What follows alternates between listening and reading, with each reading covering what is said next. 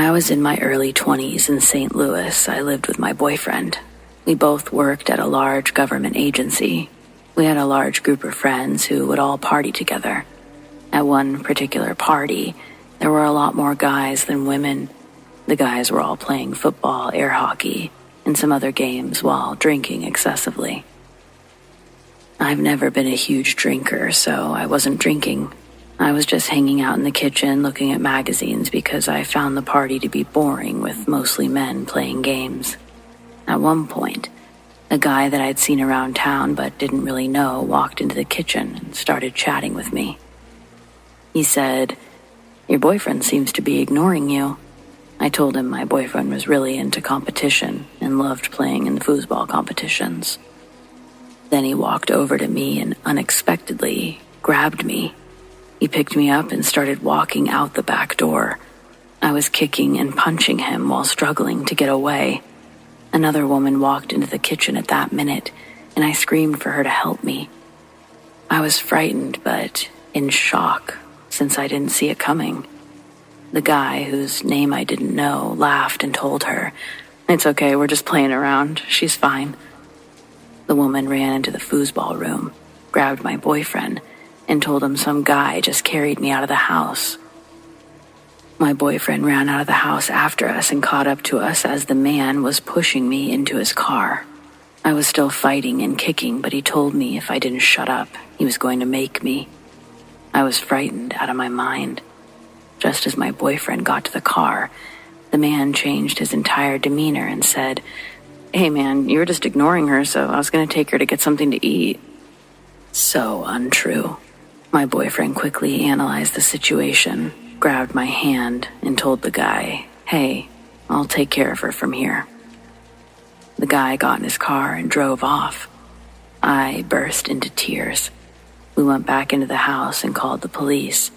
After talking to them on the phone, they said no crime had been committed, and that was it. I have no idea what could have happened to me. Maybe nothing. Maybe something very bad. After that incident, I was always on guard at parties. Actually, I became hypersensitive to my surroundings after that entirely.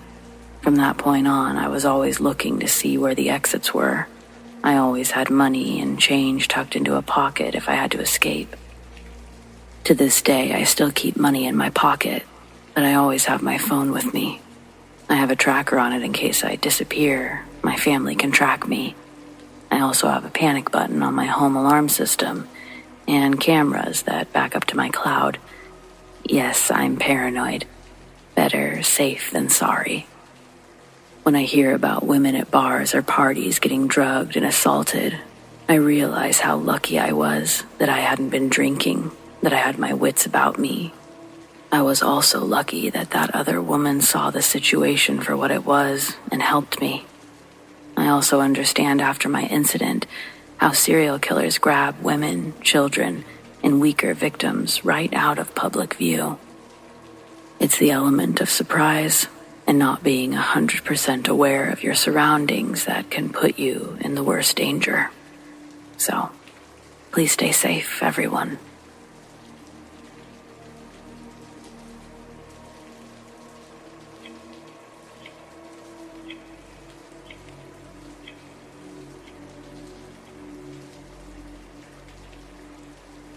I've been held against my will twice. The first time it happened to me was when I ran into an ex at a department store. He seemed so happy to see me. We chatted for a while in the store and then went our separate ways. I was walking to my car when I felt eyes on me and looked around. I was confused to see my ex's motorcycle was now parked by my car, and he was standing there staring at me. I felt a little uncomfortable, but waved bye to him. However, it seemed he took this as a come over instead. As he walked over to me, he was laughing and saying it must be fate that we ran into each other again in the parking lot. I wasn't so sure about that, but smiled and said it was good to see him again, but that I had to get going. He looked disappointed. I started to get into my car and he asked me to wait. I got back out, turned around and looked at him. He said he had actually just gotten an apartment around the corner and really would like me to come over and see it. If I came over, it would also give us a chance to catch up some more. I said I really needed to get going. He looked around for a minute and then said that he thought he had some items of mine still and that he wanted to give them back. I knew that he had taken some of my CDs when we had split. The thought of getting them back was appealing to me, so, against my better judgment, I said okay. We went into his apartment, where he took my coat and bag. I was a little uncomfortable with him taking my bag, but thought maybe he was just trying to be polite. He then gave me the tour. It was a nice place, but I didn't have a chance to tell him that, because he was talking a mile a minute and saying he was so excited to have me there. We sat down on the couch next to each other, where he kept talking about his life. I sat there listening, but wondering when he would get my stuff so I could leave. Finally, he stopped to take a breath, and I asked him about the stuff he had mentioned. He seemed displeased that I'd brought it up. He sat there for a while longer, and then he leaned in, closer to me. I was surprised when he reached out and grabbed my hands, attempting to kiss me. I pulled back and stared at him. I said, "Bruce, this isn't going to happen." He started going on and on about how he knew we'd get back together and how he was not going to let me go this time. I started shaking my head no to what he was saying, which seemed to make him more upset. At one point, he started yelling at me about how he'd been a mess and too young to handle us, but he'd grown up now. He said he deserved another chance to prove it to me, that there was still something there. I was speechless. We'd always had a rocky relationship. The final straw was when he cheated on me with one of my best friends after we'd had a bad fight, so I had zero interest in getting back together. I started to repeat myself that it was not going to happen. When he jumped up off the couch and started pacing around the room, he was getting cagey, like an animal, telling me I couldn't say no, that I couldn't leave until he got a yes. He walked out of the room, and I looked at the door. I could make a break for it, but he had my wallet, my phone, my bag. I was still feeling like an idiot for being there when he came back. I could see when he came back, he was holding a gun in his hand. He kept walking back and forth, now in front of me on the couch. He said nothing had been right in his life since the day that I'd gone, and that he wasn't going to lose me again. I opened my mouth, and he grabbed the phone sitting on the table and threw it at the wall. It broke apart, and I just stared at him. At this point, I had a very bad feeling. I watched him continue to walk around, and I could feel his anger and frustration. I'd never seen someone look so desperate, and that was not good. He finally sat down in a chair across from me. He laid the gun down on the table near him. He was a really good-looking guy. All my girlfriends had thought I was crazy when I broke up with him the first time. I tried to explain that he was unstable, but no one listened to me. He'd worn me down after that first breakup and cycle of makeup, and then the breakup had started again. I'd finally gotten free from him, though, and it had been 2 years since I'd seen him. I sat there looking at him. My mind was having a hard time rationalizing how this cute guy with this innocent look to him was now holding me against my will, essentially having kidnapped me. As I was staring at him, I could see he was trying to get a hold of himself. He finally laughed, said that he was sorry that he was acting so nuts, but that he just couldn't let me leave. He needed me back in his life, and he would never hurt me again. I looked at him and then the gun. He shook his head and said if he used that on anyone, it would be himself. I didn't know what to say to that. I was really having an out-of-body experience. I felt like I was someone else, watching all of this take place. I looked at the clock and realized I'd been there for about 6 hours. I hadn't moved and had hardly said anything. I looked at him and forced myself to smile, which he then smiled. I said, okay, We can try again. You're right. There is still something here. I'll stay with you. You don't need to hurt yourself or anyone else, but if this is going to work, you're going to need to trust me. I really need to get to class. Folks are gonna wonder where I am, and I don't want to tell anyone about this since we're getting back together. But I'll come back because you're right. We can make this work. He got up and walked over to me. He grabbed my hands and pulled me up. He wrapped me in his arms and hugged me. I soon felt tears hitting my neck as he started crying. He just kept saying, "Thank you," and "I love you so much. You'll see things will be different. I have my shit together now." I nodded my head and asked him if he could get my stuff. He said yes and walked away, but he kept looking back at me. I assume he was still making sure I was there. He handed me my things and I said, "Okay, I'll be back later." And he kissed me. I barely kissed him back. As soon as I got out the front door, I ran down the stairs and out of the building. I jumped in my car and never looked back. He called nonstop for a while after that, but I didn't answer. He came by my house and I never answered. Finally, he was gone. However, over the years, he has reached out to my friends, family members, trying to contact me a few times. Believe it or not, he still doesn't have himself together. He's been married many times, has several children, was homeless, and had a few successful businesses and then lost them. I look back and see my time with him. It was one big scary roller coaster ride, and I was glad to get off. My advice to anyone who's broken up with someone like that is don't go back. Don't meet them anywhere. Just let sleeping dogs lie. And if you're kidnapped, keep calm and try to find out what the person wants. Talking to the kidnapper can sometimes help, like in my case. Might even save a life or two.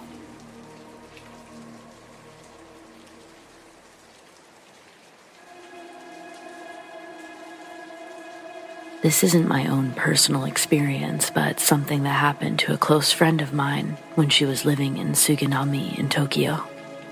She lived in a building that was about 30 or 40 years old. The rent was cheap for Tokyo, so she didn't mind the age of the building. Let me just switch the narrative to first person at this stage as it will flow a bit more smoothly. I was living in Tokyo alone when this happened. I didn't really ever interact with my neighbors in my new place. I don't know if it was due to the age gap between us. I was 25 and they were at least double my age. I didn't mind not speaking to them much. I liked to keep to myself. I was polite though. I used to always nod or smile at whoever I passed in the communal hallway. But I realized about 6 weeks into my life in that building that I hadn't ever met my direct neighbors. I had no idea what they looked like. But that all changed one afternoon.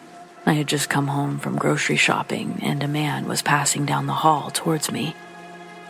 This guy stopped and was fixed on me with a kind of annoyed look, and then he said, "Do you want to stop scratching the walls at night? It's pretty hard to sleep with that noise." I literally could not understand what he was talking about. I replied to him with something along the lines of, "I'm not doing anything like that. I sleep right through the night." My neighbor shook his head quickly and said, "The next time you do that, I'll call the landlord." Then he went into his apartment and shut the door. I stood there baffled for moments with my bags of groceries, and then I headed into my place. Of course, I wasn't making any kind of scratching noise in the middle of the night. Why would anyone? I could already tell that I wouldn't be becoming best friends with that particular neighbor. The following night, I came home from work late. I was absolutely exhausted. I laid down on my bed, and before I knew it, I was asleep, fully clothed. I was in a deep sleep, but I was suddenly awoken by something. I heard a loud bang against the wall. I immediately thought about the interaction I had with my neighbor. Was he actually crazy? I hadn't been making a sound. I was incredibly irritated by being woken up. I did my best to ignore the bang and my neighbor, and I rolled on my side, trying to get back to sleep. After a few seconds, I heard this soft but present scratching sound. I guessed that he was right about something. There was a scratching sound, but it wasn't me who was making it. I guessed that it could have been a mouse or maybe even a rat. It seemed plausible for a building as old as mine. The place was practically made of wood. I figured that I would call the landlord in the morning to see if he could send in some pest control. I fell back asleep but woke up again. I sat bolt upright because I recognized the noise that had woken me up. It was my alarm clock. It was still dark out, and I could see a bright, pale moon as I hadn't bothered to close the curtains before I fell asleep. I grabbed my phone to shut off my alarm. For some reason, it had gone off at 2:50 a.m. I didn't set an alarm for that time. I sink back into my bed and close my eyes, and then just before I drift off, I hear a loud bang. This time, it wasn't the neighbor. It was my bathroom door. It had just slammed itself shut. I decided to get up and investigate. I thought that I might have left the window open in there or something. I opened the door and I entered the bathroom. I saw that the window in there was closed. I stood there puzzled, trying to grasp for a logical reason why the door slammed itself shut. And then I heard something that chilled me to my very core. I heard a very faint but feminine voice say, "Here you are." I froze. It felt like my heart was going to explode. I just heard a disembodied voice in my bathroom in the dead of the night. I was absolutely petrified. I didn't dare make a move. Then, from the other room, I heard another loud bang. A few seconds ago, I wanted nothing more than to leave my bathroom, but now I wanted to hide there. I had to take action. I couldn't just stand there. While I was thinking of what I should do, I heard another frightening noise. The scratching was back, and this time, it was louder. It was horrible. It made every hair on my body stand on end, like nails on a chalkboard. I stumbled out of the bathroom and into my bedroom. I think I was just driven by some kind of adrenaline, even though I was scared beyond belief. I wanted to know what was happening. I pushed open my bedroom door, and there in the light of the moon was a shadow on the floor against the wall. The shadow looked like a bag of bones, as if it was the silhouette of someone incredibly malnourished. There was something in the apartment with me. I felt so terrified that I thought I was going to lose my mind. I watched as this shadowy bag of bones lifted one of its bony arms and its gnarled fingers to the wall. It began scratching. I couldn't take any more. I bolted. I ran out of my apartment. I didn't even bother locking the door. It seemed to me that no lock could stop that thing from coming and going as it pleased anyway. I didn't know what I had just witnessed, but I knew that I couldn't spend another night in that place again. So, she left and stayed with a good friend, and I'm that friend who shared her story here. I helped her find a new place, and she had her dad and her 2 brothers come to box up her stuff. She's doing much better now. I just had to share her story, though. I wonder what that bag of bones thing was. I have a theory, but it's just a theory. Maybe a former resident who didn't have anyone to come and check on them somehow passed on there. Maybe that scratching was them trying to get attention. Creepy.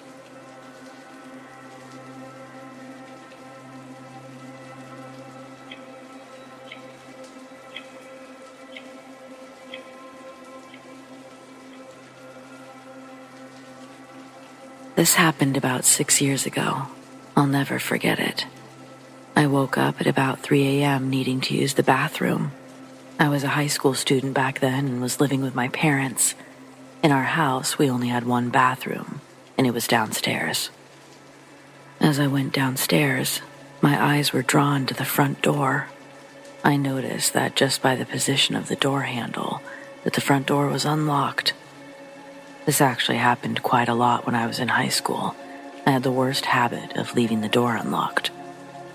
When my parents came home from work, they would just stay home, but I liked to go out. I didn't ever stay out too late, though. I'd usually be home by 10 because one of my closest friends lived on the same street as us. We went over to each other's homes regularly.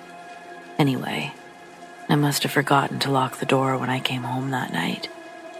So the first thing I did when I went downstairs was lock the door. I didn't want to be in trouble in the morning. Next, I went and used the bathroom, and just as I was heading back upstairs, I heard a terrifying sound. Our door handle began to rattle. Someone was trying the door.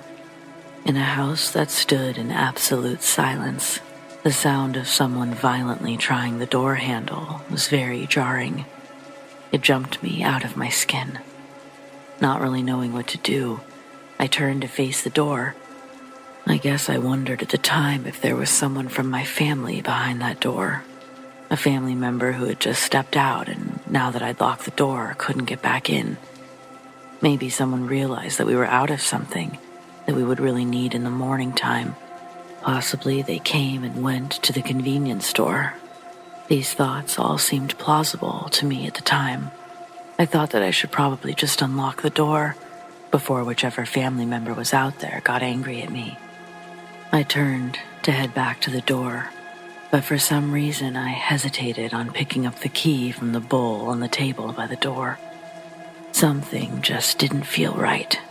It was around 3 a.m., and I was sure that no one would be out that late. I decided to go upstairs quickly and see if anyone wasn't home. I slowly creaked open my parents' bedroom door and took a peek inside. I expected to see one half of the bed vacant, but it wasn't. Both of my parents were sleeping soundly in their bed. So that left me with one unanswerable question. Who was trying our front door a few moments ago? I stood at the top of the stairs thinking about this for a few seconds, and then I began to creep downstairs, one step at a time. I think a part of me was thinking that there was some sort of emergency, because this kind of thing just didn't really happen in my town. No one came to your house in the night, ever. I just thought that I should try to find out who was out there. I got to about halfway down the stairs, but then I froze. The door handle started rattling like crazy. The person who had a hold of the door handle on the other side of the door was forcing their weight down on it as they tried to open it. The door was making this horrible metal clunk as the handle was tried. It was shaking the whole frame of the door. I stood there, almost whimpering, frozen, trying not to attract attention for about 30 seconds, and all the while, that door handle rattled like crazy. After those 30 seconds were up, I heard a heavy thud against the bottom of the door. It seemed to me as if someone had tried one final attempt to kick the door in. After that final kick, the house fell back into silence, and whoever was out there, it seemed as if they had left. The following morning, our neighbors were all out in the street talking by the time I had left for school. A number of the cars in our neighborhood had flat tires. Someone had been out there last night slashing tires. I was so shaken by the whole series of events that it took me 2 years after it all happened to be comfortable with walking home alone again. I know it doesn't sound like all that much happened, but it was very traumatic for me. Even now, I torture myself by trying to figure out what that person came to our house for that night, and what might have happened if I didn't need to use the bathroom at 3 a.m. If I'd stayed asleep for a few minutes longer, then I think that whoever was trying the door might have gotten in. And if they were slashing tires, then I guess that means they came with a weapon. I often wonder about what the purpose of their visit might have been, why they picked our house that night. The not knowing is almost as scary as it was that night. I remember my parents saying that the police never made an arrest. It scares me that whoever did this is still out there. There's a comment on this message board that I want to share with you. The same kind of thing happened to my mother. She was staying up late at home, preparing for a family event, doing what a mom does, trying to be prepared for it. This old man from our neighborhood came on up to the door. He was really drunk, but my mom didn't know that at the time. She just thought that he had come to the door because there was some kind of emergency. She opened the door to him, and he just started rambling about the police and the local government and how much he hated them. My mom was involved in local politics at the time, so I think that's why he came to our home. My mom just let the guy ramble, tried her best not to provoke him. She wanted him gone as quick as possible. My mom can be really fiery sometimes and not afraid to tell people what she really thinks. But that night, she said that her gut feeling told her to just stay cool and composed. She said she even tried to joke around with the old man at her door. Seeing that he was changing his mood, she became a little more relieved. She had de-escalated him, and he was actually smiling. He turned to leave our porch, but before he did, he decided to share something with my mom. He said the following: "I was thinking of coming over here tonight and using this." He then pulled out a huge kitchen knife from the back of his waistband. "But you know what? You're all right." And with that, he left. My mother said that she began to hyperventilate as soon as she had closed and locked the door for the night. It was good thinking from my mother that saved her that night, and I think that kind of thinking may have saved the original poster in this story, too. Stay safe out there, everyone. Trust your gut in those early hours of the morning or late hours of the night. You just never know. It might save your life.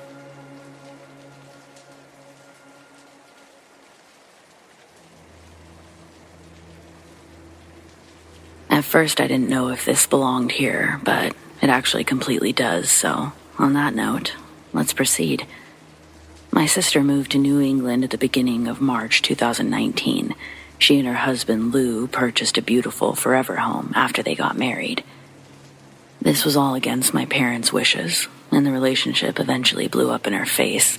Let's put it this way. It was her first beautiful wedding. It was his third. But geez, I'm really getting into stuff that has nothing to do with the actual story, so let's take it back. Sis moves to New England at the start of March. Mid-May, she calls me in hysterics. She's out of breath, trying not to project her voice while sobbing into the phone. I asked her what was wrong. She tells me that she thinks there's demons in the house, but Lou doesn't believe her. Our family follows the word of Jesus, and hearing my sister screaming about demons sent my attention into red alert. Right before she called me, she told me she was taking a shower.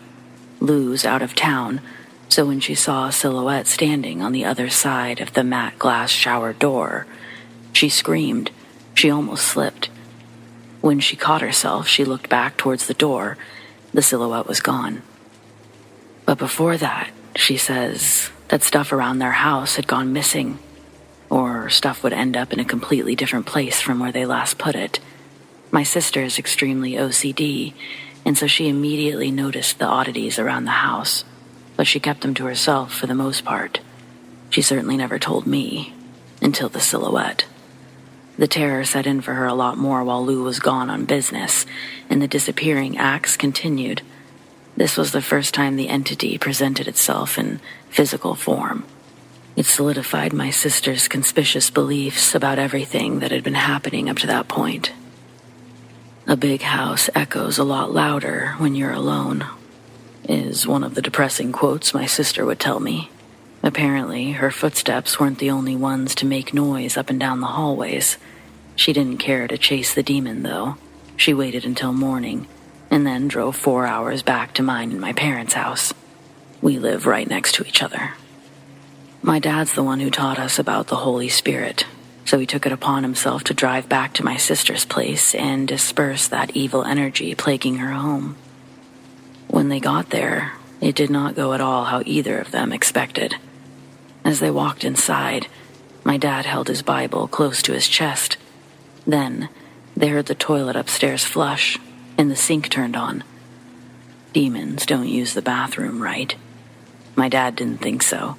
He ushered my sister to stay where she was, and he starts to quickly and quietly make his way up the stairs towards the upstairs restroom.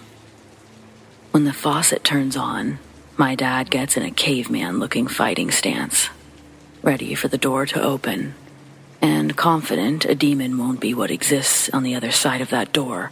Dad Fireman kicks the door right when it unlatched, sending some homeless 40-year-old creep backwards into the counter behind him. Before the guy can get up, my dad gives him an old-school ass-whooping, mainly to make sure that he didn't get away before the cops got there. My sister called the cops, and they came to pick the creep up. Another cop comes to look around. They discover that he's been living in the attic since before they moved in. How was this missed by the inspection? Well, obvious answer is that they cut corners. And I guess that's the downside of having these things done while you're out of state. You gotta have a lot of trust in companies, which are just people that you don't know. The police also later alluded to the fact that the man likely suffered from schizophrenia. After the cops would leave, my dad would do some more digging. He found a makeshift tunnel that was hidden, even little passageways that this guy had built for himself in the attic that connected through the walls of the house, all stemming from their attic. They also found most of their missing stuff, aside from jewelry. The guy had also kept a butcher knife up there. Less than 3 months later, we'd all find out that Lou was cheating on my sister with a coworker. My sister ended up moving in with my family for a couple of months before she ended up in a new place of her own. And this time, we all went to the inspection, which I highly recommend if you're in a position of buying a home. You trust your inspector, or better yet, get a second opinion if you can't view it yourself.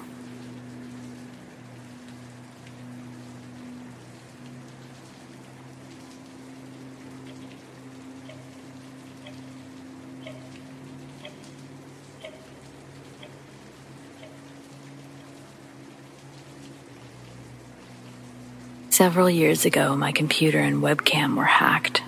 I'm not great with technology or malicious malware for that matter, so I don't quite understand how they did it, but I know how it happened. It was late 2005. I'm in a chat room, a music chat with a bunch of locals talking to each other about random music. I was chatting about the White Stripes show that I'd gone to with this guy that I'd met in the chat. After a bit of back and forth, we sent each other an individual message. We were talking for a while, and then he sent me a message with a link. He said it was, quote-unquote, one of the best Stripes covers he'd ever heard. So, I clicked the link. It didn't work, but I just thought that it was because my computer wasn't compatible with whatever was needed to play the video. We continued our conversation, and a few minutes later, he asked me how much the posters on my wall cost. I froze. I did have posters on my wall at the time, but so do a lot of people. There was no way that he could know that for sure, right? He was just messing with me. What do you mean? I asked. The Radiohead poster. That one's really cool. Where'd you get that from? Came the reply. I was horrified. I for sure had a Radiohead poster on my wall, directly behind me.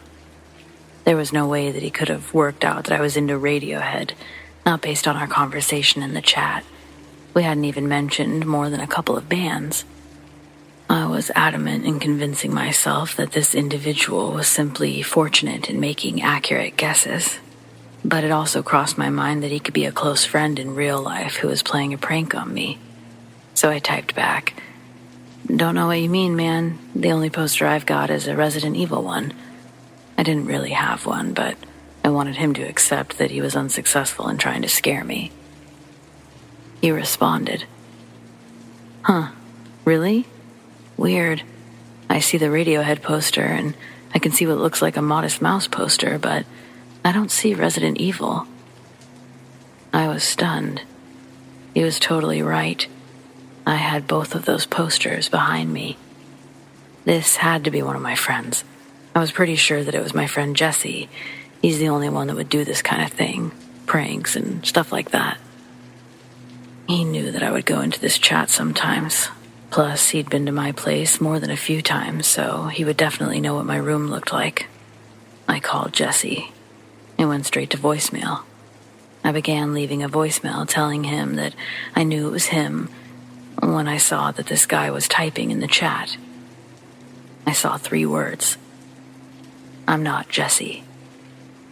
This was insane. It was honestly horrifying. He had access to my webcam and my microphone.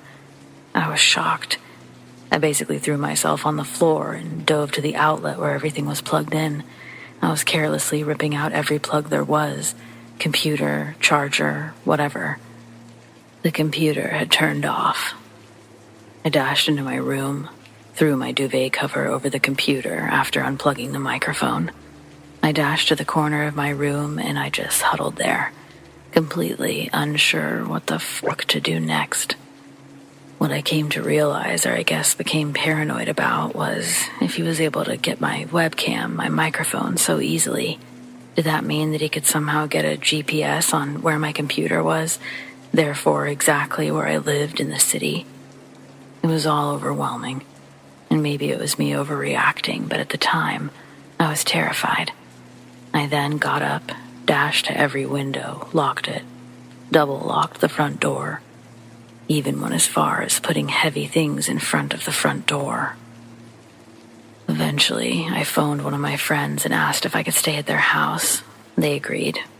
As I hung up, I felt a little better, but I knew I needed to call my uncle, who was really good with computers. He would know what to do. He arranged for my computer to be debugged the next day. He assured me that the guy couldn't find out exactly where I lived, that I wasn't in any danger. I didn't press him on how he knew this or why I should believe it. I just accepted it, because anything else was honestly too terrifying to think about. But, he was right. I ended up being perfectly fine. My computer was repaired. I stayed at my friend's house for a couple of days before reluctantly going home, looking over my shoulder constantly, of course. The shop had put this privacy thing over my webcam, but I was honestly still so paranoid that it itself was some sort of device. I removed it. I just went with good old-fashioned tape. It was a good lesson on online safety. It's stuff that's just known now, obviously, but for anyone who doesn't know, don't click strange links or links from people you don't know. You never know what their intentions are.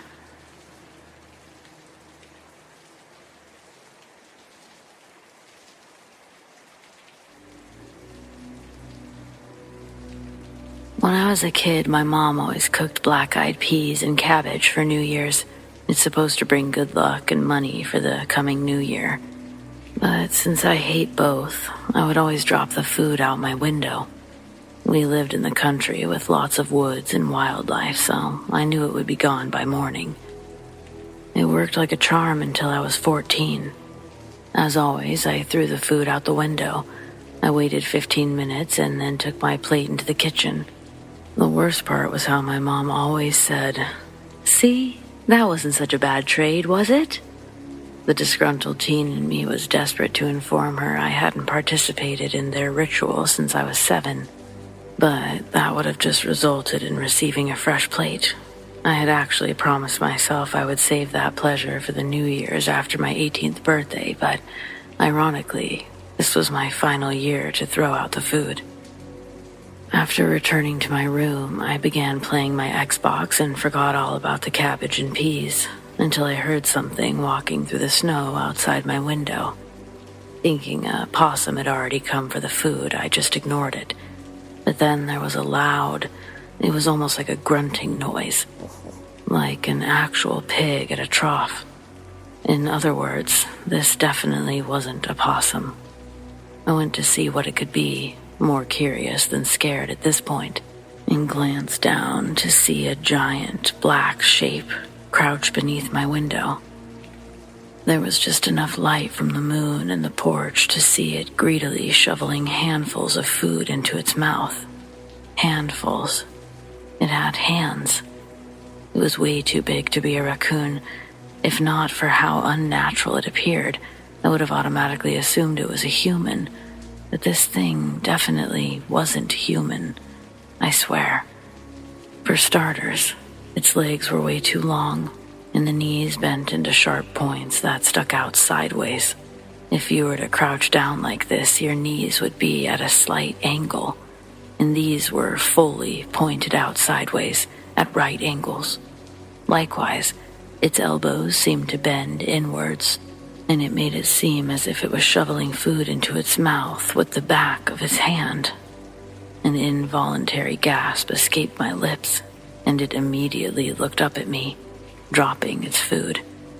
Where its eyes should have been were just two small lights, like someone extracted only the soft glow of two nightlights and inserted them into the monster's eye sockets. It saw me, and I wanted so badly to dive under my bed, but I was frozen in place. The creature sneered at me, showing off its impressive fangs. Its mouth and snout were reminiscent of a wolf's. Then, it stood on its hind legs, and even though the bottom of my window was at least 5 feet high or more, its eyes were now dead even with my own. The light in my room was bright enough that I could now tell that this thing was covered in coarse fur. It looked like the bristles of a wire brush, like it would hurt just to touch it. There's no telling how long we stood there that way. If it hadn't moved, I probably would have remained frozen until the sun rose. But it began sniffing at the air, like it was trying to decide if I smelled tasty. Then it took another step closer, and the spell was finally broken. I screamed and ran from my room, crying for my parents like a little kid. They couldn't understand my words, but something was clearly very wrong. Even if I'd been capable of speaking, I wouldn't have known what to say. Instead, I dragged my dad to my room where I stood in the hallway and pointed to my window.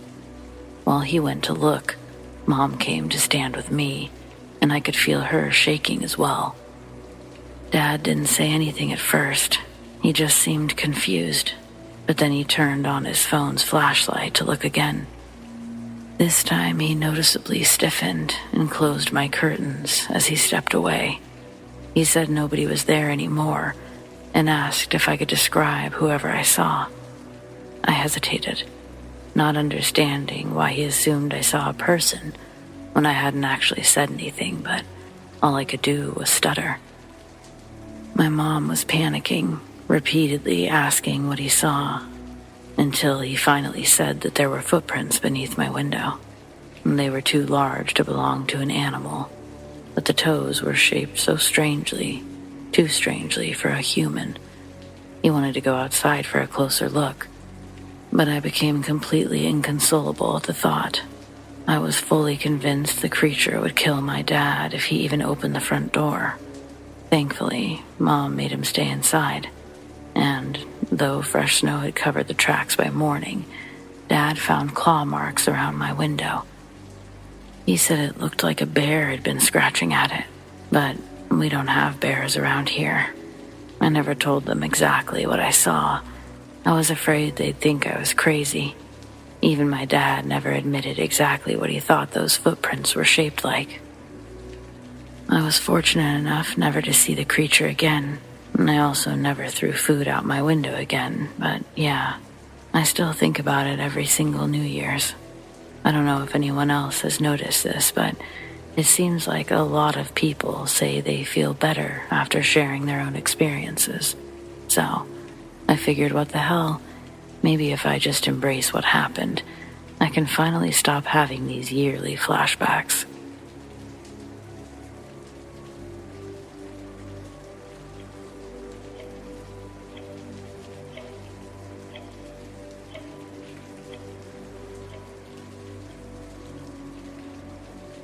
Last year, New Year's ended up being pretty crazy. It honestly set the tone for the rest of the year, so I'm happy to see this one come to a close. It's obviously been about a year since the incident, but it still gives me goosebumps every time I think about it. So, here's what went down. My friends and I decided to celebrate the new year at a popular bar in Capitol Hill. Now, I won't name the bar, but let's just say that it's well known for its vibrant atmosphere and eclectic crowd. We were excited to ring in the new year and have a great time, which is usually the case when you decide to step out and celebrate. As the night progressed, a man caught our attention. He seemed harmless at first, but there was something off about him. He hovered near our group, making us feel pretty uncomfortable, with his intense gaze, accompanied by no words for the longest time. He approached us with a strange, forced smile, striking up a conversation that wasn't immediately intelligible. This man, who we later learned went by the name of Eric, started making creepy remarks that made our skin crawl. The first that we could understand through his mumbles was, "Can I pay you guys?" Which he then said even louder to one of my friends, "Can I pay you guys to take your clothes off somewhere private?" My friend was trying to relay the messages between us as he made inappropriate comments about our appearances. I don't even want to repeat most of them, but they usually involved us being naked and how our bodies were sexy, but also things like, "You fucking whores," followed by laughter.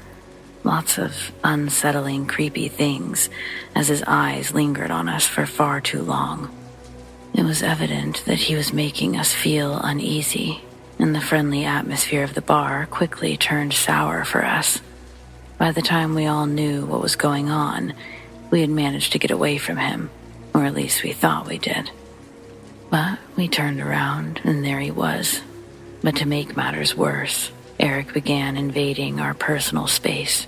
He would lean in too close, invading our personal boundaries, and he escalated to touching us, which made us cringe. It was clear that he had no concept of personal space or respect for our comfort levels. We desperately wanted to escape his clutches and enjoy the rest of our night in peace. My friend went to grab security for the club, but in those few moments before they arrived, we felt like sitting ducks. After enduring his unsettling presence for what felt like an eternity, we decided enough was enough. We made a plan to ditch him discreetly, hoping he wouldn't follow. We headed in the direction of the bathrooms at first, but then a beeline for security. We made it to our friend and pointed in the direction of the man, but we didn't stick around to find out what happened.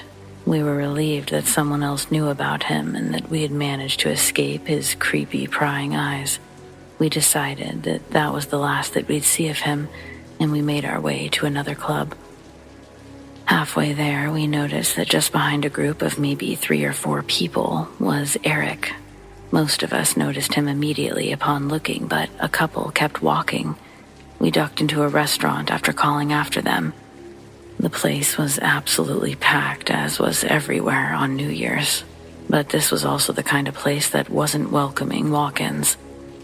We explained the situation to the hostess and said that we just wanted to wait for someone that we felt was potentially dangerous and following us to pass.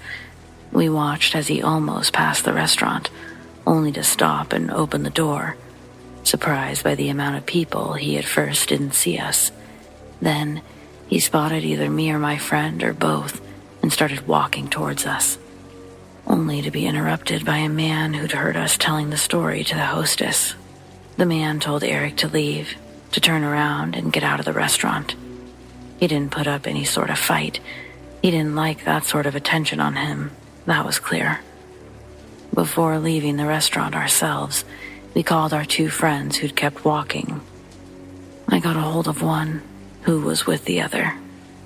She'd heard us say that it was him and to come here, but since they were far ahead of us, they just kept walking for a minute, where she explained to our other friend that they needed to duck into the next bar or restaurant because the dude from the club was following them. She then said moments before my call, she had watched the guy start flipping out after leaving our restaurant, He was waving his arms, screaming at random people, and eventually took off in the opposite direction of downtown. Even though he was leaving the festivities, we ended up calling it a night early. Didn't even watch the ball drop or anything from the apartment. We didn't feel too sorry for ourselves, though. After all, we were all right? Fast forward a couple of months later, we stumbled upon a news story that made our stomachs drop and absolutely blew our minds. The same man, Eric, who'd made our New Year's Eve so uncomfortable. He'd been arrested for a heinous crime in a town not too far from Seattle. The news reported that he had stabbed and killed a couple in a horrifying act of violence. Learning about the fate of that man, we couldn't help but wonder what could have happened if we hadn't managed to escape that night. It was a sobering reminder of how important it is to trust our instincts and look out for each other's safety. So, trust your gut. If someone gives you the creeps, don't hesitate to remove yourself from the situation. Stay safe out there. Always be aware of your surroundings.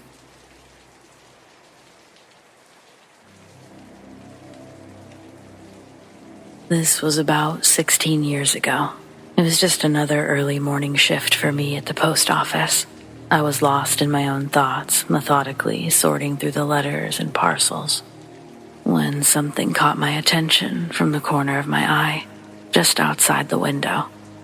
I glanced up, expecting to see a stray dog or perhaps a coworker coming in early.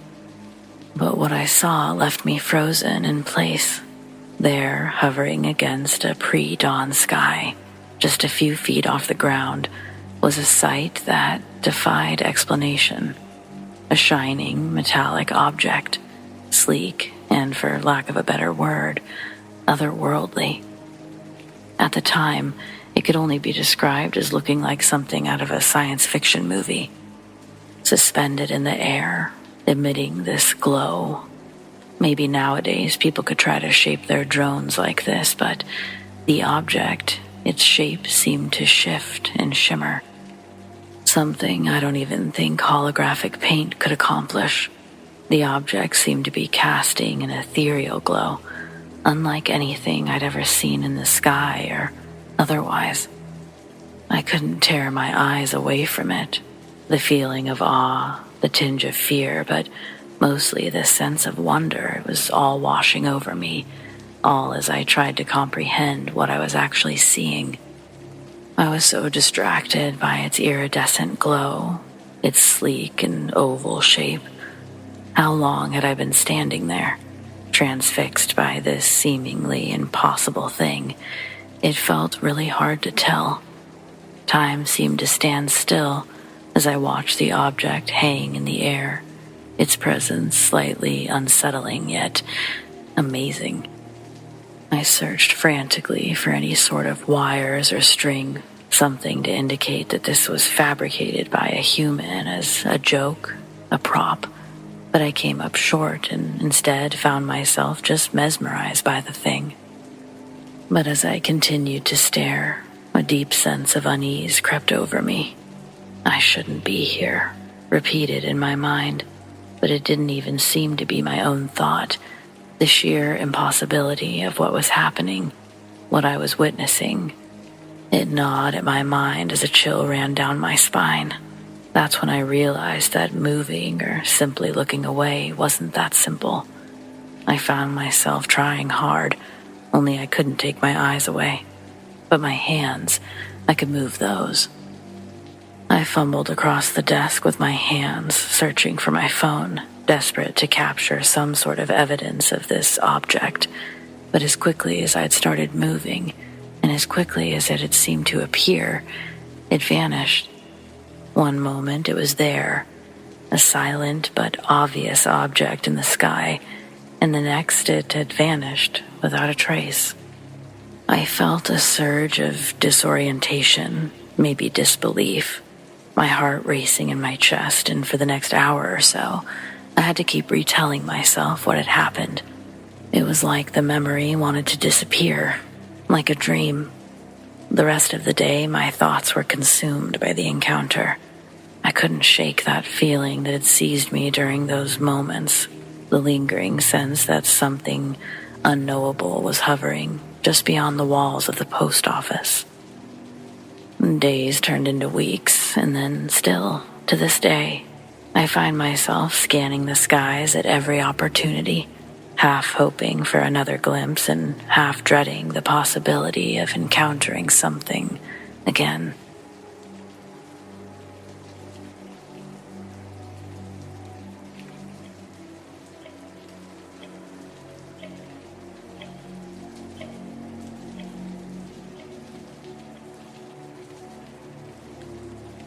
In '98, I was 10 and living with my family in Illinois. Dad moved us there after Mom died, and he remained a few years later.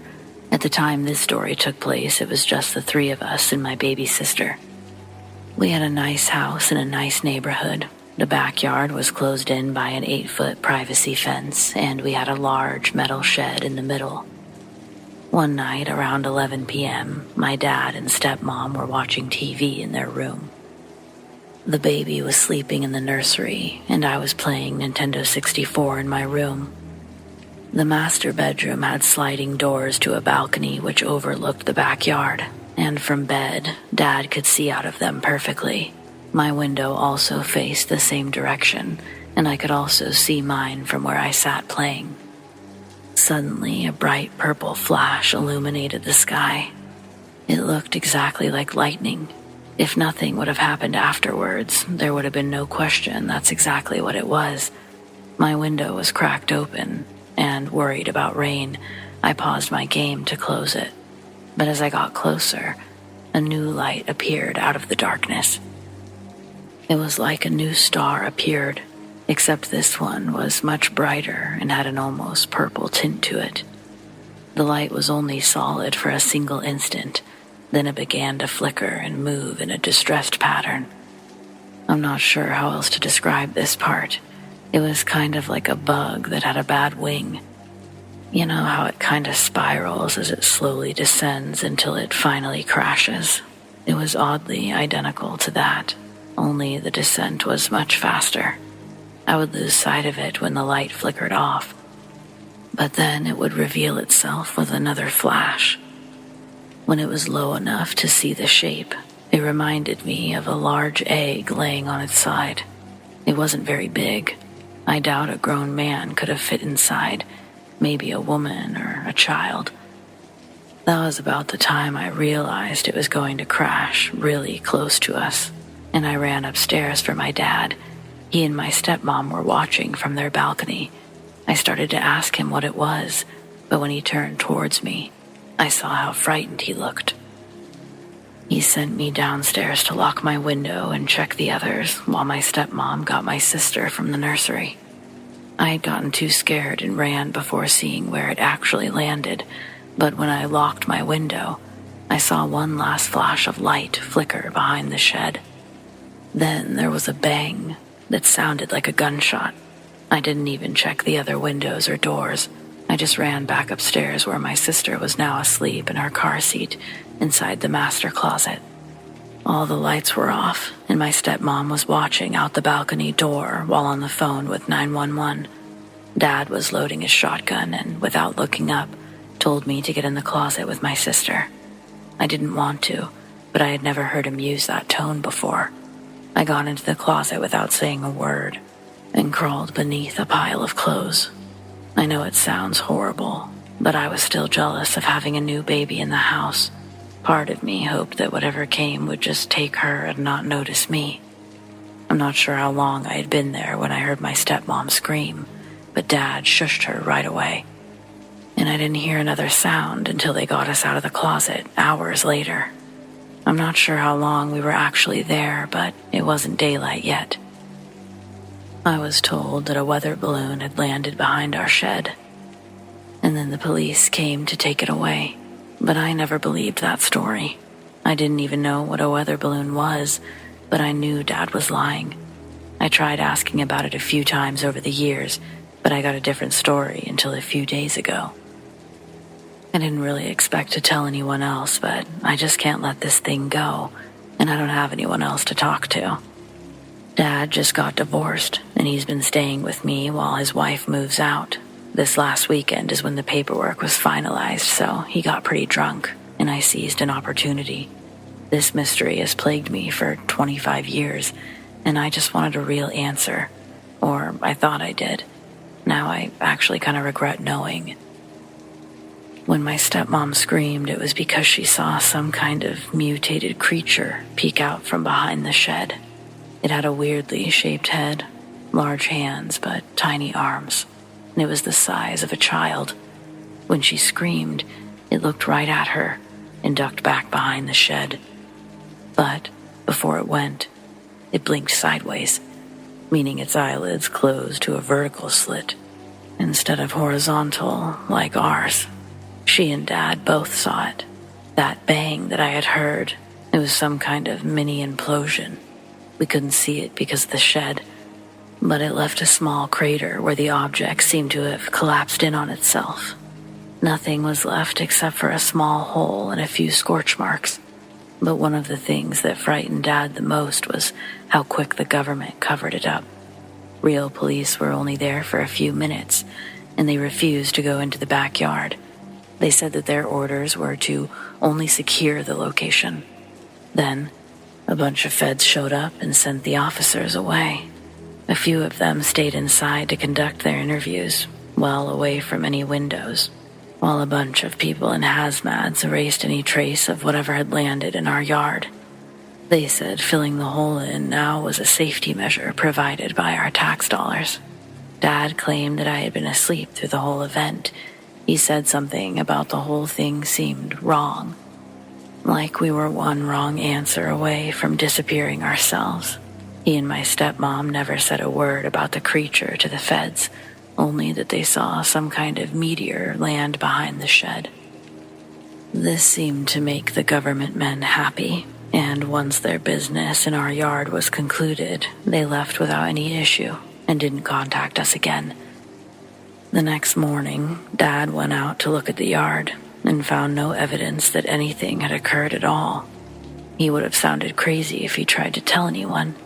We kept a closer eye on the sky after that, but other than the few times I tried asking for the truth, the whole thing might as well have been a dream.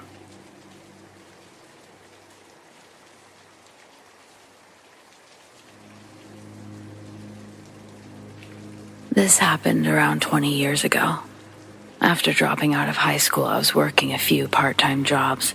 They were pretty much consuming every day of my life. The school I attended was one of those super high-pressure ones, where everyone's parents are forcing their kids to study all of the time so they can graduate and get into all the best universities. All of my friends were studying just as much as I was working, so I guess that's why all my friendships from school dwindled away. Maybe they didn't want to hang out with a dropout, or maybe that's what their parents didn't want. The only friends I had were the ones I made at work. Most of these friends were on average about 2 years older than me. One night, one of these friends mentioned a place in the next city over, which was supposed to be haunted. It was a hotel. He was talking up the idea of all of us going and checking it out. The story goes, the hotel was abandoned during construction due to financial reasons. The hotel was close to being fully built and they just left it. It has been rumored that it is a local hangout for troublemakers and gangs. The rumor goes that there was a kind of lynching in the unused hotel. A woman was beaten and subsequently killed. There's also a rumor of a suicide on the roof. Again, another female. We all planned to go and see if we could see anything creepy there that night. So I had dinner and waited for my older friends to come and pick me up. We decided to go in the dead of night because 1, it would be a bit spookier, and 2, hopefully we would be harder to spot by the police or curtain-twitching neighbors in the dark. The hotel was located just off a national highway, and thanks to the street lights and the lights off the passing cars, we could see pretty well. It seemed like a completely normal hotel, and I was a little disappointed, yet somewhat relieved. We snuck in through a broken window and headed to the rooftop. It was then that we learned, even though the hotel looked fully constructed from the outside, there wasn't very much of anything on the inside. It was just bare concrete in there. There was no sense of life. It didn't look like it was part of reality, almost. Like the back rooms, I guess. I still wasn't the least bit scared at this point. None of us four claimed to have the second sight either. We couldn't sense the presence of the paranormal at all, and we didn't have any idea what we were supposed to be looking for either. I mean, should we have tried to do a seance, or a kokori-san, or something? We didn't know. So we looked around on the roof for a while and found a few things. Clearly, someone had had a little picnic party up there. And there were signs of something else they might have been up to up there, if you know what I mean. Finding this stuff caused us to kind of forget where we were and relax a little. We began to get a bit louder and a bit more comfortable. We brought alcohol, so we had a drink on the roof, looking out at the lake behind the hotel. It was pretty sweet. We messed around drinking for about 2 hours or so, and then we got bored and decided to go check out the hotel. I guess the booze had given us a little more confidence. When we got to the ground floor, we realized that there was a basement that we hadn't seen on the first look around. I was quite surprised that we missed it. It was almost as if it had suddenly appeared. There was now a bit of an atmosphere in the empty building. We all agreed that something felt different. Something we couldn't put our finger on. One of my friends then decided that he would be the first to say, "Let's go down there." So we began our descent into the basement. We went pretty slowly. It was incredibly dark down there. It was narrow and there were puddles of water down there. Even though it was summer, it felt downright freezing in the basement. It wasn't like any of the other rooms in the hotel. We were solely reliant on the light from the flashlights we had. We approached a door at the end of the passageway, and then I felt a chill, the likes of which I haven't felt before or since, on my back. It was as if this icy chill went straight through me. I still remember it as I typed these words. It was like a current of electricity passed through my body. I felt some kind of convulsion which started at the base of my spine and then ran up to my shoulders. As this happened, one of my friends uttered a sharp yelp of horror. I was about to say to everyone, "Let's get out of here," but I found that I couldn't speak. Like I said, there were 4 of us, and I was at the front with a friend, and it was one of the 2 in the back who made that yelp. I turned to see him running at full speed back towards the stairs. He was screaming the most maddening scream. It echoed around the narrow passage. It was truly disturbing. I looked at my friend at the front, who was the oldest, and I guess the most confident and strongest of our little group. Even he couldn't keep his composure, and when he started running back toward the stairs, I made sure I was right next to him. We didn't stop until we got back to where we had parked the car. When we got back to the car, the friend who ran first was still clearly upset and frightened by something. It was really weird to see someone older than you at that age literally shake with fear. When he calmed down a little, we asked him about what had happened, and he said that he saw something. He said that he saw the face of a woman right at the back of the hallway when he turned around. She was on the right side of the stairs that we had climbed down in the place where we didn't shine our flashlights the first time we came down. He said that her face was expressionless and blank, but he saw others, a man and another woman. He said that there could have been 5 or 6 faces. It was like they came right out of the shadows. He said his fight or flight instinct kicked in and he just bolted. Something deep down told him to get out as soon as possible. They quickly left the place because even though we didn't see what he did, I'm certain that we all experienced that same chill. I am convinced that we weren't alone down there. We went to an all-night restaurant and stayed up until the sun came up, and then we all went home. Nothing really changed for me after I went to that hotel. People kept on saying it was haunted, and some say there's a basement, while others vehemently claim there is no basement. I never went back to find out, so I can't tell you. All I know is I was in that basement. I moved to a bigger city after a few years and lost touch with the friends I made at work. I did bump into the sister of a friend who saw the faces in the basement, and I asked about him. Sadly, he took his own life in the lake by the hotel. He left no note. I often think about that guy and that hotel, sometimes by choice and other times not.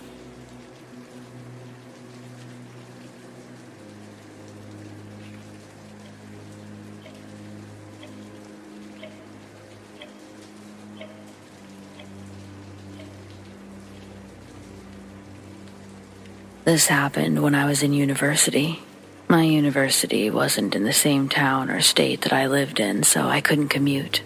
I wasn't exactly rich either, so I began the difficult hunt for a cheap apartment. I went to view an apartment which was in my price range, and I was really hoping to get it because I couldn't find anything else quite as cheap as that apartment, especially in the area. I felt like I was on to a winner. I was a little apprehensive, but it was the only place I could afford. When I was shown the apartment, it was described as pretty old and dingy. Not amazing, but not terrible.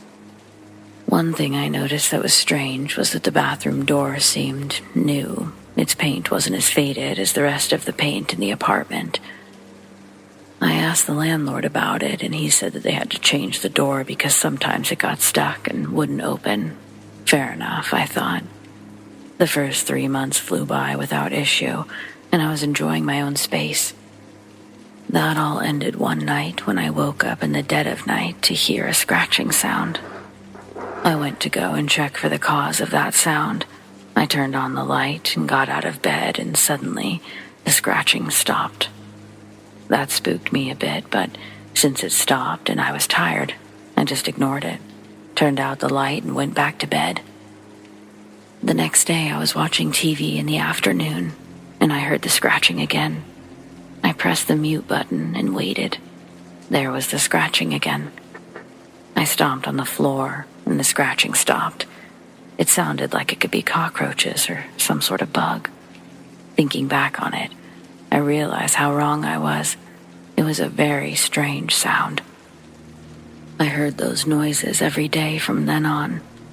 It was never at the same time. The scratching came in random intervals. I started to spend more and more time out of my apartment because of this.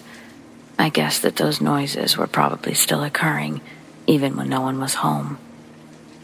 One night when I was in the apartment, the noise was so awful it really got to me. It woke me up in the middle of the night. Another sound began to accompany the scratching sound. It was a gurgling. Whatever was making it seemed to be either frightened or stressed. I got out of bed and began to search for the cause of those creepy noises. Something deep down told me to leave it and go in search of it in the morning. I was now a bit freaked out by it. When morning came the next day, I got up as usual and started watching TV. I was a hard-working student, as you can tell. I was still thinking at this point that I had an infestation in the apartment. I heard the noises and I shot to my feet. It was coming from the bathroom. It was like something was scratching at the bathroom door. I banged on the door hoping it would stop it, like the stomp had stopped it before. But this time I was wrong. I knocked on the door and then the scratching changed to a scuffling kind of tapping. I smacked my palm on the door and it didn't stop. The tapping continued. I didn't like it at all. The tapping grew louder to a banging sound. The thudding on the inside of the door was making the door swell with impact and vibrating through the floor. I knew that it wasn't any infestation. I knew that there was no one on the other side of that door, too. Usually there was no one in the apartment building during the day except for me and the landlord. I stood there, frozen. I was worried that the landlord was going to come up to my apartment, shout at me for the noise, and then suddenly, abruptly, it stopped. I had to check. I didn't want to, but I needed to know if something was in there. I opened the door as slowly as I could. I was bracing myself for whatever was going to happen next. I saw long scratches and dents on the other side of the door. I was really scared and I couldn't stand being alone in my apartment, so I headed down to the landlord's apartment, and when he answered the door, I blurted out what had just happened. He didn't seem that fazed, and then the reason for that was revealed. It was as if he had heard my story time and time again. He followed me upstairs so I could show him the scratches.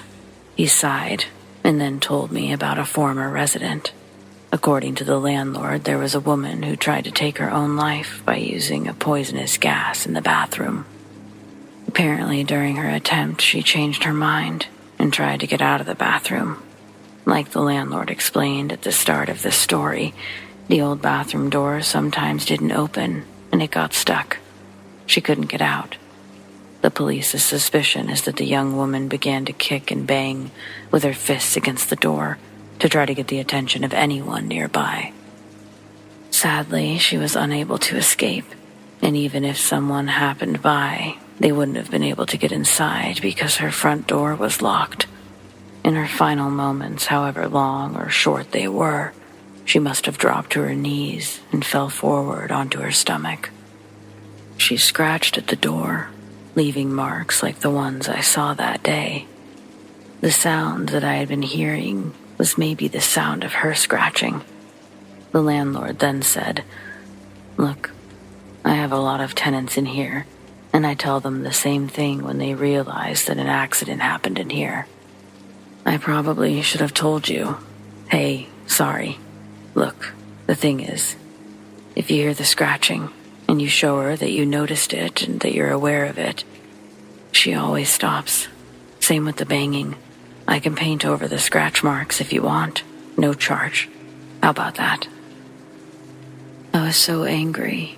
He should have told me before I moved in. This wasn't a joke to me. I told him that I was out of there. I went upstairs to get my things.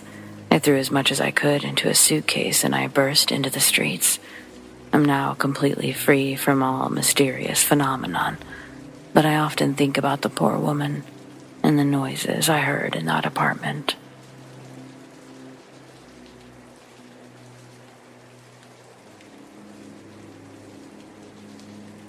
This happened just before Christmas 2019, and I guess it popped into my mind again recently due to it being Christmas season. December 2019, I was traveling by train back to my hometown. When I arrived at the train platform, I started walking toward the ticket machines. As I approached, there was an attendant standing by the machines. As soon as he turned and saw me, he loudly said to me, "Well, finally, you're here. I've been waiting 30 years for you to show up." I thought that was a very weird thing to say, especially since I was only 21 at the time. At a guess, the attendant was in his 50s. The way he said it was very happy and sincere, not sarcastic or even in a joking tone. Unfortunately, I was very shy and awkward, so I didn't ask what he meant. Now I wish I had. Then he asked if he could help me with anything, so I asked him to help me buy a ticket, as I'd never used the ticket machines before. As I was buying the ticket, he kept making really intense eye contact and looking at my face as if he recognized me and was trying to figure out if I was who he thought I was. I had only moved to the area 3 months before and have no family there, so he couldn't have mistaken me for an older relative of mine. I had definitely never seen him before, and it was my first time taking that train. Throughout the interaction, he asked me, "Are you going on another business trip?" Again, I was confused because I was clearly a 21-year-old student, not a businesswoman. I feel that I should say that he wasn't creepy at all, and he definitely wasn't hitting on me. He was well-spoken and clearly not intoxicated. So here's the glitch. After I bought my ticket, he picked up my suitcase and walked me to the train, which was very kind of him. I stepped into the train. He placed my suitcase next to me. I turned to thank him, and he was gone. It was like as soon as he let go of my suitcase, he vanished into thin air. There was practically no one else around, so he didn't disappear into a crowd or anything like that. I glanced all around, and I couldn't see him anywhere. He definitely did not get on the train with me and wasn't anywhere on the platform. If he had run off, I would have heard his footsteps, and it wasn't enough time for him to disappear from sight, even if he was running. The whole situation felt so strange. Not paranormal exactly, but surreal. Maybe I should mention that even though I was in university, I'd never been drunk or tried drugs. I wasn't sleep deprived. I say this because there wasn't an easy explanation, such as me imagining him disappearing or anything. Any theories on what it could have been? He seemed to recognize me and think that I was someone from his past. So maybe some kind of time slip. I don't know. Thanks for reading.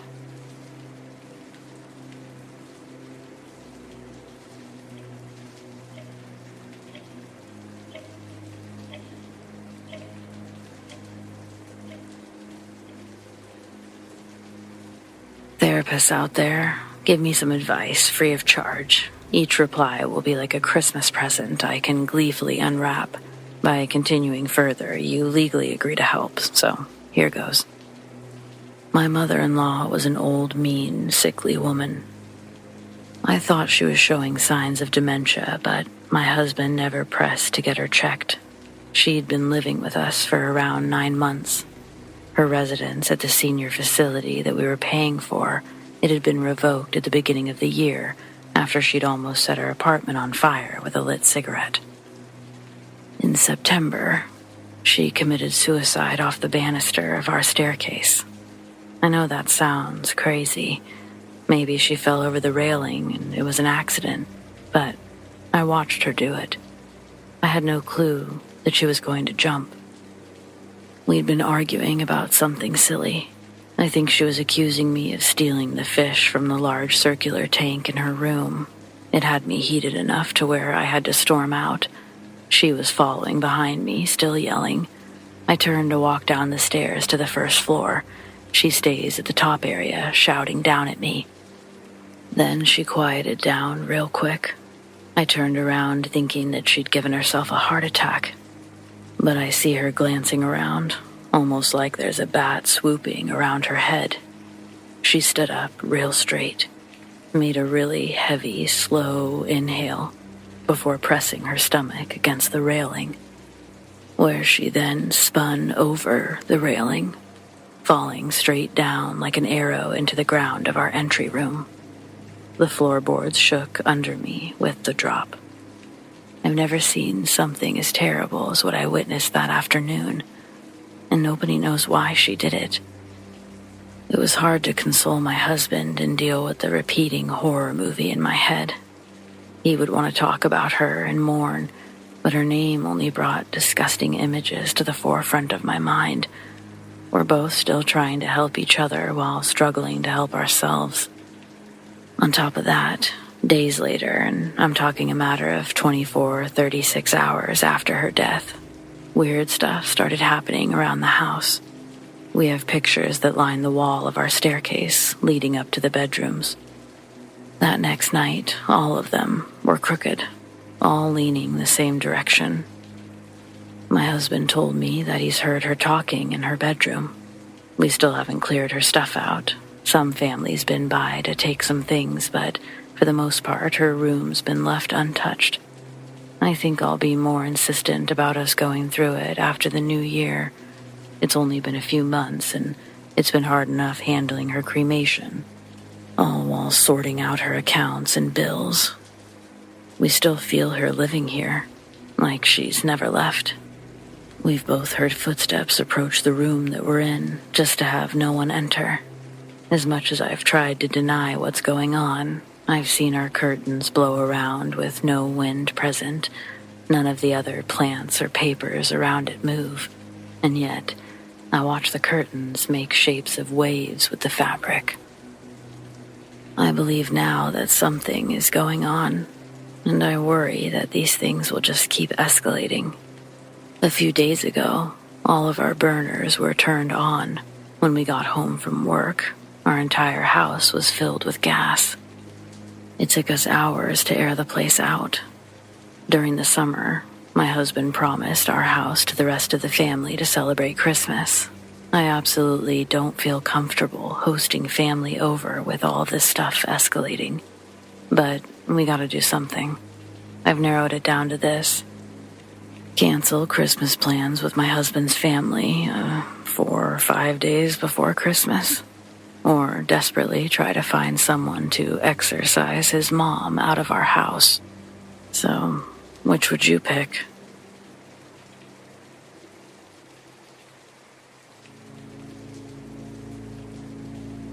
Hi, I'm Laura. I'm 25 and currently going through a divorce. I moved in with my sickly grandmother roughly 2 months ago. She doesn't need full-time care, so mostly I just handle the housework and keep her prescriptions straight. She's lived in this same house for my entire life and tells everyone it's haunted. But we thought Nana was just being Nana. She's always been superstitious, but no, it's haunted all right. But before I start with the strange experiences, there's a few things to know. First, the house was built in the 50s, but it has only had 2 previous owners, and there's no records of any deaths occurring on the property, natural or otherwise. Second, it's a small 2-bedroom, 2-bathroom house, and the walls are pretty thin, so we can hear everything. And finally, upon moving in, Nana advised me to cover the mirror in my room, because it's the source of the haunting, according to her. Also, the mirror is part of an extremely large dresser that sits against the same wall as the door. It's made of real wood and takes a lot of people to move it. Okay, now we can start for real. Thanks to my diary, I started keeping track of the activity before I knew there was anything to keep track of. I'd had trouble sleeping the first couple of nights, but I'm having a really difficult time with the divorce. Of course, it was hard to sleep. On the 3rd night, I kept hearing Nana get up to go to the restroom at least a dozen times. Footsteps walked across her room, down the hall, and into the bathroom. Then, after a short pause, they would return to her room. I assumed that she wasn't flushing the toilet as to not wake me. The next morning, I asked if she was feeling okay, or if there was anything special I could pick up on the way home from work. When she asked why, I explained, and she said that she didn't get out of bed once the entire night, that I probably heard, in her words, the man in the mirror. I was late for work, and I thought that she must be embarrassed, so I didn't press the issue. I did, however, begin sleeping with headphones. 2 days later, I woke up and, still groggy, walked past the dresser and caught a glimpse of a dark shadow standing on my bed. I screamed, turning to see nothing but an empty room. When I looked back at the mirror, it was normal again too. Since I was physically rubbing the sleep out of my eyes when I saw it, I chalked it up to Nana's stories getting to me. I've also had a few reoccurring dreams where a man calls to me from inside the mirror, but I don't want to officially include those among my possible encounters since they could easily be my imagination. However, for the record, I've never had nightmares like this before moving here. Things were quiet for over a week after the first Shadow Man incident. I had pretty much forgotten about the whole thing, but then it happened again. I was standing directly in front of the mirror, putting on my makeup, and I glanced down just long enough to make sure I got the right eyeshadow. Ladies, I know you know what I mean. That quick flash down and then right back up while you're leaning towards the mirror. I did that, and when I looked back up, there was a blurry oval shape, very head-like, hovering right behind my shoulder. I only saw it for a brief instant before screaming and turning, but it wasn't a fully formed shadow figure like before. This was more like strands of black fog, trying to solidify into the shape of a head, but falling short. When I calmed down, I finally had a serious talk with Nana about the mirror. Before, I had immediately dismissed her stories without really hearing them, but now I was ready to listen. When Nana and Grandpa moved in, the house was empty except for that dresser and the attached mirror. Being such a bulky item, they assumed the previous owners didn't have a way to move it and left it empty for over a month, just in case they came back. It really is a beautiful set.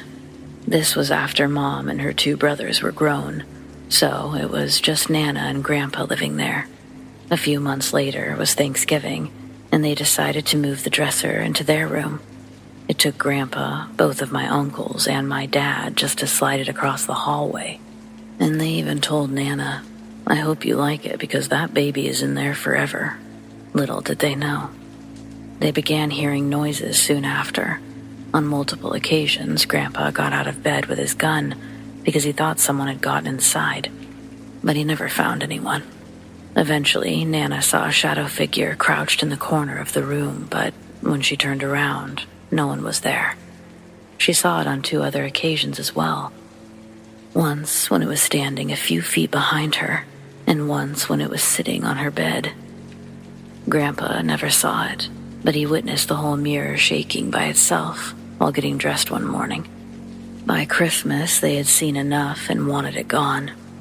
Dad and my uncles were none too pleased with the development, but seeing how upset my grandparents were, they agreed to move it back into the guest bedroom.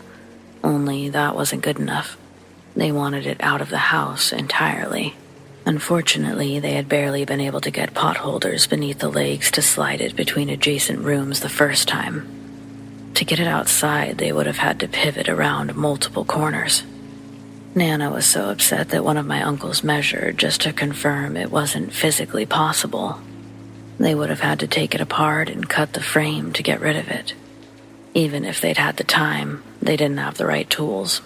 My uncles promised to do it after New Year's, but life got easier once the mirror was out of my grandparents' room, so it just never got done.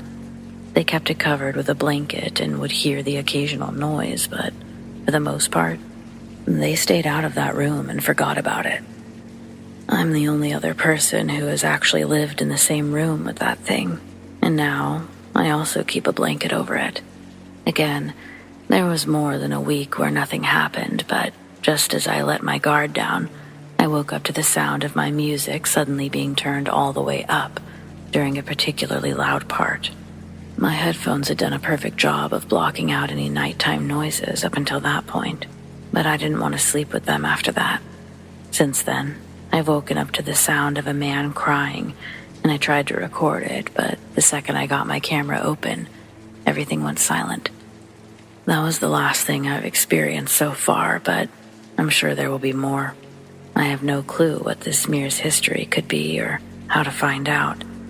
I just know that I'm getting pretty close to buying a handsaw and dismantling this thing myself.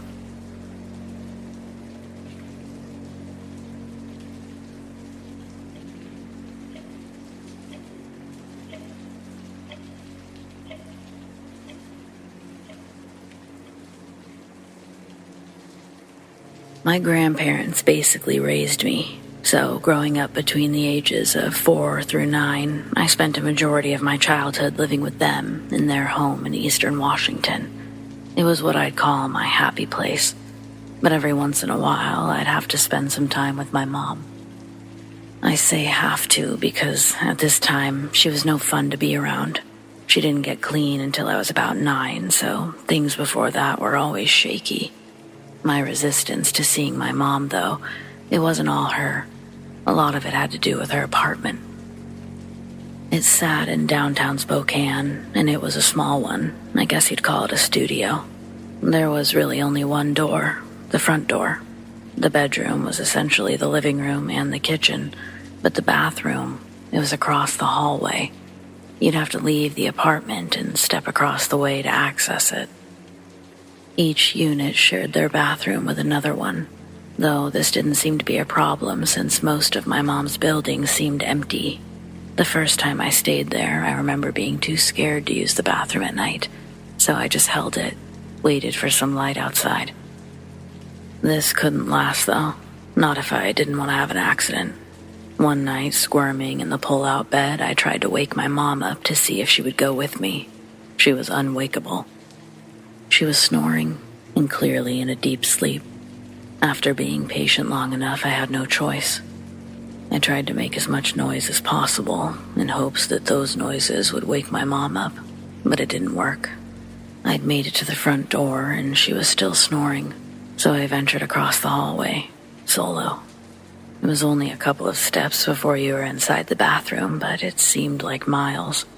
My stomach was all sorts of nervous to be standing between two open doors, so I tiptoed my way into the bathroom. With the light switch on the outside, I was able to turn the light off before entering fully, and then I closed the door behind me. I tried to make the whole thing as quick as possible. Everything was going well, but just as I was about to be done, the lights turned off. Sitting in the pitch black, I almost shit myself, which, considering my position, wouldn't have been the worst, but no, I was terrified. Completely frozen in position. Somehow I managed the meekest of sounds. I was attempting to say, "Someone's in here," but it was hardly a whisper. I tried again, and I was more successful, but the light remained off. I really wasn't sure I was going to ever be able to move. I was scared of the dark as it was, but here I knew that I was completely alone. 2 doors separating me from my mom, who was in a deep sleep slumber. It occurred to me that I was exposed to various strangers the moment I opened that door. Anyone could be out there. Still in the pitch black, I positioned myself to pull up my pants. Now slightly less exposed, I contemplated what to do next. Instantly, I went for the sink, and before I could even touch the faucet, I was flailing sideways, back towards the toilet, horrified by the image reflected in the mirror. In the darkness, I hadn't expected to see myself, but I saw something. At first, I couldn't distinguish male or female, but the hair was stark white, which matched the skin entirely. The figure wasn't looking at me directly, and even though I saw this image directly in the mirror, it was still too dark to see anything else. I instinctively looked behind me as I jumped to the side. The reflection had to be coming from somewhere, right? I was alone in there. This image remained in the mirror despite me moving away from the mirror. Its gaze held off to the side, not saying anything, not even really doing anything except seemingly floating within the mirror itself. Just a disembodied head of pure white. Only there were features. I could tell that whatever this was, at one time, it was a human, or it wanted me to perceive it as such. I started to feel a sense of dread. Before, I'd been scared, and then curious, and now I just knew I needed to get out of that bathroom. As I made my way to the door, avoiding the sink this time, I kept my eyes on the old white head staring to the side. But then, it looked directly at me, blackness where its eyes should have been. I don't remember if I screamed out loud, but I stopped looking at the mirror to focus on the doorknob. I couldn't see it, but I knew it was there. It was one of those pop locks. Just turn the knob from the inside and it unlocked itself. Only, that wasn't working. All I could think was that someone had to be holding the door or something. The strength I was using was everything I had. The door should have at least budged. Panic ensued, and by this time, I was crying, trying everything that I could now just to be heard. Couldn't someone just please open this door? Then, the lights flickered for a moment, but total darkness again. If heart attacks are possible at 7 years old, I was sure I was about to have one. But then, as I was hanging backwards with all of my body weight, holding the doorknob with both hands, feet against the wall for support, the door suddenly opened, and I fell backwards, hitting my head. The next thing I remember, I'm laying on the bathroom floor, fluorescent lights above my head, and as I sit up, I can see the door is wide open. I make a run for my mom's front door and thank the literal God above himself that it wasn't locked. I didn't need any other obstacles. I wasn't like a religious kid or anything, but I prayed that night. Instead of sleeping, I just literally prayed that I never experienced that again. I prayed that whatever that experience was, that I was safe, that my mom was safe, that God would protect us. I was making deals with God all night, basically, promising to never be bad, always tell the truth, join the Peace Corps. I'm sure that I didn't really have a clue what it was and that I actually called it Corps for the longest time, but clueless as I was, I just needed whoever was in charge to know that I seriously never wanted to experience that again. And I never did. My mom only lived there for that year, and I only saw her a handful of times. Her next place was arguably worse looks-wise in the area. It was horrifying for its own reasons, but at least it wasn't someone living inside of her mirror kind of horrifying. I still have no idea. Ghost, demon, what was that thing?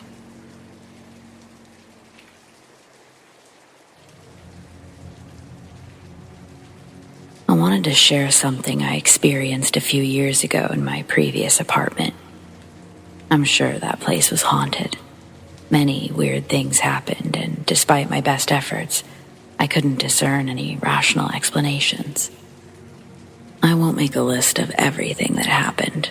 A lot of it was just common paranormal stuff like feelings of being watched, things moving around, and random footsteps, the stuff we've all heard before.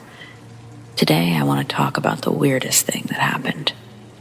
I've loved paranormal stories for years, and I've read thousands, but I've never heard any that compare to my own. In my bedroom, a light would sometimes appear high up on the wall, just behind my bed, but there was no source. It wasn't a lamp reflection or the moon. It's like the light was in the wall. It's really hard to explain. It was a pale, phosphorescent white and shaped like a rectangle. I noticed it in the first days of living there, and I thought the previous owners had left behind a child's nightlight, but nothing was there. The wall looked completely normal. One night, I showed my mom, but she only brushed it off. It wasn't every night either. Sometimes it was 2 or 3 nights in a row. Then there would be nothing for a few weeks. I used to be too afraid to look at it while lying in bed. It normally appeared 5 minutes after turning off the lights, and it would stay for hours. If I woke up in the night, it was usually gone. One day, I tried covering it with a poster, but that shit moved just next to it. Have you ever experienced anything similar? I've never had a clue what it was. There wasn't anything in the room. I checked many times. I don't have any pictures. It happened before phones were capable of being good cameras. Plus, I was slightly in denial.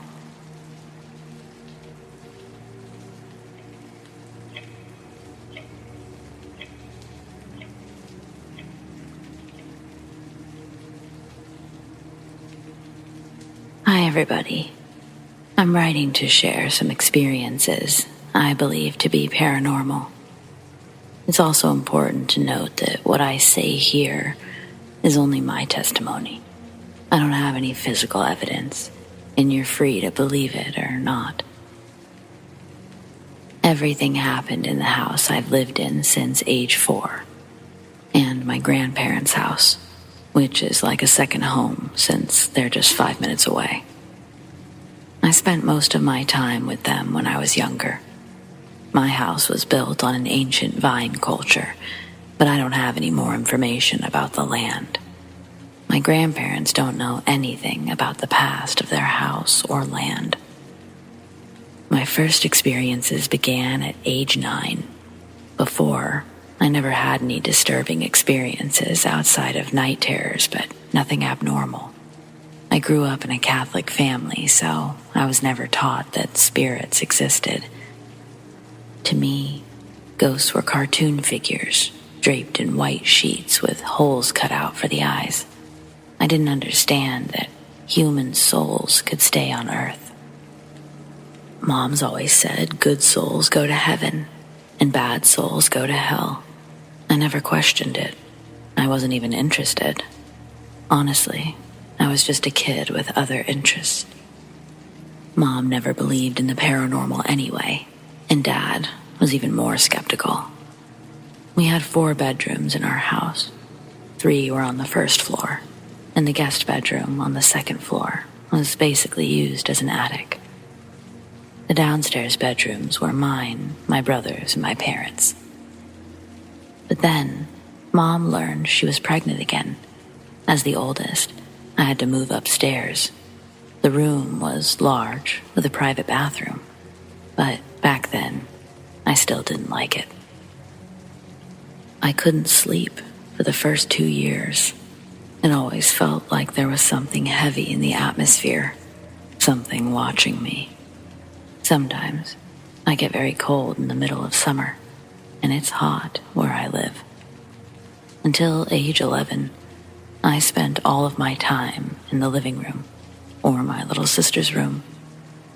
Then, I finally found the courage to move back into my bedroom, but things got worse. It was only noise at first. Every night, when Dad turned off the TV, I heard noises from the living room. The light switch turned on and off. It's loud when used. Dad's gaming chair rolled around, and someone ran barefoot on the hard floor, like kids running around. There were also other strange noises, as if someone would sweep for hours. One evening, someone went up the stairs very fast. It was so clear in the beginning, I thought it was my brother, but when I checked, no one was there. Sometimes, while in bed, I'd feel someone's touch or breath, or sometimes there was a heavy weight on the bed. I was terrified and cried in terror when I felt the hot breath on my face. A lot of things started disappearing too. Some of mine and my sister's clothes, a karaoke mic, Mom's lace shoes, a file with our car papers. And everyone knew it wasn't a joke. The car was being sold. We understood the importance of papers, and our family isn't big on jokes. Mom isn't a believer in the paranormal, but even she admitted to weird noises and doors randomly opening. She once saw my brother running through the garden and called to him from a window, but when he answered, the voice didn't come from outside. It came from his bedroom, and nobody was in the garden. Sometimes there were strange noises on the roof as well, like people with heavy footsteps were running. Now, she also hears loud footsteps coming from my room at 4 a.m. while I'm still sleeping. Maybe I'm sleepwalking, but I don't move furniture or make things fall while I'm asleep. I would notice that things were different the following morning. The first big event happened at my house when I was 14. It was during Eastern holidays, so my siblings were gone for a week, and I was left alone with my parents. It was a sunny afternoon, and Dad was working in the garden while I read a book with Mom on the opposite side. At 4, I went inside via a living room window. Some of the windows were easily used as doors, and I made a peanut butter sandwich. Directly across from where I entered was another window looking out to where my dad worked, and on the left, the kitchen. I went to the kitchen, and when almost finished eating, I heard the garden window open. Mom was going outside, probably to talk with Dad, but I wasn't paying attention. I just closed the peanut butter and went back to my seat. But suddenly, Mom was there, reading a book. How could she have been there when she was on the other side of the garden 10 seconds prior? If she'd passed by the living room again, it would have put her behind me. She would have had to circle the house to enter from the opposite direction to be in front of me. A few years ago, Mom had an accident, and the ligaments in her ankle were badly damaged. She still can't walk really fast. I asked what she was doing, but she seemed confused, responding that she hadn't gone anywhere and that she had no reason to lie. We ran a test with my brother. If she was by the kitchen window, she would have had to run, but she physically can't. I just don't understand what I saw that day, and it's terrifying. It's also important to note that Dad's friend was trying to sleep upstairs. This was before I moved into that guest room. He later said he couldn't sleep because it felt really bad in there, like he was being watched. And he isn't the type to believe in spirits. He's actually an engineer and a skeptic. A few months ago, we adopted a very calm, very sweet Shih Tzu puppy. He never barks, and he quickly became comfortable in his new home. One day, I wanted to take him upstairs with me since Mom wasn't home, but he got upset the moment we entered my room. He kept looking around and barking, but they weren't aggressive barks. They were frightened barks. He started scratching at the door like he wanted out, but he'd never done that before. He was squealing in terror and only calmed down after we left my room. The next incident happened at my grandparents' house. They have an extra bedroom that used to be my mom's, but she never experienced anything strange in it. I, on the other hand, never could stay in that room. Sometimes, while playing hide and seek, I would hide behind an old table, and it always left me feeling nauseous and cold, even in the summer. Once, while Grandma was sick, I tried to clean that room with a friend, but we couldn't do it. Within 30 minutes, my friend was feeling uneasy. Her head began hurting just a few seconds after I became nauseous. While cleaning, the sponge magically disappeared and reappeared in plain sight 5 minutes later. 2 years ago, when I was 17, I stayed at my grandparents' house for Christmas.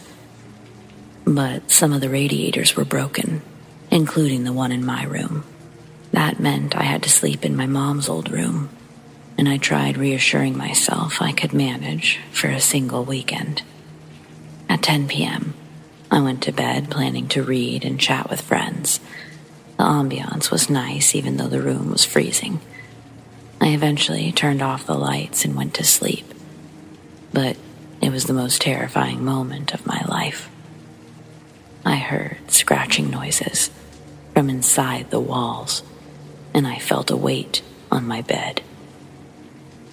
During some moments, it even felt like something was lying beside me. And when I finally passed out from sheer exhaustion, I had the strangest dream ever. I was in a room that looked like a little public swimming pool, but there was only one small pool. There was a balcony with bright green plants, small candles, and an old lady lying on a white mat. She was very pale, with long white hair, blue eyes. She was wearing a white nightgown. She wasn't scary, but it felt very strange. The woman called me closer with a sweet voice and took me into her arms. Then she began to cry, saying she was happy to see me, but she had cancer and would die very soon. That's when I woke up. I was crying, but the bedroom was warm, just like in my dream. I felt extremely sad, and even now, I feel sadness. But there's also an intense sweetness. I don't know who this woman is. I've never met her. Well, that's everything. I know this was long, but there was a lot to share, and there's still so much that hasn't been said. If you have any answers or theories, it'd honestly be great to hear. It's truly terrifying to live here. Thanks for listening. I wish you all the best.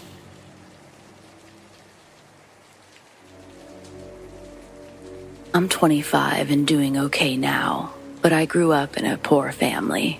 The kind of poor where my older brother had to drop out of school to help work. I was ashamed of where I lived, and I would do anything to hide it from my friends.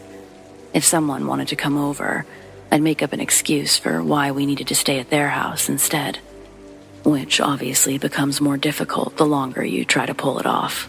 But in 8th grade, something happened that broke me of the habit for good. My best friend at the time was a kid named Jordan.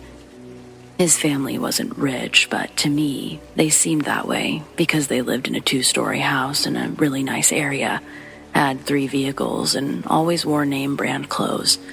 Then there was the biggest sign of them all, the one that screamed, "Hey, my family is successful." Jordan went to the doctor every time he got sick, and he went to the dentist multiple times a year. He even had braces for a while. Most of the kids in my neighborhood were lucky to even get their vaccinations.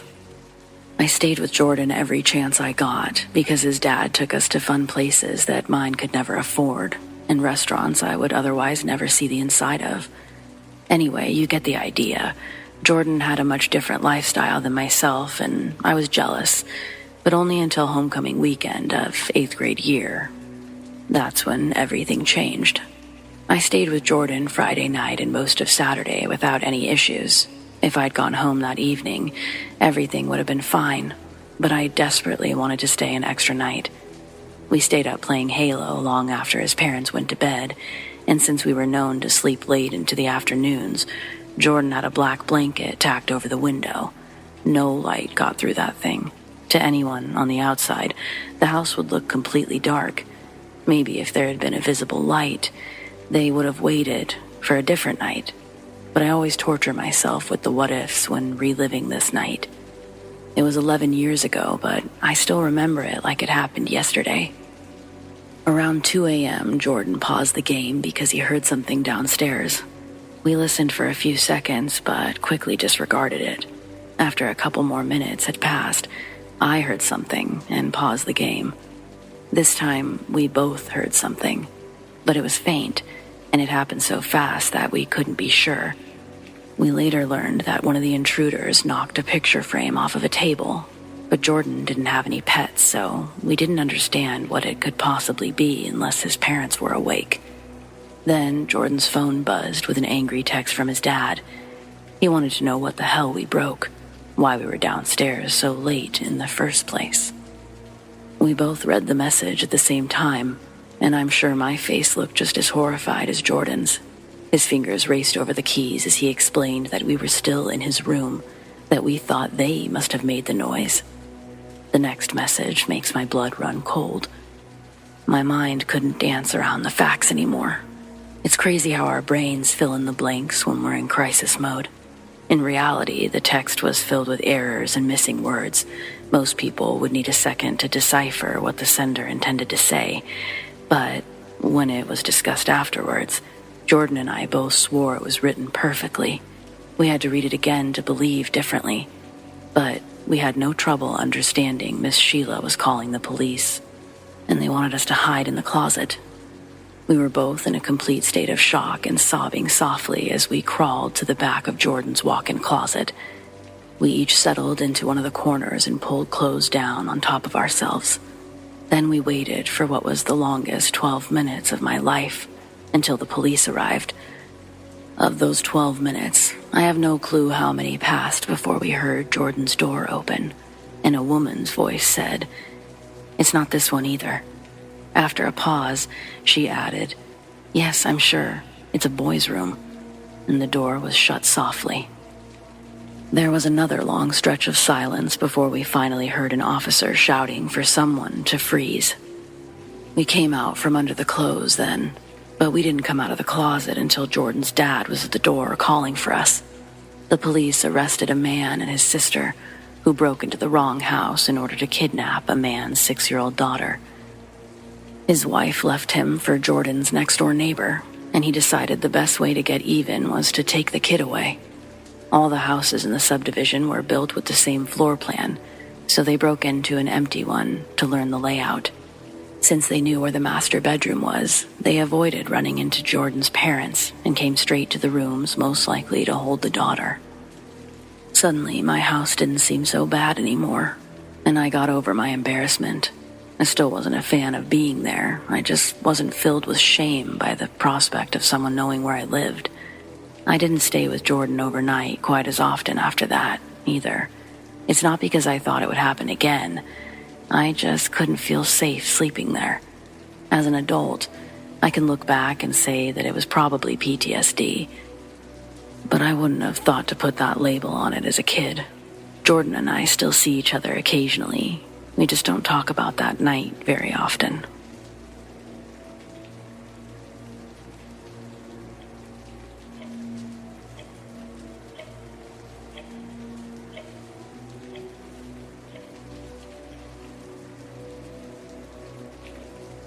My name is Catherine. I'm 42, my husband is 45, and we live alone in a middle-class suburban neighborhood. There's nothing very interesting about us. He drives a UPS truck, and I'm an office manager. Even our fights are boring. Most of them are minor issues like his unwillingness to put the trash in the bin or my inability to clean my hair from the shower. But there's one topic that I've always been deadly serious about: locking the doors. When I was a teenager, a man broke into my aunt's house and strangled her. That's always really stuck with me. We never even open our windows, but I constantly recheck them, and I check the doors several times each night. I know I'm making myself sound neurotic, but I swear I'm only like this when it comes to home security. I've never suffered from anxiety or depression. I've always been painstakingly, mind-numbingly normal. I just like to feel safe in my own house. That's it. I'm not completely unreasonable or delusional. We've lived here since I was 25, and there's never been so much as a vandalized mailbox on our entire block. I fully understand I can overreact when it comes to this topic, and I'll be the first to apologize when I do. But I also don't think I'm asking for the moon, you know? I just wanted him to lock the damn doors. The problem is I usually go to bed earlier than my husband, and he'll sometimes go outside after I've gone to sleep. When he comes back in, he doesn't think to lock the door. He never had to in his childhood home, and never saw a reason to bother with ours either. I can't tell you how many times screaming matches have happened after I've woken up to find the door unlocked. And this was before it almost cost us our lives. It happened on Labor Day weekend. We had a nice block party on Saturday, probably drank a little more than we should. Then we went home, had a boringly normal evening, and went to bed early. The following morning was much the same. Everything was absolutely fine until that afternoon, when we heard Cindy Lincoln screaming bloody murder. We instinctively ran towards the sound, which seemed to be originating from just outside our house. When we got to our front door, my eyes automatically noticed that it had been left unlocked again, but I pushed my anger aside. There was a more pressing matter at hand. Miss Lincoln was actually in the yard next door, but we didn't see anything that could be causing her distress. We went to her at the same time as the neighbors on the opposite side, and several other heads started to poke out of their doors as well. Then we saw the broken glass on the front stoop, and soon, the whole street was gathered and working themselves into a panic. They didn't calm down until the police arrived. No one was eager to see the scene firsthand, but Cindy's husband was able to get most of her story before she was interviewed. She had originally walked straight to the back door where she often let herself inside to borrow, or in this case return, various kitchen supplies to Mrs. Anderson. Both women were in their 50s and very close friends. Cindy knew something awful happened the moment she entered. The house was ransacked. She called for the Andersons even though she knew they wouldn't answer. She didn't want to go any further, but she couldn't leave without knowing for sure. It only took a glance into their bedroom to be certain. Mrs. Anderson was on the bed and barely recognizable. We would later learn that she'd been stabbed 26 times. Her husband was tied to a chair, beaten, and shot in the head. Cindy stumbled out of the house in a horrified daze. And that's when we heard her screaming in the yard. Speculations of a serial killer began to spread all over town, and I did my best to focus on the fact that the Andersons were probably targeted due to their age, that it wouldn't have mattered if the doors were locked or not. When someone like that wants to get in, a lock usually isn't enough to deter them. It wasn't easy, but by redoubling my effort to stay awake longer than my husband, I began to experience something that resembled healing. Then, last week, they caught the killer, and he gave a full confession. He was young. He'd always fantasized about killing somebody. Finally worked himself up enough to go through with it. He let his computer pick a random neighborhood within a few chosen parameters and found himself on our street. When he turned off the connecting road, he immediately pulled alongside the curb and approached the house that he was parked in front of. Their door was locked, so he walked to the next house over. Their door was also locked. So were the next three, but the Anderson home was unlocked, so he went inside, and he did what he did. Had their doors been locked, our house would have been next, and he could have come inside to do what he did. My husband hasn't actually forgotten to lock the door again, but yet I still can't bring myself to trust him.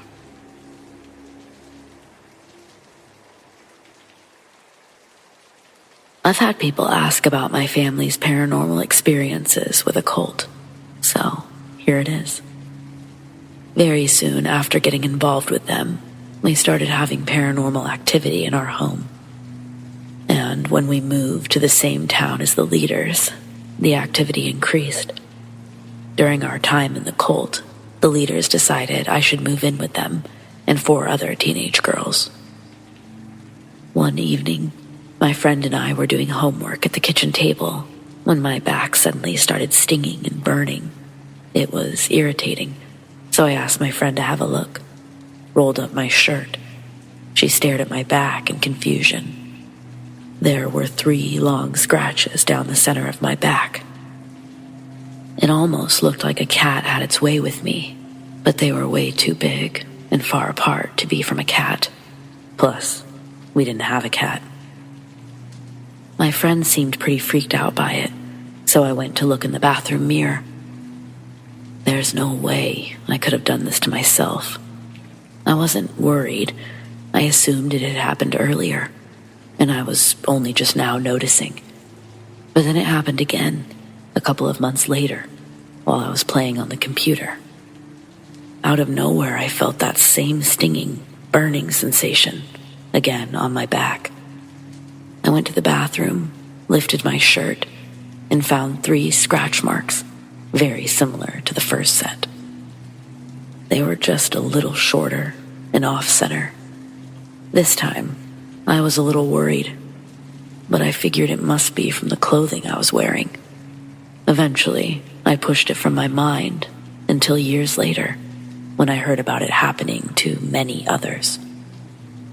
And it happened to me again, just before I moved out of the cult house. It was late morning. My sister and I were chatting in her room, which was in the basement.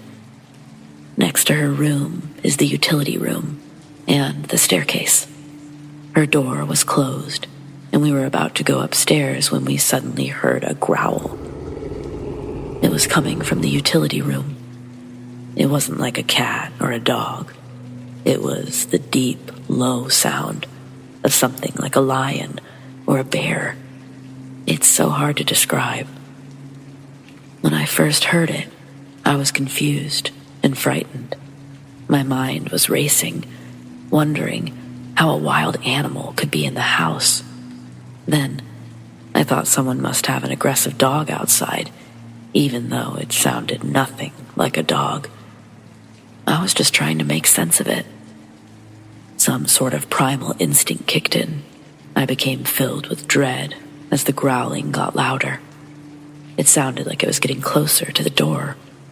Panicked, I looked at my sister, and I see she's completely frozen.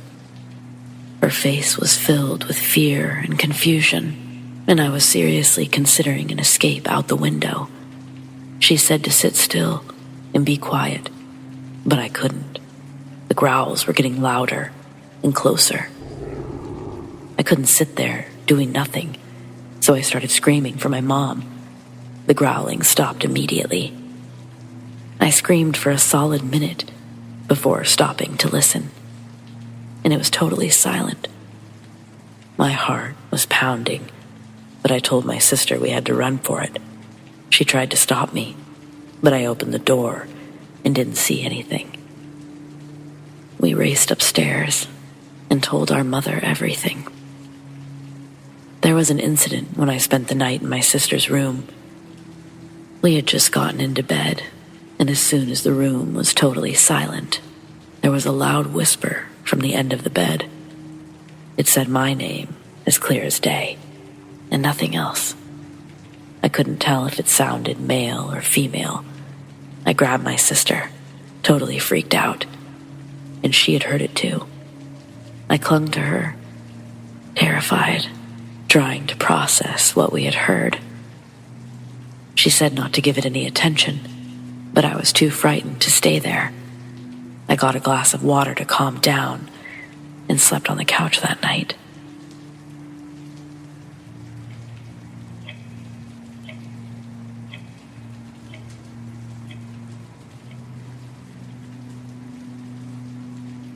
I am a professional paranormal researcher with over 40 years' experience. I hold many degrees and certificates that aid in my research. Some are strictly paranormal, while others are more general. This is a true story about when I was being oppressed by a demon, how it felt, and what I did to resolve it. I am a non-denominational Christian, paranormal believer, pastoral counselor, and minister. These are my beliefs, and only included to provide a basis for the ideas that I express here. I started having trouble with sleeping, emotional outbursts, severe mood swings, feeling of impending doom. This went on for 2 weeks before I took action. I believed it was related to my many health issues. My doctor ordered blood work, various tests. They all came back normal. Within 6 weeks, I'd exhausted all of my personal resources to address this issue. I didn't immediately assume it was paranormal, but I attempted to intervene with my spiritual beliefs and practices. This did provide some relief, but it only lasted a couple of hours to a few days. Eventually, I sought the help of another minister. He wanted to perform a minor exorcism to see what effect it might have. I'm very lucky to have another professional available, especially one that I have a personal relationship with. His familiarity with me validated his concerns and gave him the confidence to proceed much faster than the process normally allows. During the exorcism, the demon identified itself by name. It stated that God gave it the authority to afflict me, and that I have invited it by punishing myself. I have no memory of this, but it spoke using my voice. It was cast out in the name of Jesus, and we followed his protocol for these types of situations. Once it was over, I felt immediate relief. My friend questioned me extensively on how I may have been punishing myself. It was very hard to admit, especially with my position as a pastoral counselor, that I had a lot of guilt for things that happened in my life. Some were things that I had done, while others were things done to me. For several weeks, he counseled me to help me deal with these issues, so this wouldn't happen again. As a result of this whole experience, I have questions. This was a demon, and though it was oppressing me, it seemed that it was for my own good. I've seen this happen when helping other people, but is this the norm? Is this the mind part of the spirit? I've seen entities carry mental afflictions that they had in life. Should there be more of an investigation from a parapsychological point of view in all of these cases? I appreciate any input and thoughts.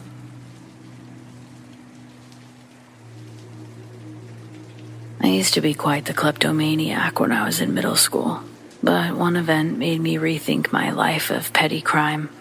At the peak of my breaking and entering phase, I'd gotten my hands on a skeleton key lockpick set. A janitor had left it lying around, and I decided to help myself to the unattended shiny object. Within that same month, I checked out a lockpicking book at our local library, then successfully broke into the library after hours using the newfound knowledge I'd recently possessed. The alarms went off right as I opened the door, so I ended up having to hightail it out of there. One night I was riding my bike in town, and it was like some kind of energy had forced my fingers down on the brakes. My tires screeched to a stop in front of a big red door. I dropped my bike right there on the sidewalk and approached the door. A plastic closed sign was hanging on the glass part of the door, and just above it, on the building itself, was a larger neon sign, which was turned off, and it read Psychic. Inside the front area was dark, but I could see that there were lights on further back in the shop. I carefully looked at the keyhole and decided what picking technique would be needed. As soon as the block got quiet and I had a moment without prying eyes, I pulled out my lockpicking set.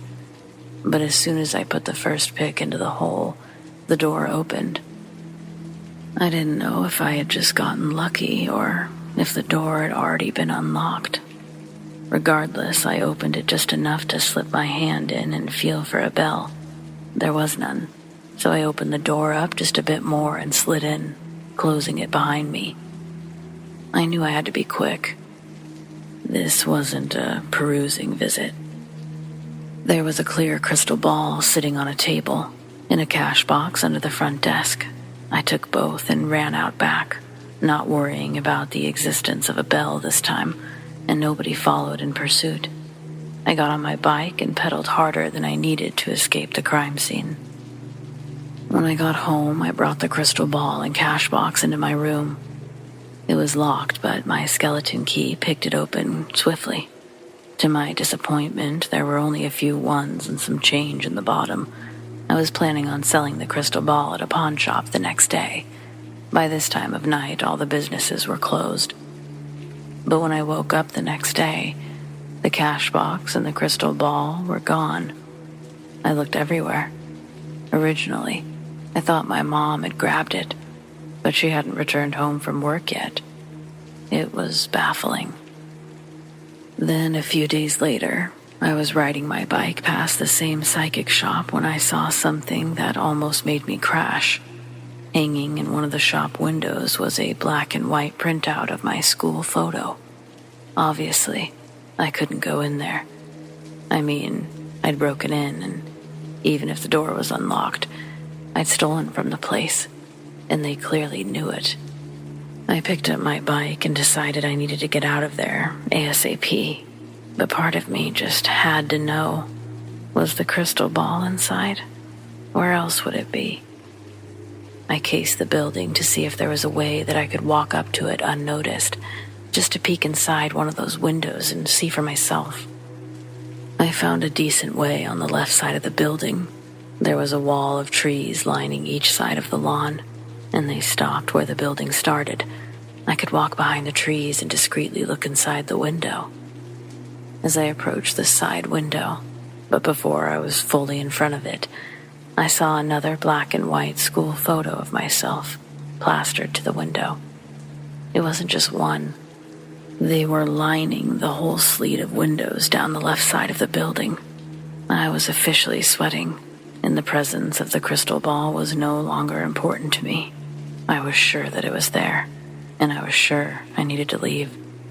It was literally that moment that I decided to take a more honest path in life. I destroyed and tossed the skeleton key, silently vowing to never steal again. I couldn't avoid the shop forever, Taking a different street added a whole heck of a lot of unnecessary time to my route. But the next time I rode past, my photos were taken down. The shop isn't there anymore, and though I'm grateful for the experience in the long run, the entire thing, including the building, but mainly the experience, still creeps me out.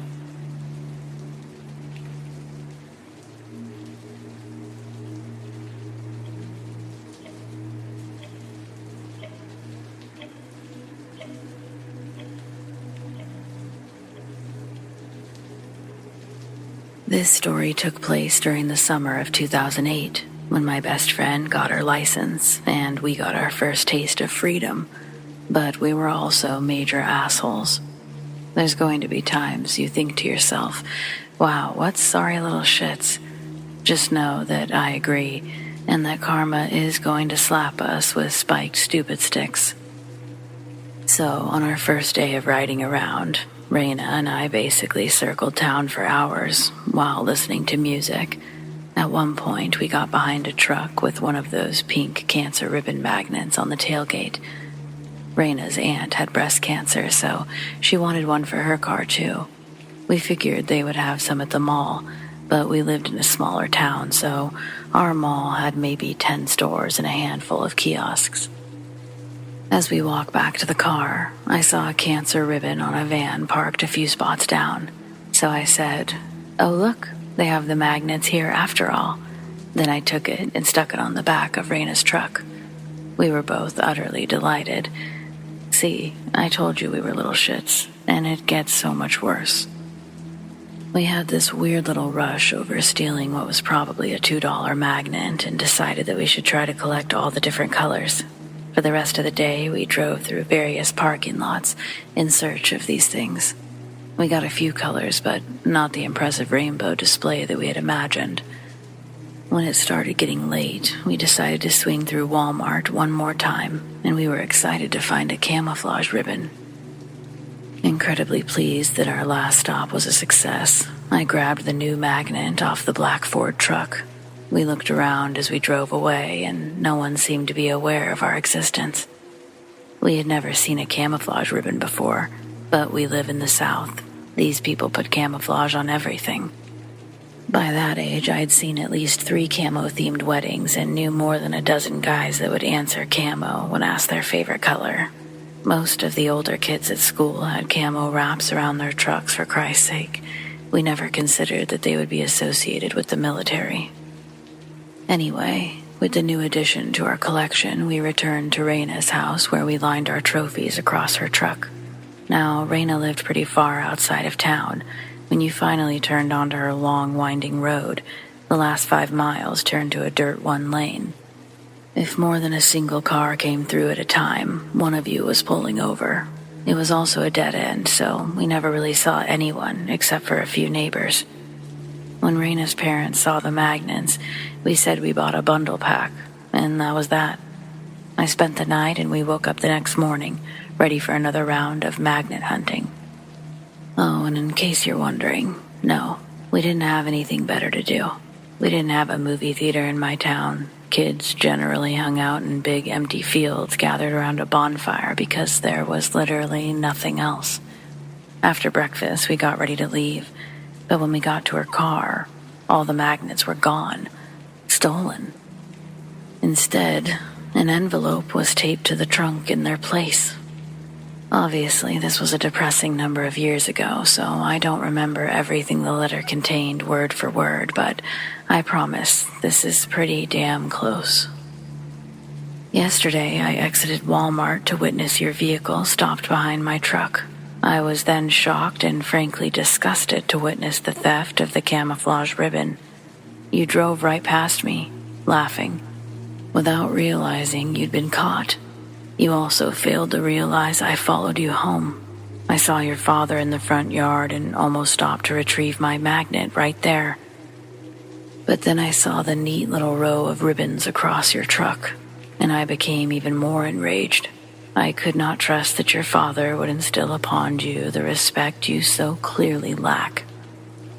You see, those ribbons hold a very important significance to those who display them. Most signify cancer awareness, but mine, for example, was given to me when my wife was killed by an IED.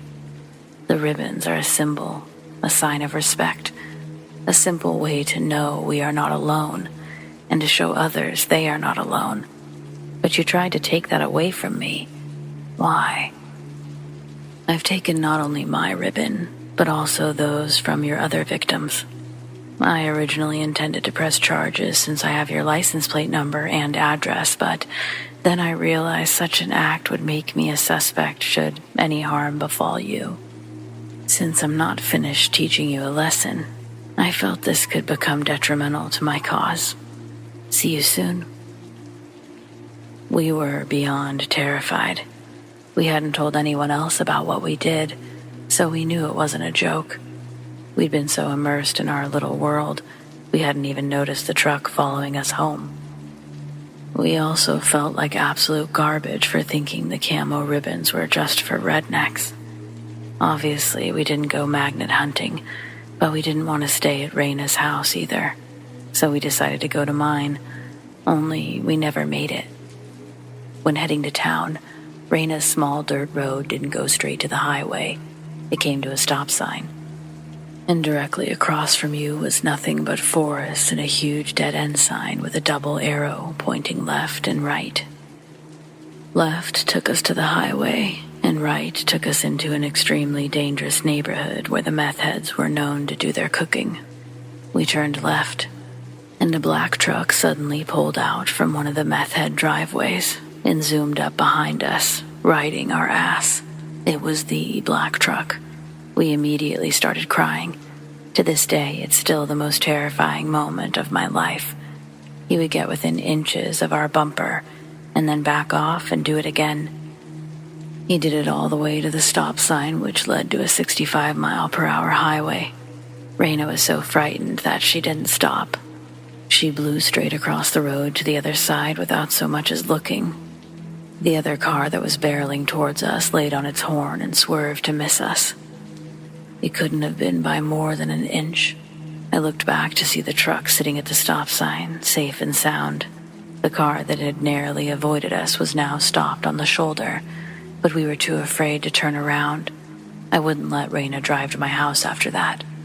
I couldn't handle the thought of this guy finding out where I lived. I made her drive to the police station instead, and we spilled our sorry little guts, all while crying hysterically. Obviously, our parents were called and they were furious, but we didn't even care at that point. We just wanted to go home. The police seemed unsure how much of our story was accurate and how much of it was exaggerated, but we showed them the note, and that was real enough that each of us were followed home by a squad car, just to be safe. For the longest time, nothing else happened, but a few months later, we were in Raina's living room with the curtains open, and the truck drove to the end of the road and left again. It was the last time we ever saw it, but it made us wonder for the longest time, just how often did it drive by, and exactly when did it finally stop.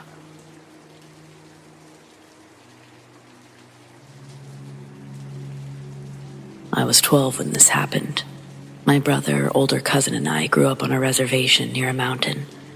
There's several towns and a city just 5 miles away from our hometown, but as teens we played by an old creek near my house.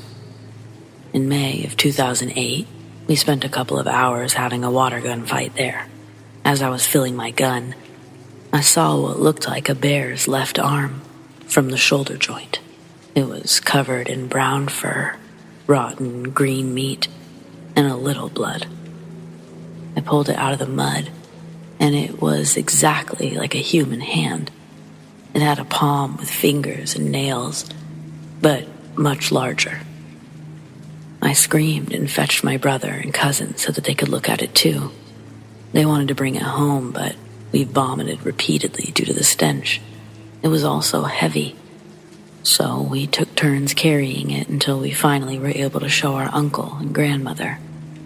They were angry with us for touching it, let alone taking it, so our uncle put it into his wheelbarrow and walked away. He returned a few hours later without the arm. our grandmother told us a story that she had heard from her father. She told us to stay away from the mountains because they've been occupied longer than we've been on this earth. She didn't believe the story, so she went toward the mountains to look for berries and tree sap. But when she got closer, she saw what looked like 4 large bears standing on the mountainside, and they were walking like men. She called them Bigfoot. I never spoke of it or even mentioned it again until a couple of years ago, when I asked my grandmother what she thought happened to the rest of that arm's body. She said that Bigfoot are like bears, extremely territorial and aggressive when scared or threatened. Her grandfather used to burn their bones whenever one died. That way, the white people wouldn't find them and hunt the rest. Years later, 2021, my cousin and I returned to that mountain for a hunting trip, but we only found a giant teepee hut with thick brown hair inside. I showed my grandmother the pictures to see if she remembered anything similar, and she did. She even had 4 Polaroid pictures of her own, showing other giant teepee huts, and one photo with 3 large bear-like creatures walking upright like a human. She made me promise to never tell or show anyone the photos. She doesn't think anyone would believe us either way, but worries for them, I think. We've spent the majority of our lives in the bush, hunting and fishing. I'm still questioning things so much. Life is different now. My people call it Bigfoot, or some of you might call it Sasquatch. Either way, it's just like another person. They won't bother us if we don't bother them.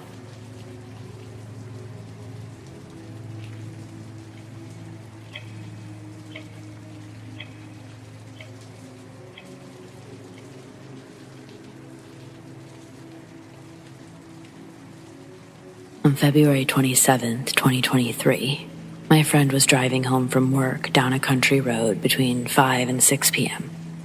He saw an unknown creature less than a mile from my house. It was at the road's edge, as if it were about to cross. It was pitch black, very furry, with a bobbed tail. It had a pit bull's face, jowls, ears. It was slender but muscular, and it stood on all 4s. It saw my friend but paid him no attention. Instead, it turned around slowly and leapt back into the woods like a frog, with its legs splayed in opposite directions. It was roughly the size of a Great Dane, but he couldn't identify much else. This was in a wooded area next to a small bayou, and there's a nook that leads into the woods. That same night, I heard strange thuds and wood bowing sounds around midnight, like something was climbing a wooden structure. I'm not sure if it's related, but 6 years ago, I saw something strange leap between one section of the woods to another, across the highway, about a half mile from my house. It was black, hairy, and ape-like. 3 years ago, my wife and I heard tapping on the window around midnight. We laughed at first, but my cousin, who lived across the street, called and said something big was in our yard, and he said that it had run into the woods. We investigated and heard it rustling through trees, but never saw it. The next morning, there was a large, bare, humanoid footprint outside the window that we heard the tapping at. That same year, a friend and I were hanging out, and I saw something strange walk into my cousin's yard. It was large, black, and furry. It walked on all 4s, and it looked like a pig, but we couldn't determine what it was. It had a dog-like snout with the stature and size of a hog or a large bear cub. It sniffed a circle around his house and went back into the woods. Last year, I was driving on my road at night, and there's a curve about a half a mile where my friend saw the creature. In the curve, my headlights shined into the woods and revealed eyes shining 6 feet off the ground. I stopped the car to examine it, but I didn't see anything else. I only noticed the smell of rotting meat as it flooded the car, and I promptly left. Not too long after that incident, I was outside at midnight, heard a strange noise in my cousin's yard. I shined a flashlight over there, saw a shiny pair of eyes at average height. It looked at me and continued walking toward the woods. In my experience, most things come to a stop when you spotlight them, but not this thing. I continued to shine the light into the woods, and it returned 15 feet further down the tree line, where it stared back at me before turning back. I continued shining the light and caught it once more in the same place. It looked at me for another moment and turned away. I didn't see it again, but I had an eerie feeling that it was sentient. For the past 2 weeks, my entire property has stank of skunk. Our house gets sprayed from time to time, but the smell usually dissipates after 2 days. This time, it's been almost 2 weeks, and the smell is even pungent by the road. My house seems to be the epicenter. The smell extends roughly 100 yards around my house in all directions. I considered all of these instances to be strange coincidences until my friend saw that creature yesterday. Now I'm not ruling them out as possible encounters. Any and all guesses as to what the nature of this creature is are appreciated.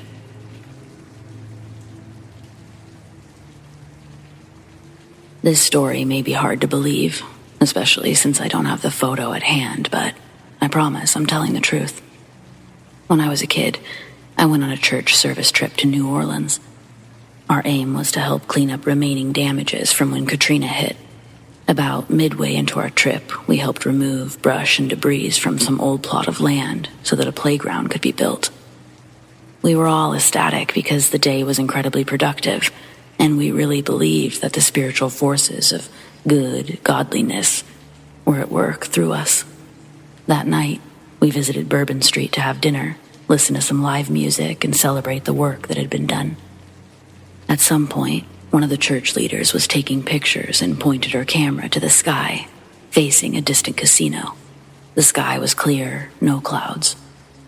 She snapped a photo, and when the screen displayed her photo, there was a silver-looking face, smiling heinously, while clasping his hands, protecting the casino. His face seemed metallic, with many wrinkles. If you can imagine the Heath Ledger Joker, but without eyes, a huge mouth, no teeth, and many wrinkles, like fabric being pulled in multiple directions. That's what it looked like. It had wet-looking orange hair that draped about midway down its face. Its nose was half missing. The entire group went hysterical when they all looked at the photo, and the rest of the night, we were disturbed. The joy that we had felt all day instantly went away. Few of us slept. I had a variety of hallucinations in the dark, of demons falling into me. I didn't get any sleep. There were a few girls in the room next to me who I could hear crying in terror about what had just taken place. I say all of this to illustrate how the incident felt like a direct, successful attempt to hijack our spirits of positive energy.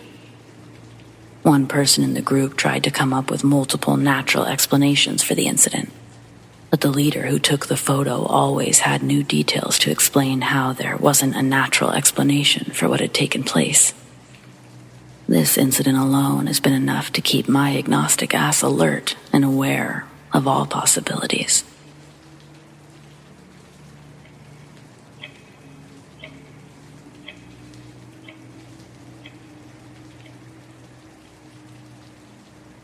I'm a 28-year-old male, but this happened when I was just 15. I loved smoking weed back then, so I was basically smoking with my friends every day. I grew up in the UK, and my town was pretty big, with a population of nearly 100,000. The place I lived was like an estate full of houses. I had a best friend at the time who lived about a 20 to 25 minute walk from my house, But in order to get there, you had to walk through a wooded area that led to a big lake that you could walk around to get near his house. So one day, randomly, I was out with my friend who I just mentioned, plus many others, when we noticed a lot of police presence in the area near the woods. Plus, there was a police helicopter in the air. Being curious, we followed the police to the woodlands that separated our houses. We went through the woods to the lake where the police and ambulance workers were, along with many bystanders at this point. We got there and started asking people we knew what happened. We were told that a young boy around the age of 7 had drowned in the lake, near the path where everyone was gathering. Over the next couple of days, police were trawling the lake, looking for the child. They knew he was there because his friend had ran for help when he fell in and couldn't get out. 2 or 3 days after he slipped in, the authorities found the young boy's body, which was big news in my town.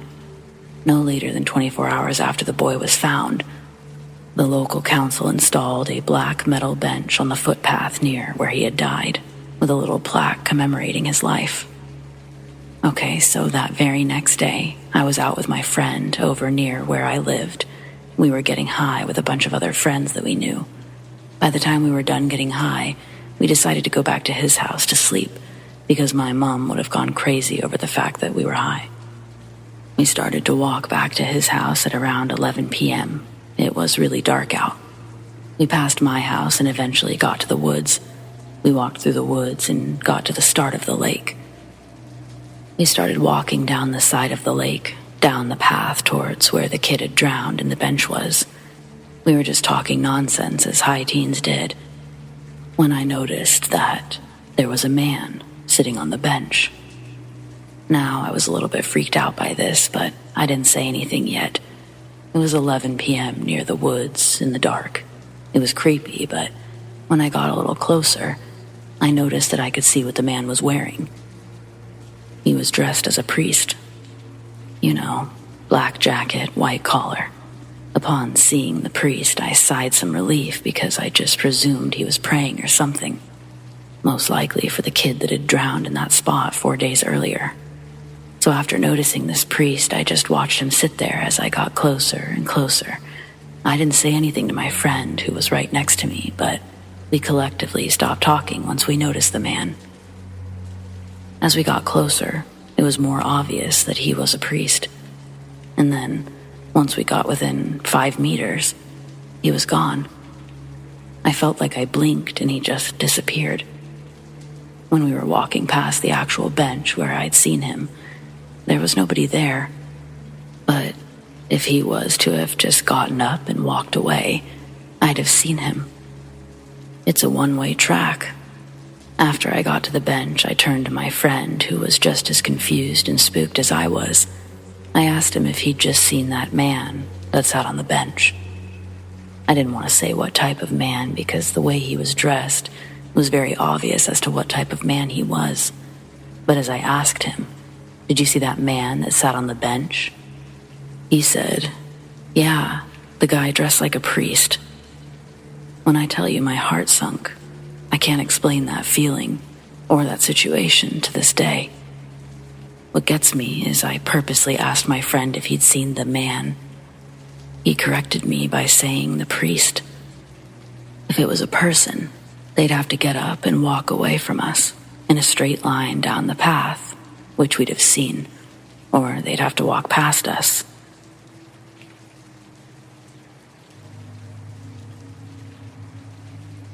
The following is a true story that I'm positive happened, but cannot find a conventional explanation for. When I was 4 years old, my family lived in military housing in Winnipeg in the early 70s. I had an older brother, 6 at the time, and a younger brother who would have been 1 year old. Our house was a bungalow with a fairly conventional layout for that time. Living room, kitchen, dining room, at one end of a rectangular structure, and bedrooms, bathroom, connected to a hallway at the other end. One day, I was sitting in the hallway where I could see my parents in the kitchen and could also look down the hall towards the doors in the bathrooms. No one was down the hall, other than my 1-year-old brother, who I think was sleeping in his room. I was looking down the hall when I saw something impossible. There were 2 bedroom doorways on the left side of the hall. What I saw came out of the door on the left, closest to me. It was about 8 to 10 feet away. As I watched, a skeletal arm slowly emerged into the hallway, horizontally at my eye level, until the elbow was almost showing, but not quite. Then, it slowly retracted in the exact same fashion into the room. I remember that the bones looked very real. I now know that they were the color of real bones, and were clearly not any kind of plastic replica. The arm bones seemed like they were the size of an adult male's. I know for certain that we didn't have anything that resembled those bones at the house. I also knew for certain that my older brother was not in that area of the house. I could see my parents in the kitchen, and it would be unlike them to play such a scary prank on a 4-year-old. And I don't know if I can explain it, but it was clear by the smooth and steady movement of the arm that it wasn't something being held by someone. It looked as if it was attached to its owner. My impression was that the arm's owner was aware of me and deliberately revealing itself to me in a non-threatening manner. Despite my age, I knew that what I had just seen was extraordinary. I noted that it was the middle of the day, and I was sitting up and wide awake. Of that, I was positive. There was simply no explanation. I wasn't terrified, as one would think. It just simply happened and was done. I had zero interest in going down and looking in that room to see what was there, though perhaps the apparition was an invitation to do so. I didn't tell my parents. Don't ask me why, but, they wouldn't have believed me. Nothing like this has happened to me since this event, and there didn't seem to be any other strange occurrences at that house. A couple of years ago, I finally thought to ask my parents about the house in Winnipeg. They said they hadn't noticed anything strange there, but the previous owner had died while in the military overseas. So, there it is. My one and only experience that I can say with 100% certainty, and will go to my grave believing was an authentic paranormal event.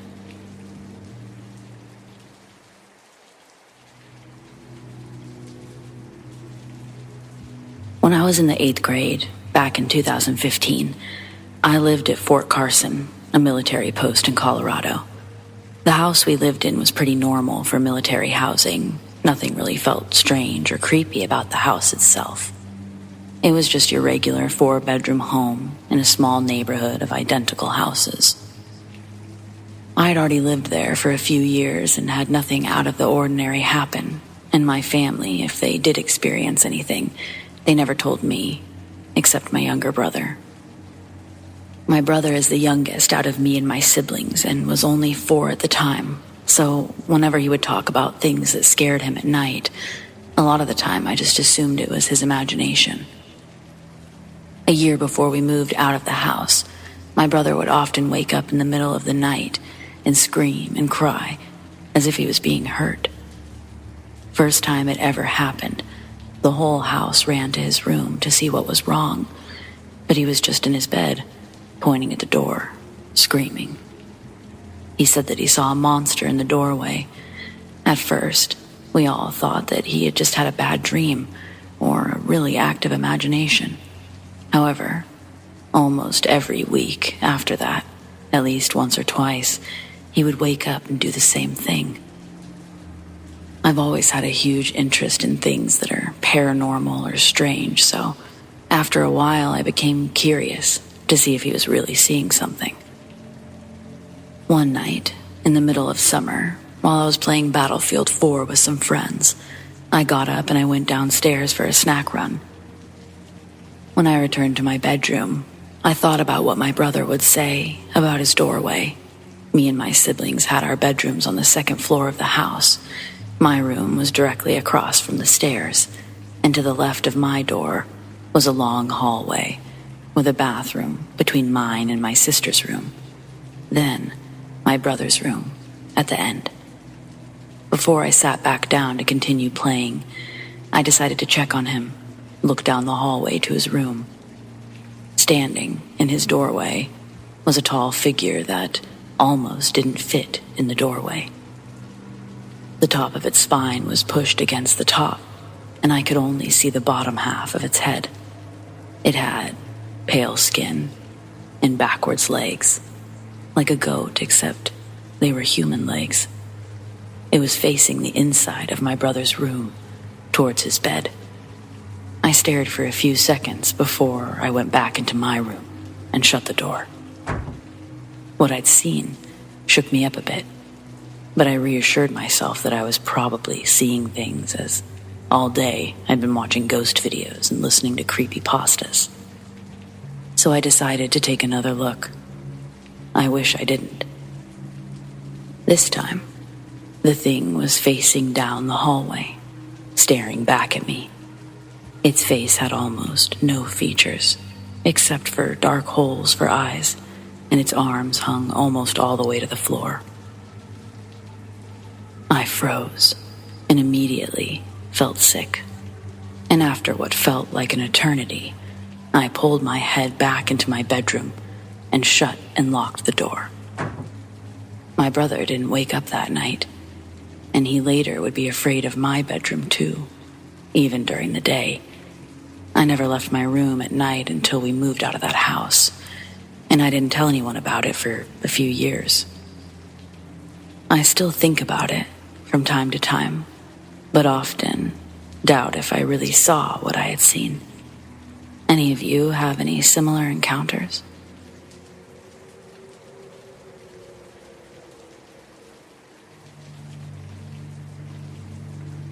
Although I've heard many stories from my uncle about his time as an EMT, this is the story that will stick with me until I die. About 6 years ago, my Uncle Vinny's paramedic crew responded to a call from a hotel in Philly, and it was one of the more horrific experiences he's had. The initial report stated that a maintenance man named Mike went to check on room 417 since water had been reported flooding into the hallway, and it was he who found the body. Mike informed 911 that there was a man in the in-suite bathroom who appeared to be deceased, and he was all but hyperventilating as he tried to make this report. Mike relayed that he saw the man and immediately backed out of the room, being careful not to drop his phone into the several inches of water on the floor. My uncle's two-man paramedic team entered the room about 12 minutes later, and they almost gagged at the smell of feces and burning flesh. Vinny, who has a stomach of steel, had to press his hands to his mouth to keep from vomiting. The room was filled with steam, and the humidity was instantly making the men sweat profusely. Their grip on their equipment was slipping, and they knew they needed to extract the victim quickly. The naked man was floating in the hot tub, a maniacal grin plastered across his face.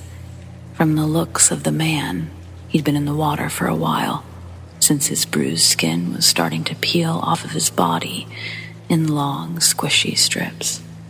Vinny held his breath and checked for vitals, while one of the other EMTs went to get a bag for the body.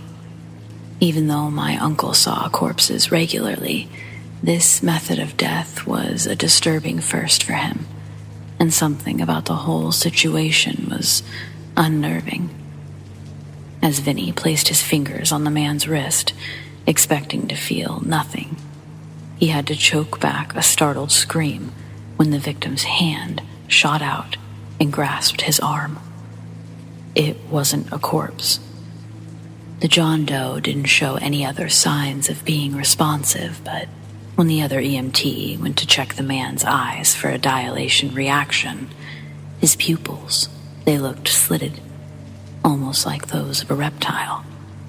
Vinny was weirded out, but dismissed it as a side effect of getting boiled alive, like a hard-boiled egg.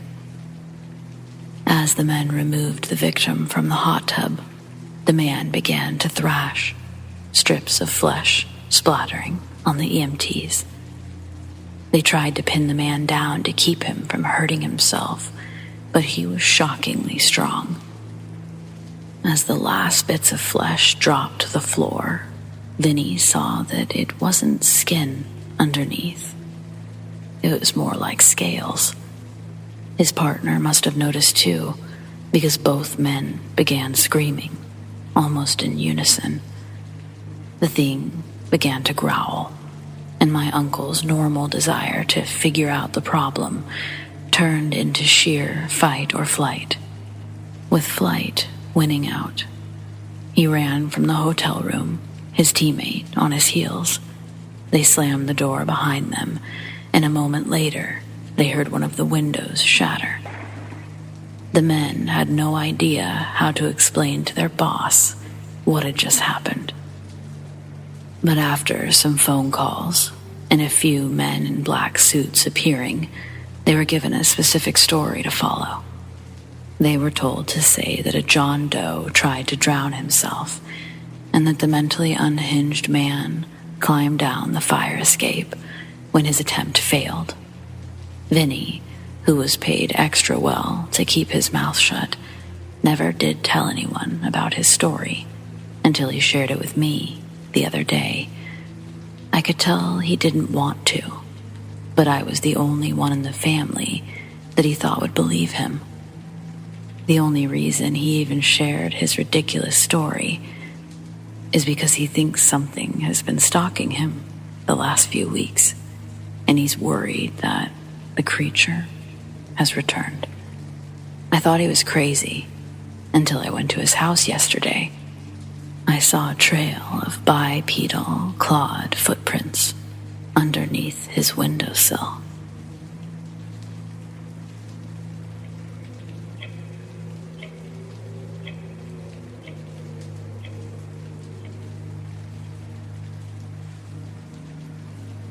A few weeks ago, my boss, Patty, shared a few of her paranormal experiences while we closed down the restaurant.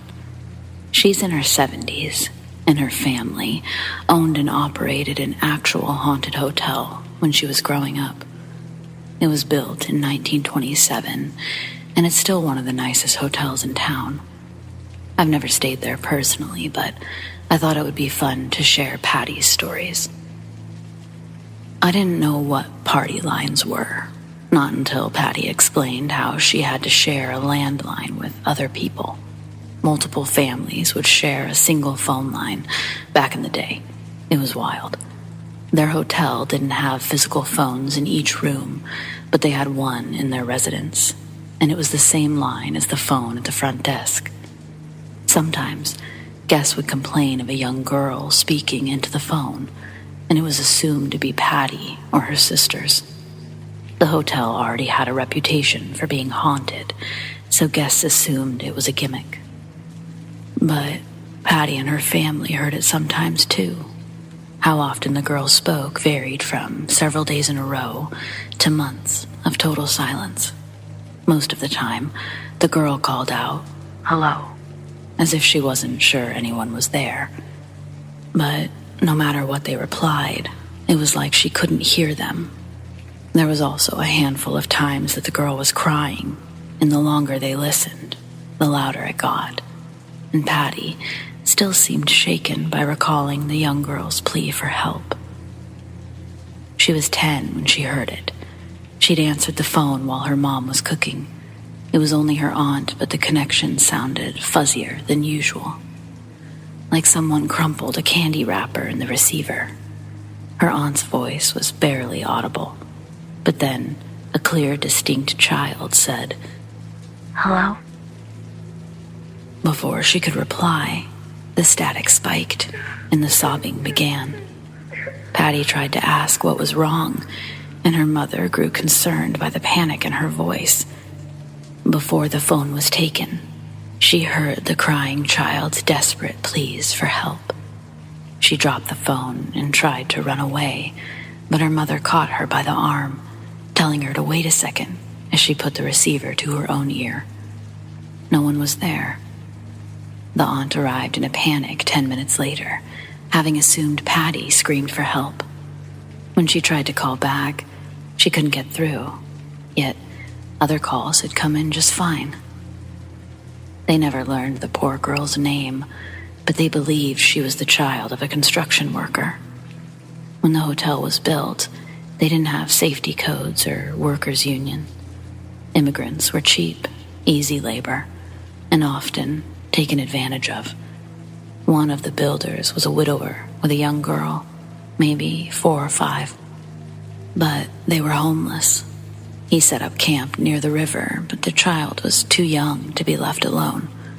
A foreman took pity on the man and allowed the girl to stay in one of the completed rooms during the man's shifts. For weeks, the man fed his daughter, left her in the room with a sack lunch, and worked until dusk. For weeks, he retrieved her sleeping form and carried her to the camp they called home. Until one night, she wasn't there. At first, he thought she'd wandered out, maybe searching for an outhouse. The foreman collected men for a search party, but no one could find her. They searched through the night, and the next day, she was so young, she couldn't have wandered too far, not alone. They concluded she must have been kidnapped and expanded the search radius, but she was never seen again. A few years later, the foreman was arrested for kidnapping an employee's daughter. He never confessed to taking the first, but people believed he did. Some people have wondered if her body is buried beneath the hotel's concrete foundation. Her father never left town. He couldn't give up the last hope of finding his daughter, but when he learned of the foreman, he walked into the jailhouse with a shotgun. They say that no one tried to stop him, not until he turned the gun on himself, but they couldn't get to him in time. Both he and the foreman died that night. Sometimes, when the ghost was particularly active, the customers would tell their friends, and they would have people walking in off the street just to use their phone. Most believed it was fake, but they still paid for the experience, so Patty's family went along with it. There was only one time they had a genuinely unsettling experience. An older man, probably in his 50s, he came just before 10 p.m., while Patty was watching the front desk. His appearance was almost inhuman. He was bald, incredibly tall, dressed in a black suit, and his ears looked plastic. His nose was pointy, almost like a bird's beak, and his top lip looked like he had corrective surgery. Paired with his small, dark eyes and non-existent chin, he appeared almost alien. Patty was terrified the moment he entered the lobby. She managed to ask if he wanted a room, but she could barely get the words out. That's not what he wanted, anyway. He wanted to use the telephone. His voice, like his face, was void of emotion, almost robotic. After a brief pause, he added, "Please," as if saying it was an annoying requirement. Patty squeaked out a timid, "Yes, sir," but her voice was barely audible as she placed the phone on top of the counter. The moment it was in his sight, she ceased to exist. He bent down, bringing the tip of his pointed nose just above the receiver. She heard him inhale deeply several times, breathing it in as one would their favorite scent. She didn't move or speak. She had a terrible feeling that she shouldn't. He kept pausing to turn his ear to the base, like he was listening for something.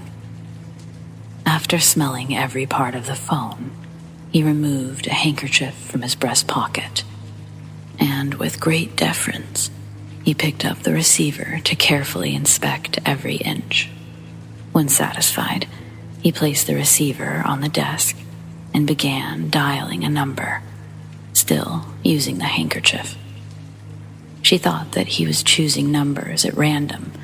He never spoke to the operator, and he dialed enough numbers to call China twice. It shouldn't have worked. But then, he picked up the receiver once more, and holding it a few inches from his ear, he said, "Hello? Yes?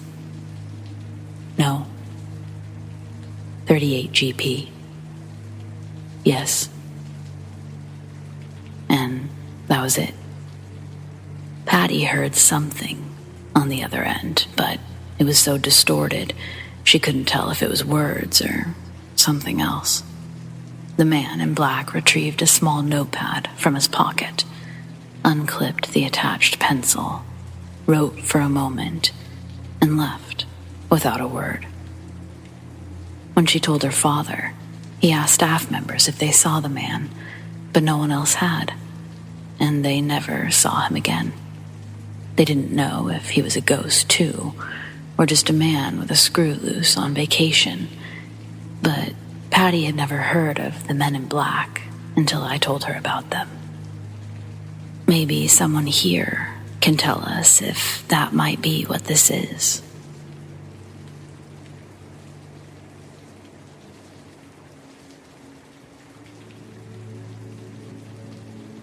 The weatherman warned of an approaching storm on the evening news, but the rain had already made its way to where I lived. It was Thanksgiving night.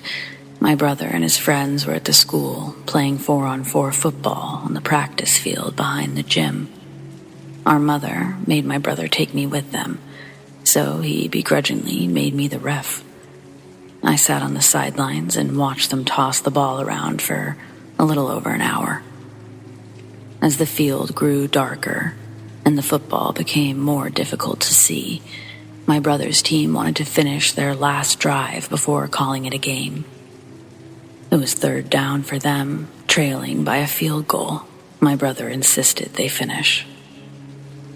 So the 8 boys line back up, and the cold pigskin briefly brushes against the frozen grass before being fired backwards into my brother's hands. He steps back and launches the first pass, sailing over his receiver's head.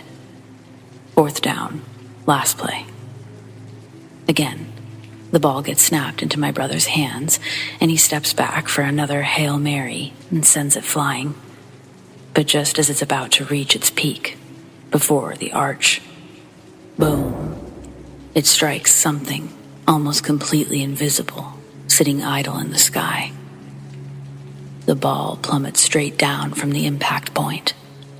All of us just stood there staring at this object, barely visible and completely silent, aside from the metallic thunk from the football. The only way to follow it with your eyes would be to focus and watch the stars disappear and reappear behind it as it flew by. I saw my brother pick up the ball and drop it.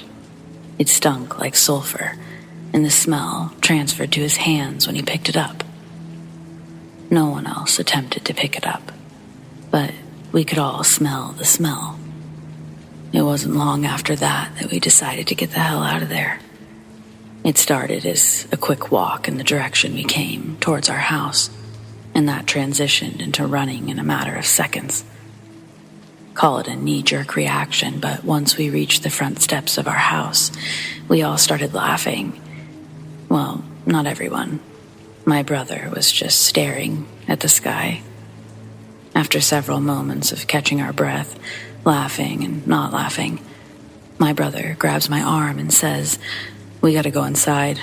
You all should too. Bye, guys." And he rushes us inside, closing the door on his friends. I wish there was a little more to the story, but the rest of the night, my brother just made us stay inside. My parents couldn't understand why he was paranoid, and my father, mostly upset that we'd lost a perfectly good football, asking why we couldn't just be honest about what happened. Of course, we were being honest. You expect your parents to just believe you. Believe you when you lie. Believe you when you tell the truth. They should just believe you. But our parents just didn't.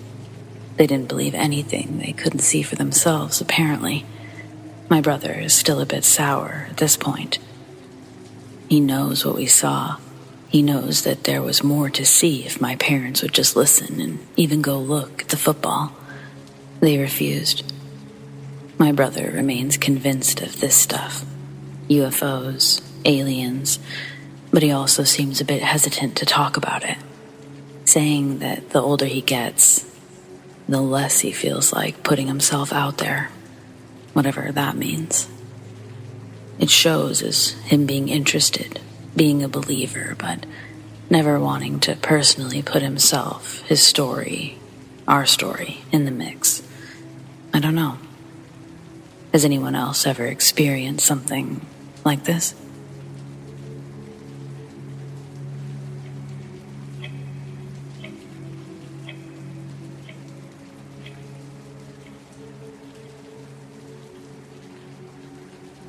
I grew up in sort of a rural area in Michigan. Not exactly middle of nowhere, just definitely no streetlights, neighbors far apart, that sort of thing. I remember one night I was laying in bed. I was young, probably 7 at the oldest, and I saw lights pierce through my curtains. It was unusual to see. Even at that age, I realized I was seeing something I hadn't seen yet. I remember getting up out of bed and walking toward the window of all places. My house was usually filled with nighttime sounds. The buzz from the TV that was turned on but probably on a black screen by now. Our dogs faintly snoring. Sounds like that. Before the light, you could hear those sounds. And then somehow, the light brought with it a blanket of silence. So yes, I was curious. What was this light? Before reaching the window, it was my mother's voice I could hear. She was saying my name. No, she was screaming it from behind.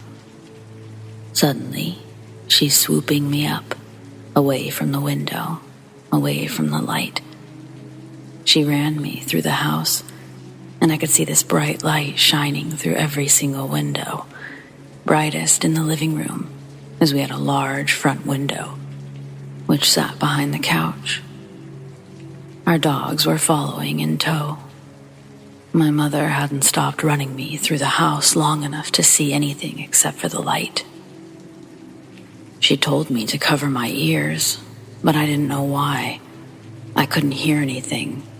But she looked like she was in pain. She was holding me, so she couldn't cover her ears. I remember cupping her ears. Eventually, we ended up in the master bathroom. Mother shuts the door, but before doing so, she grabs the corded phone on her nightstand and brings it into the bathroom with us. She's frantically dialing someone, and as she does, I'm drawn to the window just above the shower in her bathroom. The light, it's so intense. For the first time, I can see it's changing colors. It goes from being blinding white to blinding blue. Like some sort of police lights, but missing the red. I hear my mom telling someone over the phone that these lights have been surrounding our house for several minutes. She tells whoever that she saw it before the lights came on, and that it was silent and huge.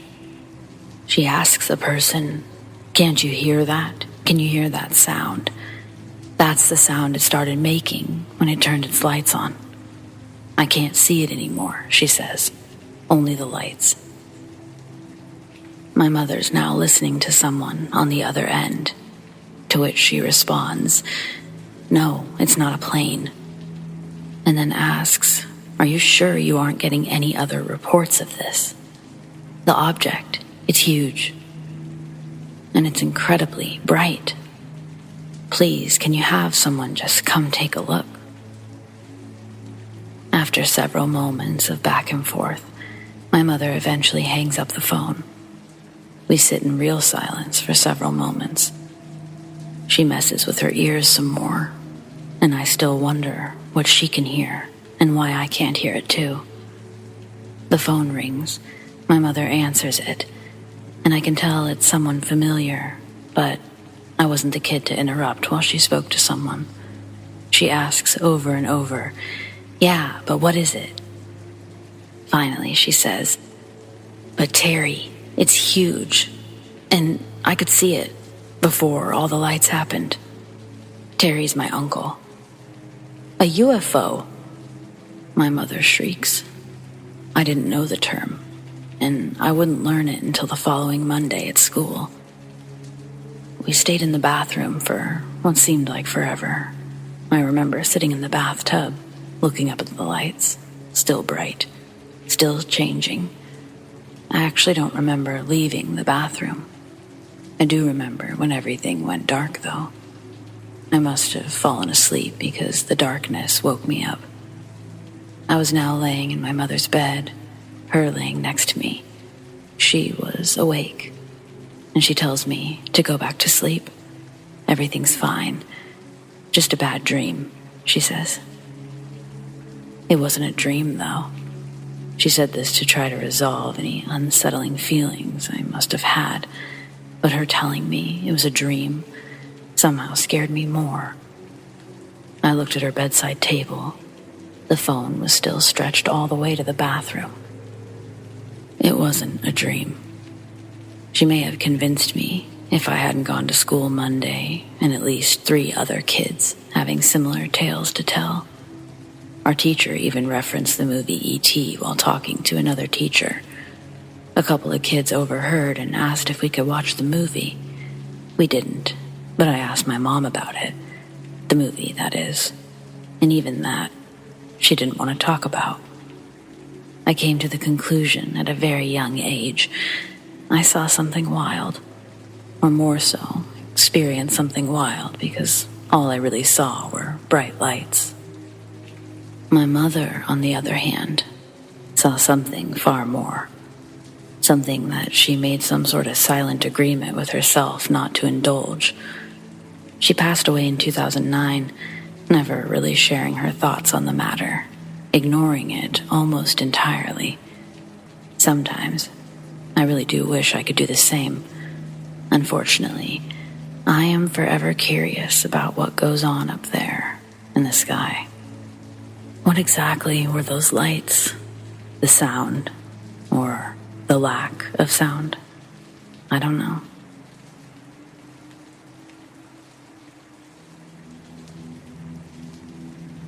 When I was around 4 or 5, I lived with my mom in the Philippines. Back then, it was always a fun pastime to share stories about hauntings with my cousins and friends, but I personally never had one at that point. That all changed one night. As a kid, I had very vivid nightmares that I considered to be extreme for a child like myself to handle. Because of these dreams, I have a habit of waking up in the middle of the night and being afraid to go back to sleep. Unusually, I woke up abruptly one night, but I don't remember having a nightmare that time. Then I had the sense that I should look behind me, like when one's watching a scary video and you feel the need to check your surroundings. Before I did, I looked at my mom, who was in a deep sleep next to me. After doing so, I looked behind me to my pillow, and to my utter dismay, there was a man lying down on my pillow as I sat up. I'll try my best to recall what I saw in detail, seeing as it was about 14 years ago now. The man's face had a weird look to it. His skin was painted with what I could only describe as camouflage, like the ones that soldiers used on themselves. I got only a brief glimpse, but he looked like he was resting, both eyes closed. He made no interactions with me, nor did I attempt to interact with him. I quickly turned back to look away from what I just saw, and I began to mumble prayers to myself. I began to break down, and that's as far as I can remember. I don't remember if I got sleep that night or what I did after. I believe about a year before that experience, my grandfather from my dad's side of the family had passed away. I didn't know much about him, aside from small calls I got from him and my dad. Interestingly enough, when I brought this story up to my grandmother years later, after moving to California, she said that it might have been him paying a visit. She told me that he was a veteran. He served in World War II. I hadn't known about this prior to her mentioning it, and in retrospect, I guess the camouflage thing makes more sense now. It was a really weird experience because it was the only time I could say that I've seen a ghost. My grandfather's, to be exact. Ironically, I don't have a strong feeling towards ghostly presences anymore since my move to California. It's almost like I don't believe in them anymore. But that one experience was so vivid and traumatizing in a way that it always reminds me to believe that there are more than we know out there.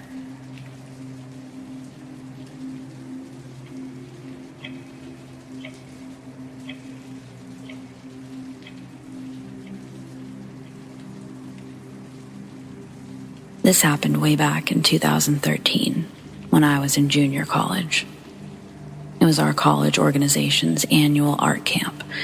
For a short description, we're all in the fine arts department, and our organization holds this art camp where there's seminars from our professors and mentors, and all in all, team building activities. It's usually set up in a recreational venue. So, as I said, I was in junior, and it was our year as the officers of the said organization. So, we're the ones who chose the venue, planned the games, itineraries, and such. To give a brief description of the place, it's a rural area around Laguna in the Philippines. It's a huge recreational area with a hanging bridge leading to a campfire, pool area, and obstacle courses. In the middle of the venue, there's a huge open space function hall where the seminars were held. Our cabins were hidden by trees located far behind the hall. The first cabin was for the mentors and professors, while the last two were occupied by higher year students. The middle three were occupied by the rest of the students.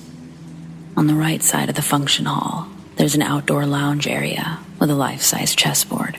If you walk straight further, there's the obstacle course area. Further from it, the pool and the foresty area where the campfire and hanging bridge are located. This particular story was experienced by my classmates. It was already night, around 8 p.m. Our scheduled seminar was already finished and everyone was done with their dinner. Some of the students were chilling in the patio area of the cabin, some walking around, and others, us, the officers, were busy planning tomorrow's activities. The guys, Gab, Wally, Kev, Alan, and Hero, were chatting and chilling inside their cabin. One of them decided to explore around. Hero suggested that they play at the chessboard area, so they decided to go, all of them, except for one. Gab approached Frank, a freshman, dozing at the top bunk. He asked if he wanted to come with them, but Frank was sleepy and he said no, turning his back to them. Before leaving, Gab asked Frank if it's all right to borrow his slippers because he had none, and Frank signaled okay. So the five guys were heading out of the cabin, fooling around, laughing. They look around and they saw students slowly heading to each of their cabins to rest. They were almost a few yards away from the chessboard when Gabe noticed that someone was walking parallel to them. The guy was heading to the large old coconut tree adjacent to the chessboard area. Gab was confused and stopped walking. Wally, Kev, Alan, and Hero noticed the walking guy as well. It was already dark, and with minimal lights around, it was hard for them to see far. Gab tried to rub his eyes and he recognized the walking guy. It was Frank. They all shouted, "Frank, come here!" Hiro realized that Frank stopped walking and turned to them. No expression at all. Alan was confused as well, and he asked if it was really Frank. Gab realized something creepy and faced the guys. "How could it be Frank when I'm wearing his only slippers?" he mumbled nervously. They all looked at the guy that they were calling earlier and noticed it continued walking, and then suddenly disappeared behind the old tall coconut tree. The guys collectively gasped, ran, and shouted loudly back to their cabin. When they reached the door, Wally opened it, only to find out that Frank was sleeping deeply with his headphones on. They woke him up, slapped him softly, and asked him if he was okay or if he had walked outside. Frank rubbing his eyes open, saying no, confusedly. The 5 guys had gotten so scared that they were trying to outrun each other, heading to our cabin to tell us what happened. I was so scared, but not actually surprised, since it felt creepy around the area during nighttime. It just felt really strange and off. I had my experience the night before, but I wasn't sure it was paranormal. I was the only one awake at the time. It was 2 a.m., and I hear giggling around our cabin, like kids running around, chasing each other. I also noticed silhouettes walking past our screen door, though I personally tried to dismiss it, thinking of it as some of the students were just still awake, fooling around outside. But I wasn't able to sleep until 5 a.m. So, I believe that place had ghosts and elements in it, as per the recount of some of the students as well, not just mine. You can easily tell if something is creepy in a place just by the feels it gives off.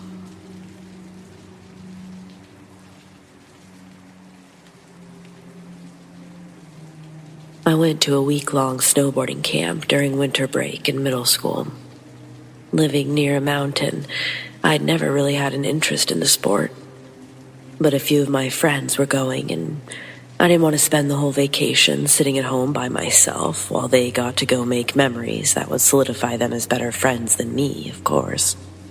So, a week earlier, my dad takes me to a little winter sports shop to get my board, required gear. The camp had sent out a letter explaining everything I'd need to be prepared for the week.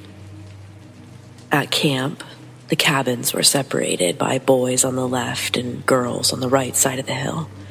Then, we were grouped off by skill levels. I was assigned to the Green Gecko's cabin, meaning for one whole week I'd have to wear a bright green t-shirt with a smiling, toothy gecko on it, while rarely getting to see my friends because they were in the intermediate cabins. Each troop had 5 girls and a counselor. The cabins were relatively big, and on the left and the right walls are 2 bunk beds each, then 1 normal bed toward the back wall for the counselor. I got the bottom bunk, but each bed had a little window, probably 24 inches by 12 inches, longer than it is wide. You could open the window to let in air, but there was a thick mesh screen to keep the animals out. Since getting there, I've kept my window open while sleeping. I enjoyed breathing in the crisp air while in my warm sleeping bag as I dozed off. But midweek, I thought I was still dreaming when I was awoken by someone whistling to get my attention. Assuming one of my friends had snuck out, I rolled over and looked through the mesh. But peering through the other side of the fabric barrier, there was a girl, and she looked identical to me.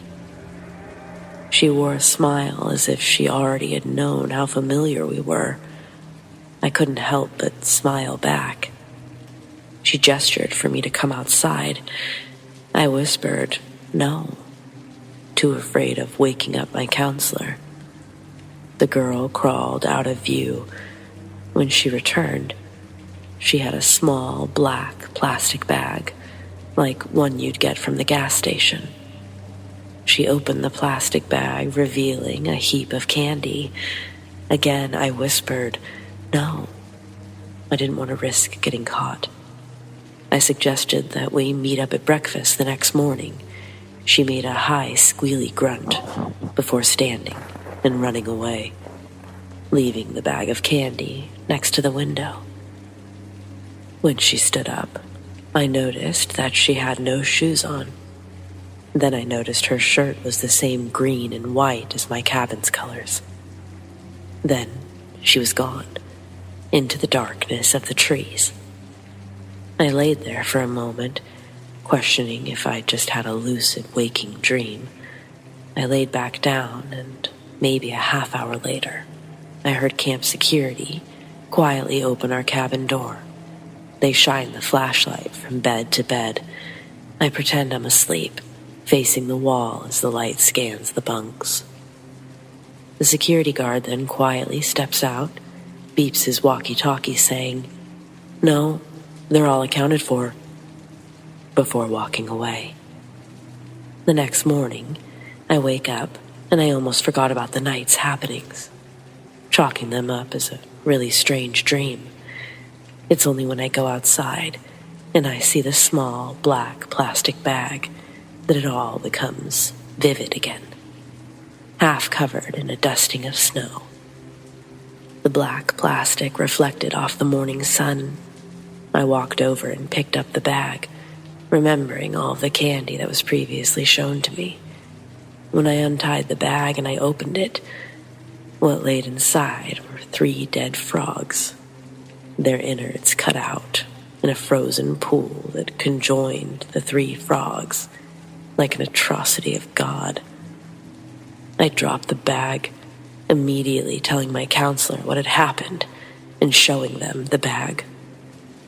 At breakfast, I never did see the girl that looked like me. For the rest of the week, camp security heightened their patrols on their snowmobiles around the cabins.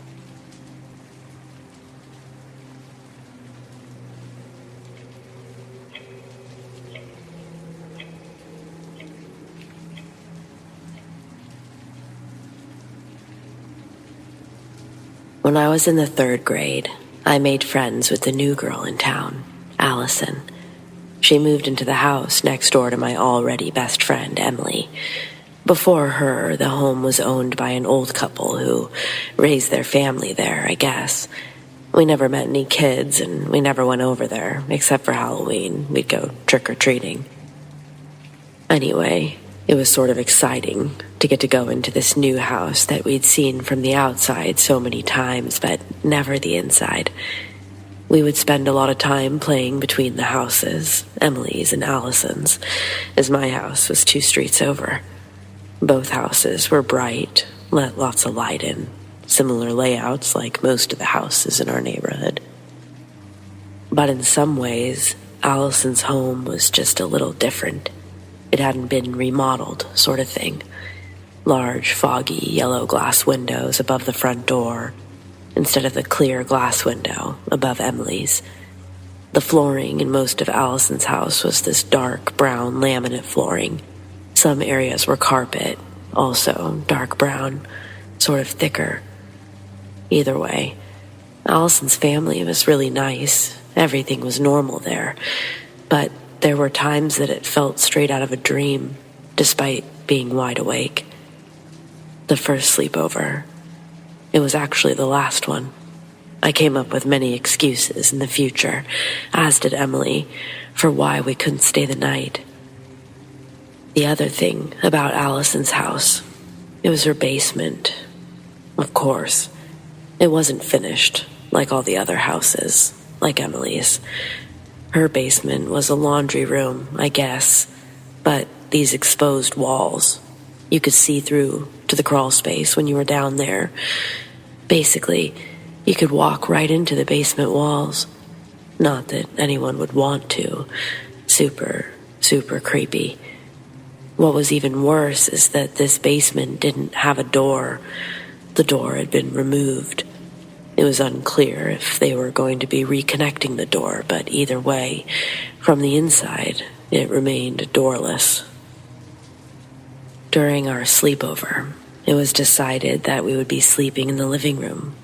I'd opted to sleep on the couch since I wasn't really fond of the floor, and I didn't want to crowd on a chair. As I lay on the couch, I'm immediately uncomfortable by the fact that I have a perfectly clear view of the basement doorway. A dark hallway that's only made lighter by the fact that the basement area is pitch black. It's from there, this vantage point, I see something shadowed emerge from the doorway. Immediately, I jump up, letting out a scream before covering my mouth to muffle the scream. Both Allison and Emily don't know what I'm doing, and they ask exactly that. Feeling like a fool, I explain myself, but I only felt more foolish as they grinned at me. I took my place on the couch and I just faced the other direction. Of course, this just made me feel like I was being watched from behind, so I opted to sleep on the floor with the other two. As we tried to fall asleep, well, Emily and I, since Allison was already sleeping, we turned off the TV and just joked around in the somewhat dark living room. The glow from the kitchen above the stove light provided just enough light for us to kind of see each other. I then see Emily's face, and I can see that she's looking just past and above me. Her face goes from normal Emily to something I've never seen. I don't even know how or why we both jolted up at the same time, but we did. I quickly turned to face the direction that she was facing, the direction of the basement. I see nothing, but it feels awful to look in that direction. I feel Emily grab my arm, then my hand. She looked like me, she said softly. What? Who? I said. But Emily didn't answer further. Instead, she laid back down and said, maybe we should just go to sleep. And I guess that's when we both tried and eventually succeeded in falling asleep. I didn't stay asleep, though. I woke up. No idea what time it was or how much time had passed because I didn't move. The sun hadn't come up yet. I woke up to Emily, but it wasn't Emily, it was her voice. It sounded like she was talking to someone in the other room, in the basement. I almost followed the sound. I thought she was saying my name. My body moved and I was almost up. But then I saw that she's laying right next to me. I don't know why there were two Emilys. I don't know what happened to Allison's house. But something just wasn't right. Hated that feeling so much. Is that what an evil spirit feels like, you think? Why did it choose Emily's form? Has anyone else ever experienced anything like this before?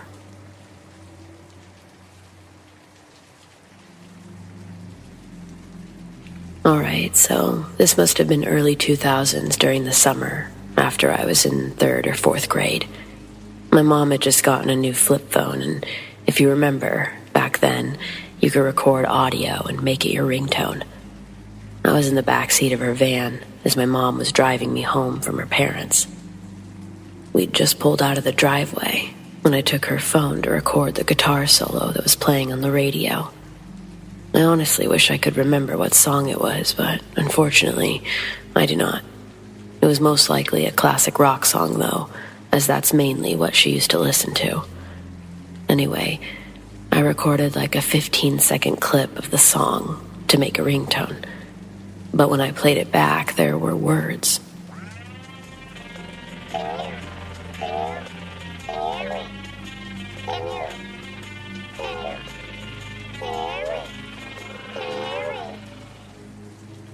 It was very clear, and I showed it to multiple people that all heard the same thing.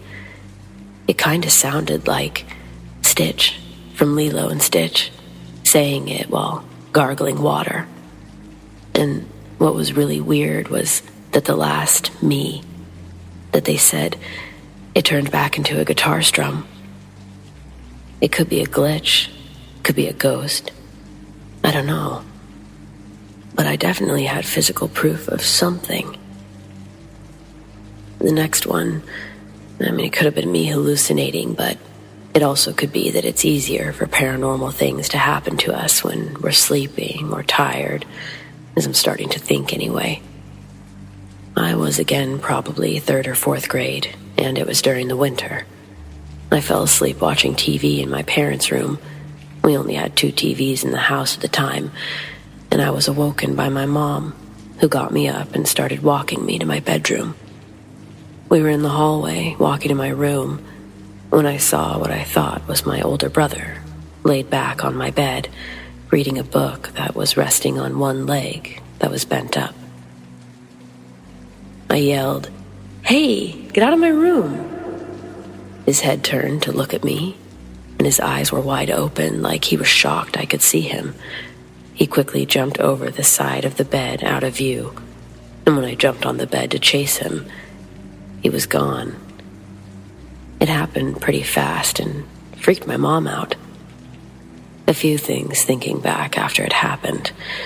The lights were off, but he was kind of bluish in color. He was also wearing oldish-looking glasses, which my brother did not wear at all.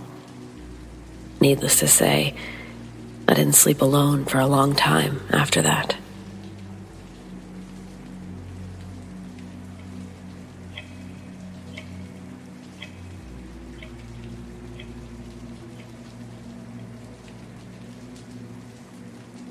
Last night, or this morning, I get a call at 3 a.m. It's my friend Daishi, and he's trying to FaceTime me. I probably would have ignored the call, but we never FaceTime each other, and usually when someone's calling that late into the night, it's most likely an emergency. So I was automatically a bit nervous at what I was going to see when I accepted the call. It connects, and his screen opens up. My picture in the corner of the screen works fine, but his feed is a black, glitchy mess, and the audio's equally garbled. What I do hear, through the sharp, choppy static, sounds like a woman screaming in Japanese. Then, the call ends, disconnected from his side.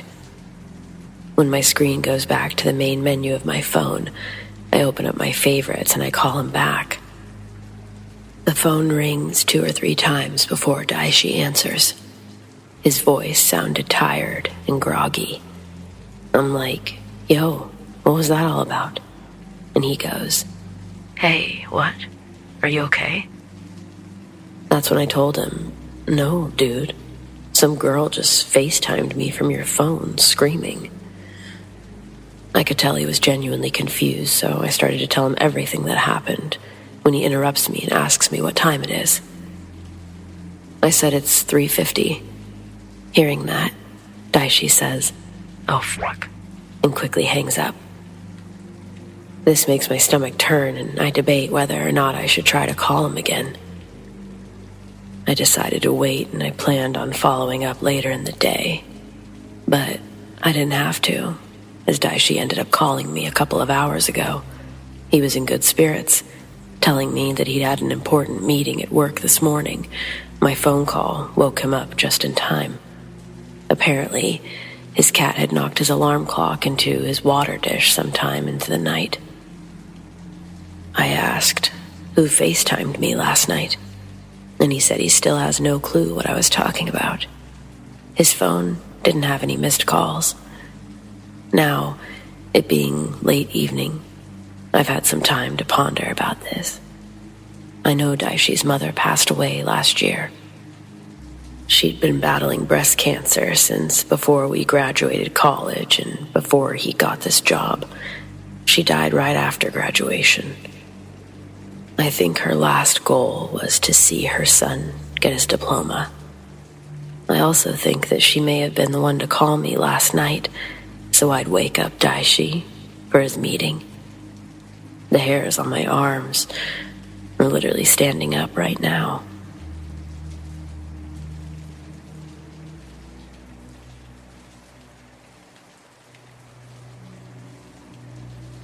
For as long as I can remember, I've never been able to escape the paranormal.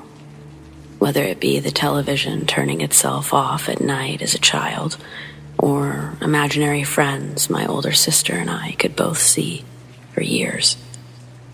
I've grown to become almost desensitized to anything out of the ordinary. Out of all the things that have come in and out of my current home, there's one being that's been there for as long as I can remember, and quite the odd one at that. For simplicity's sake, I'll just refer to him as Old Man. He's often heard walking throughout the basement, mostly in the spare living room that connects to another spare room. He's not spoken a word to any of us, but he really seems to dislike my mother's best friend, as when she lived with us for a short while, he'd bang on the laundry room walls when she was alone in there, and she'd swear up and down that he'd told her to get out. Nobody else had ever been told the same. Typically, the most that we would get was a whisper calling our names. And who knows if that was even him in the first place. So this was always perplexing to me. Personally, I think the Old Man is all right. He's been docile with my family, never moves things or bugs any of us. I've only seen him briefly here and there, but the description I have of him, it matches what everyone else in the house has seen of him. And everyone, except my mom's friend, can pretty much agree that he's harmless. When my room was in that spare room connected to the basement's living room, I'd often come home to an empty house after school and crash for a couple of hours while waiting for anyone else to come home. Sometimes I'd be so tired from staying up too late and having to get up so early that I'd fall asleep with the lights on. And in those cases, I'd wake up 90% of the time with the lights having been turned off for me. Nobody in my family ever admitted to doing it. And my parents really wouldn't have been the type to turn the lights off for me to sleep, since they found my messed up sleeping cycle and daily naps to be frustrating. With both of my siblings being gone most of the time around then, it was also unlikely that they'd lie about doing that for me. So I can only assume that it was the Old Man who had helped me out with the lights. I've always wondered if perhaps he's some sort of guardian, yet the way he acted towards my mom's friend contradicts that, since she's by no means a bad person or deserving of that. Though I can't even say for certain that it was the Old Man who did any of that, since she never saw him when the walls were being banged on. I wonder how many of you have had similar experiences with a being acting hostile to some while docile towards others.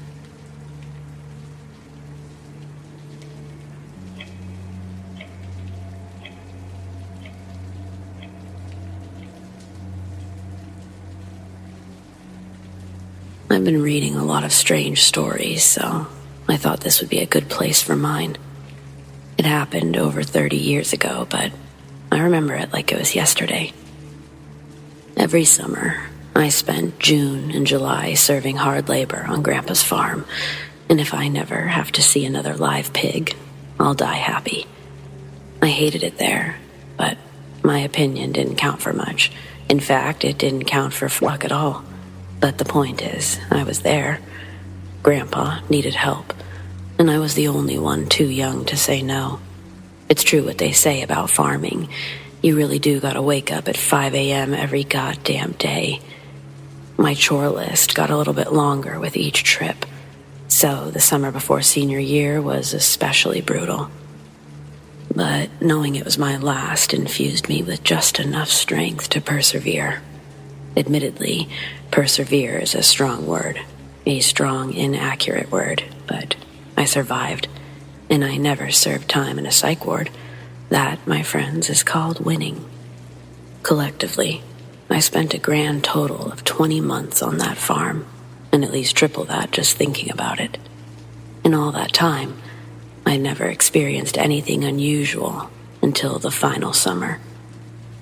Luckily, this actually has nothing to do with farming, only my grandpa's house, but more specifically, his basement. It was the morning of June 11th, and I was coming downstairs to breakfast when the old man's shrill curses reached my ears. I almost turned around, but that would only make things worse.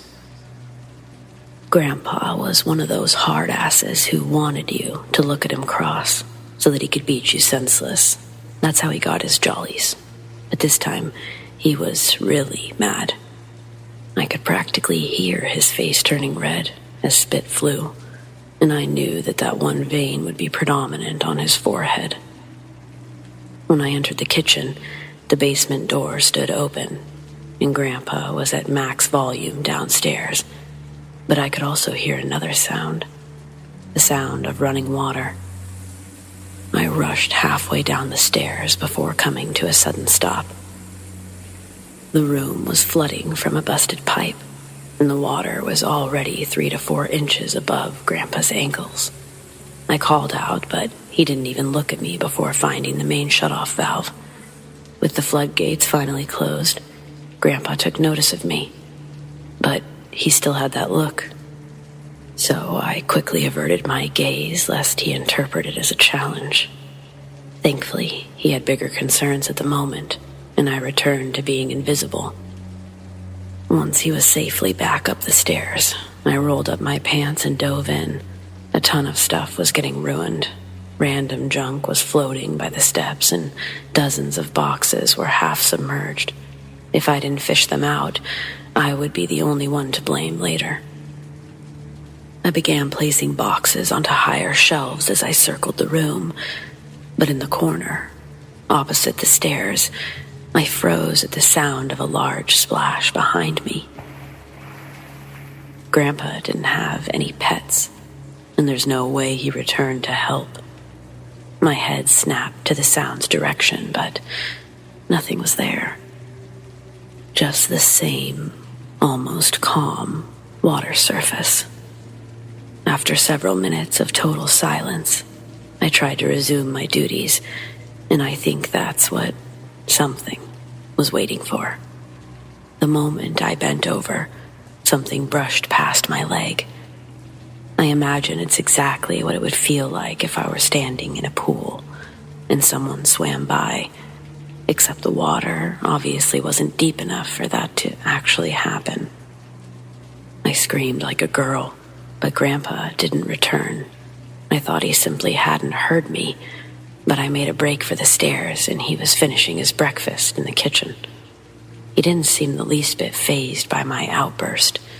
He didn't even acknowledge me. All he did was mutter about expensive repairs and today's pansy youth.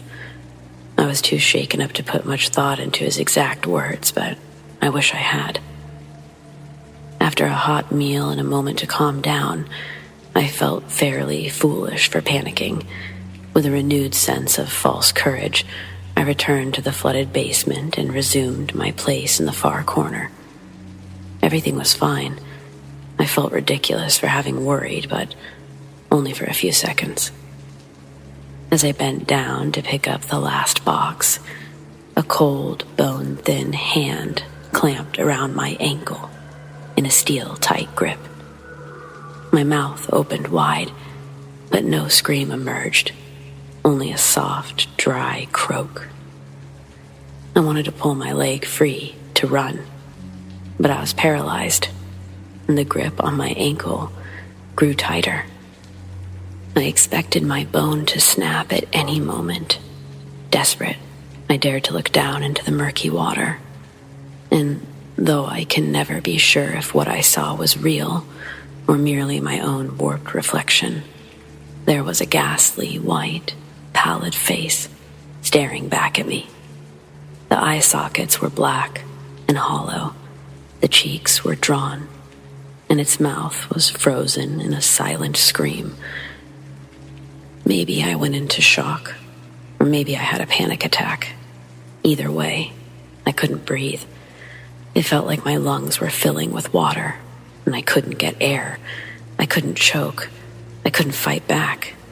I was completely helpless, and I have no clue how long I stayed that way. I only know that eventually, Grandpa was there, holding my head above water, shaking me like a crying newborn. I wasn't standing anymore. I was lying in the water, and the old man looked every bit as terrified as I felt. We didn't speak about what happened. He helped me upstairs. We called some plumbers, and they had the basement empty by that evening.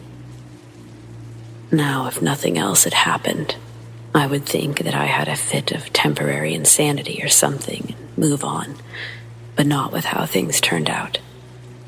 Grandpa's pipes were so old that they all needed to be replaced. To do that, a lot of the walls had to be ripped open, including one of the basements. There was a body in that bitch. The police were never able to identify the remains, but it was a male, and the top half of the skull was missing. I've just never really been able to process the whole thing. Sometimes I wonder if Grandpa killed that man. He fought the plumbers every step of the way. The police talked to him for a really long time, too. They didn't leave him alone until he got a lawyer. But that doesn't necessarily mean anything, does it? The old man died about 15 years ago, and on his deathbed, I asked him if he did it. But his mind was too far gone to answer. I guess it's one of those things I'll never know. But it feels much better to share my story with people who will believe it. Thanks for that.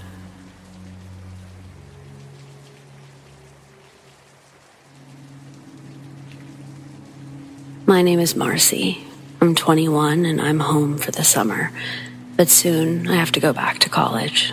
And that's why I'm here with you. The commute involves a 4-hour ride through the endless sea of cornfields. And it's incredibly boring, especially if you go alone. That's why I wanted to find a few traveling buddies. But in the end, I only had Kathy and Margot. I didn't know them, and they didn't know each other. But we had a few friends in common. Kathy actually needed to stop about an hour before the cornfield leg of the journey, but Margot was stuck with me the whole ride, so ultimately, still a win. At least I thought it was. Apparently, Kathy and Margot really hit it off. Enough for Margot to ditch her own plans for a romp in the country. I definitely didn't see that one coming, but there was nothing to do about it. Nothing but get the next 4-hour drive over with. The cornfields began right on time and stretched as far as the eye could see. Within 30 minutes, I was already beginning to doze off, and by the hour mark, I realized loud music wasn't enough to keep me going. It was only 10 p.m., but there hadn't been a single change in scenery, not even a passing vehicle, to break the monotony of that fucking corn. I almost didn't believe it when I saw a human-shaped blob come into view on the side of the road. I didn't think it was an actual person. I figured it was just a discarded piece of junk that looked weird in the distant light of the high beams. But once I did realize it was a man, I genuinely didn't know what to do. I didn't have much time to think it through. Normally, I would never stop for a stranger, but I considered it out of concern for their safety. Anyone in the middle of this road, on foot, had to be in a bad way, and that line of thought kind of made me think to keep driving even more. If he was in trouble, what would I be getting myself into? If he wasn't in trouble, why would he be there, flagging me down? If he was dangerous, what the hell could I really do about it? I didn't have a weapon, except for the car itself, of course. Either way, before I knew it, I was passing him, pretending not to notice his waving arms. I glanced in the rearview mirror to see his stationary form quickly engulfed by the darkness as I accelerated. Within a few moments, my heart rate slowed, and I was wide awake. I'd been on that road for almost 2 hours by then, and knowing another 2 were ahead made me want to cry. With the aid of unnecessarily loud rock music, I was able to put the stranger out of my mind entirely for almost 20 solid minutes.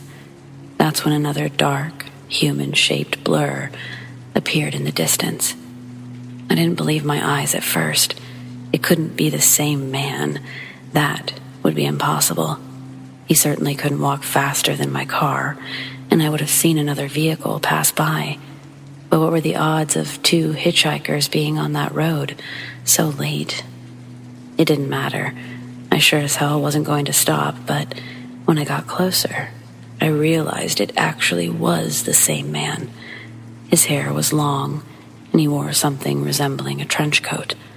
My heart stopped, and for an instant, I wondered if I had fallen asleep at the wheel, but I'd never felt more awake in my life.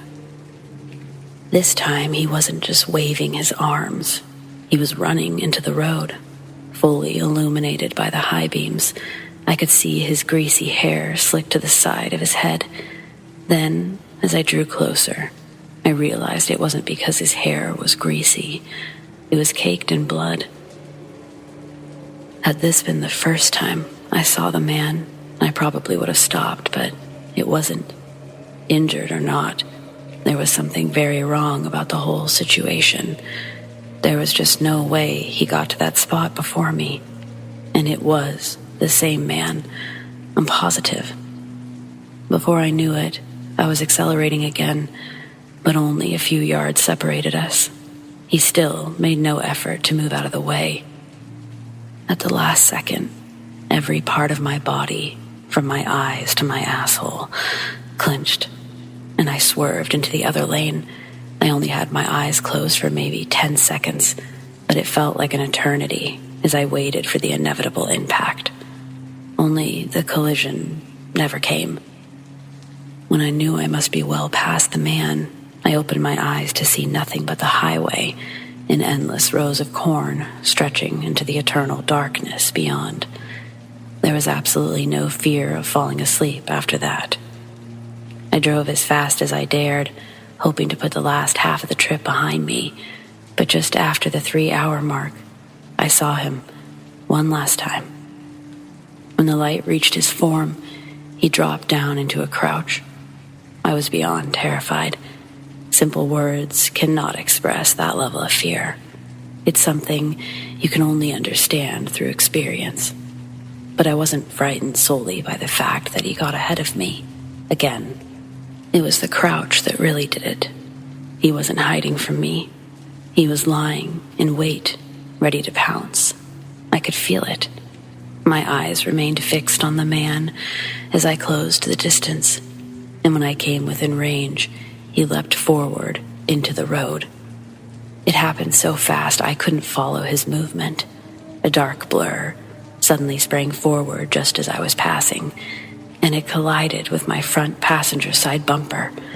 I felt the impact as I swerved, and this time, I lost control of the vehicle. I didn't know what to do. No one taught me how to handle this situation, but I managed to bring myself to a stop before the entire car was in corn. Had there been a ditch or something harder than corn stalks, I would have been stranded, or much worse. Terrified that the man would reappear any second, I reversed into the road, expecting to see a lifeless form on the pavement. But there wasn't. There was no sign of the man or blood. I wasn't about to get out and look around. I considered calling 911, but when I played the conversation in my head, it seemed like a bad idea. Nothing I experienced made sense. They would have probably asked me to stay put and send an officer to see if I was drunk. I was not staying out there for one more second. I was a nervous wreck for the rest of the drive, even after I got out of the cornfields. Every hill I topped, I expected to see the man again. My heart stopped dead each time I mistook something for his figure. But finally, I made it home without another incident. I'd worried about the damage to my car, but there wasn't a mark on it. I don't understand how that's possible. There was no dent, no blood, not even a scuff. Seriously, what the hell happened? I can't avoid that stretch of road without adding several hours to my trip, but I'm beginning to think it's worth it. I just couldn't handle going through that again, not even in the daytime.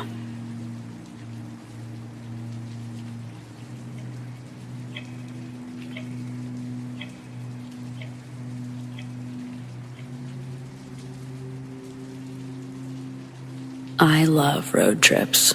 There's nothing more delightful to me than to get up an hour before sunrise and hit the road to a destination some hundreds of mile distance. However, there are occurrences in the wee hours when time gets thin and reality blurs around the edges. I'd like to share 3 of these stories that all share a phenomenon that I've called the screaming between.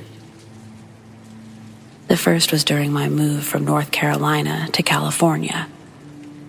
I made it in a 4-day blitz across the continental U.S., which I was pretty proud of. Day 1 passed with no trouble. Moving from Goldsboro, North Carolina to Prattville, Alabama in about 12 hours. Day 2, I got all the way from Prattville to Baton Rouge, and I knocked off early to enjoy some beignets and gumbo. Day 3 was the day that I heard it. It was about 4 in the afternoon, with a relatively clear day around me. October isn't the hottest time in Texas, but my AC had quit working, so I had the window down. VNV Nation's Nemesis was blaring out of my shitty Honda Civic speakers when I heard a god-awful shrieking. It was like the sound of a big sheet of steel being torn lengthwise. In a panic, I turn off into a small pullout on the side of the I-10. Before I can even begin to figure out what's going on, rain is hitting the car. A couple of drops, then a torrent. And just ahead of me, where the road dips a bit, I see a runnel of water start. I look to my left, down to the south, and this massive thunderhead is pulling from behind a butte, and this wall of water is starting to pour across the road. Never saw anything like it before, and I was stranded there for a good 40 minutes as this flash flood poured not 20 feet ahead of my car, across the road. The next time was a road trip to Idaho, from my new home in the Mojave.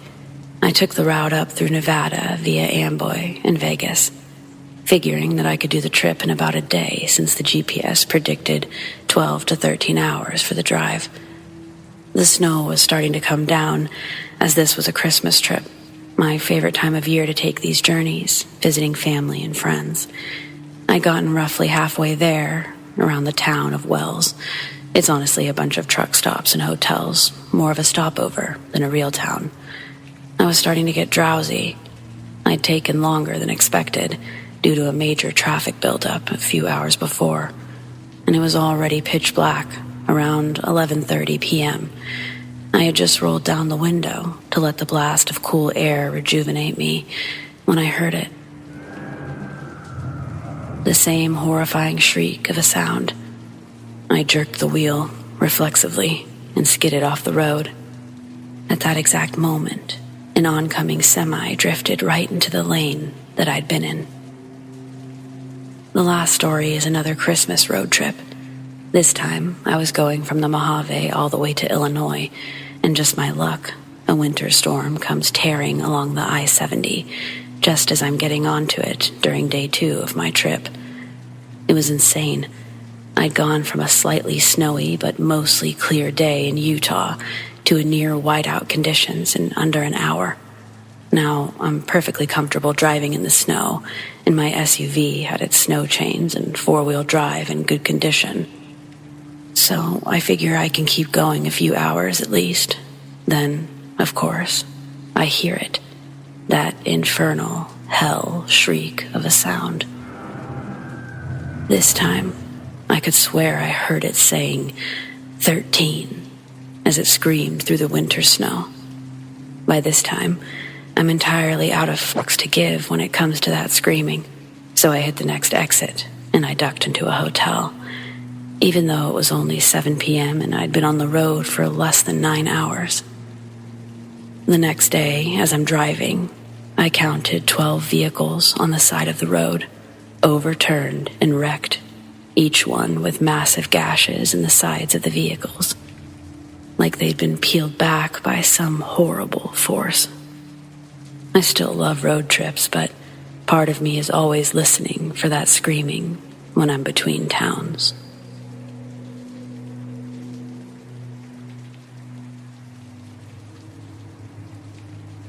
So this isn't my personal story. It's from my friend Jackson.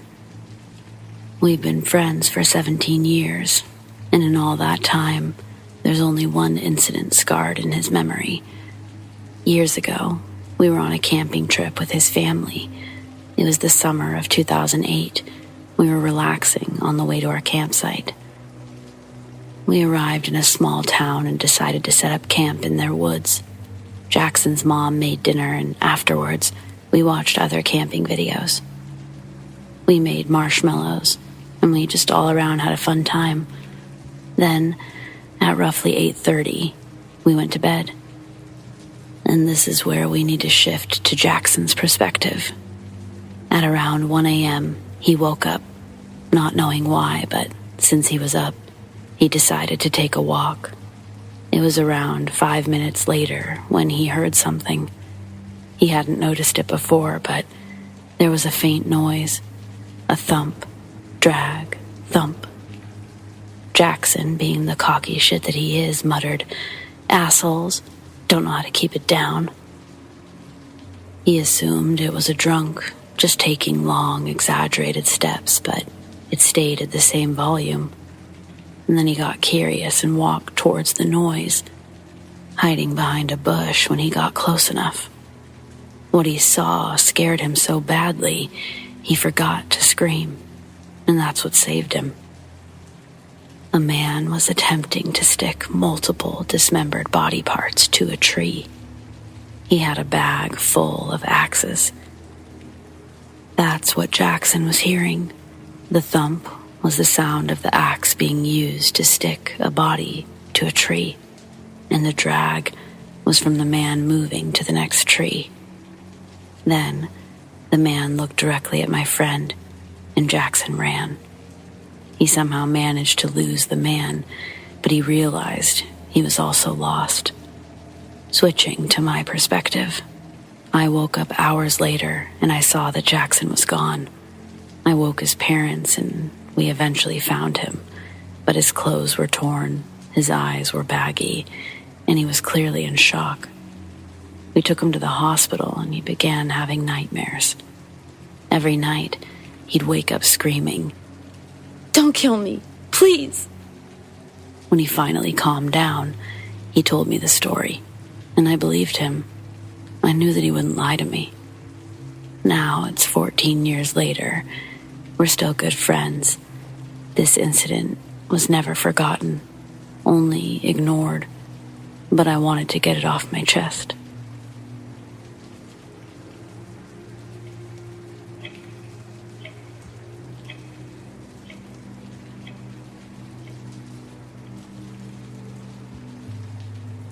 I recently shared this story in a True Scary Stories Facebook group. I got a lot of feedback from people who lived in this area. It felt good to finally share my experience, so I'd like to leave it here as well. Well, shortly after posting, a woman contacted me to threaten myself and my family if I wrote about this man again. She believes he's innocent. It spooked me so much that I took my story down. I don't need weirdos like her in my life. I've since thought about this and decided to share my story again, but anonymously.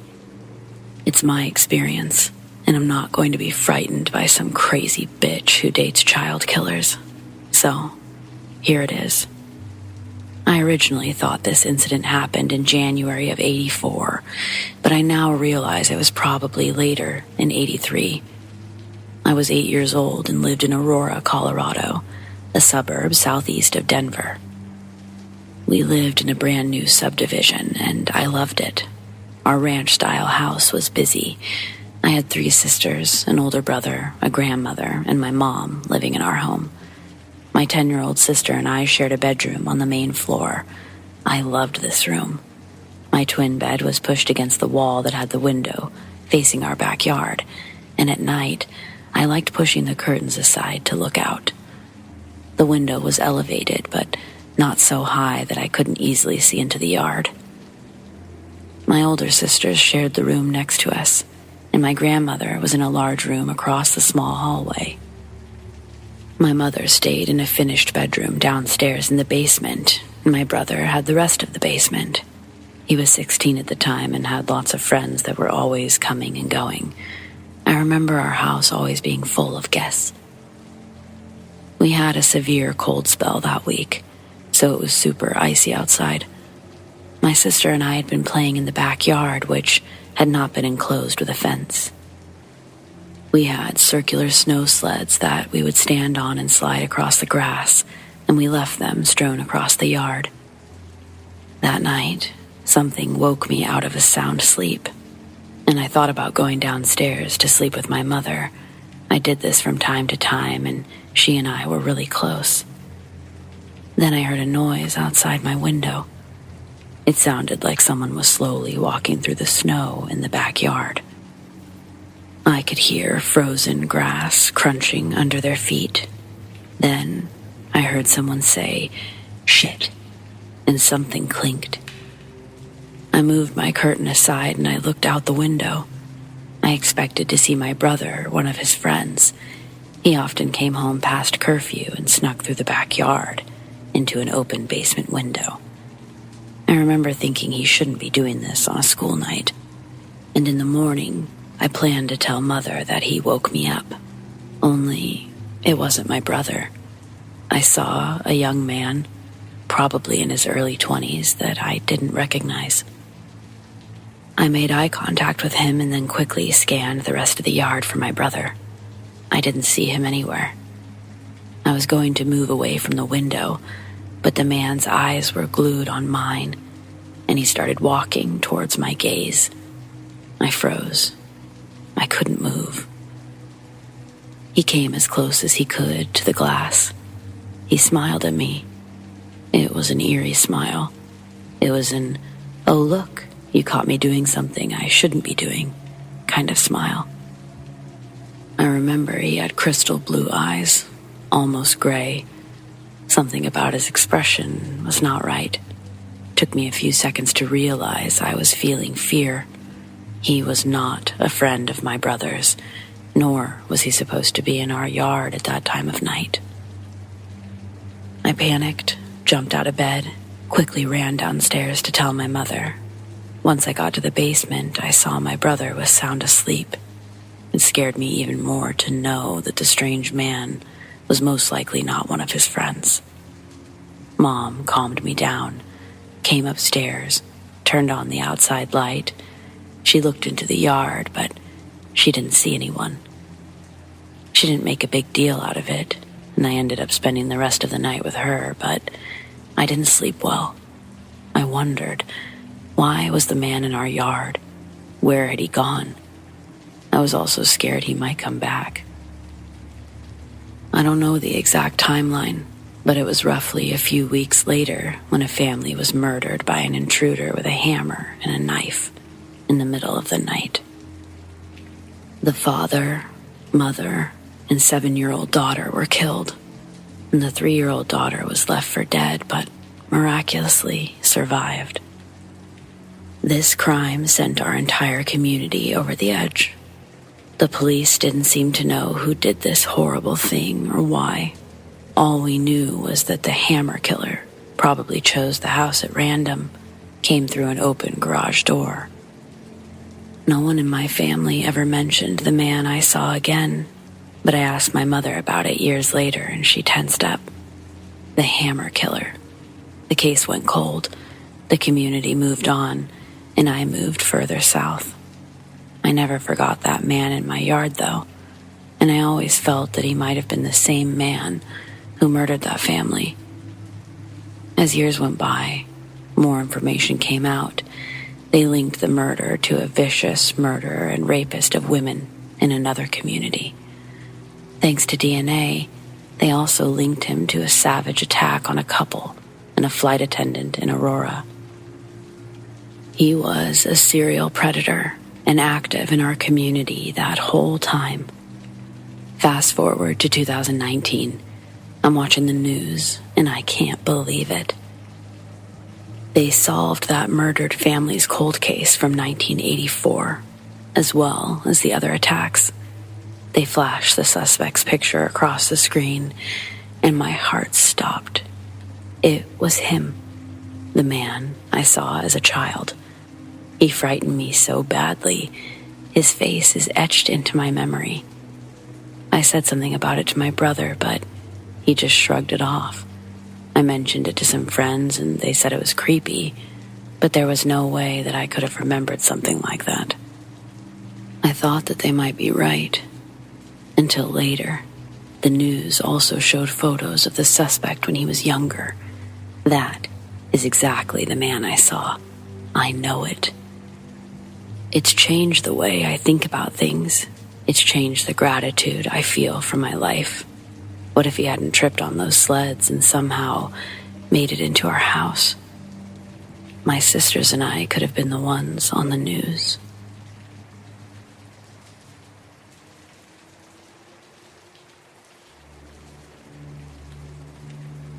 I heard something in my local bar that will stay with me for a long, long time. There's a regular who loves mountain climbing. He's pretty old now, and I guess he doesn't climb that much anymore.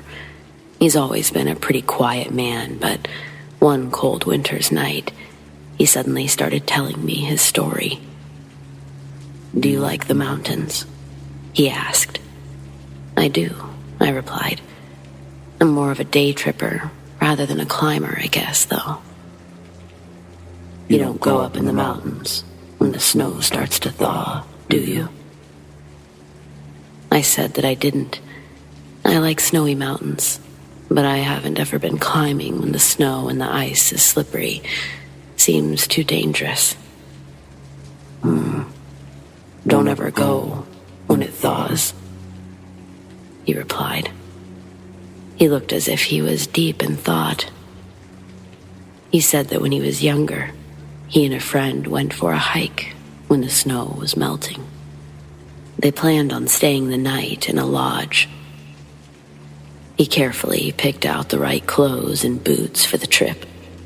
The melting snow was going to make the climb harder, and precautions were necessary. You need good eye protection and a hat, because when the sun rises over you, it can burn and blind you. But since it was still cold and not yet spring, the biting cold can come back in the blink of an eye. The wind is just as harsh out there in the elements. He said that luckily the weather wasn't as bad as he thought it might have been. He and his friend were in good spirits, and the pair were making good time with their climb.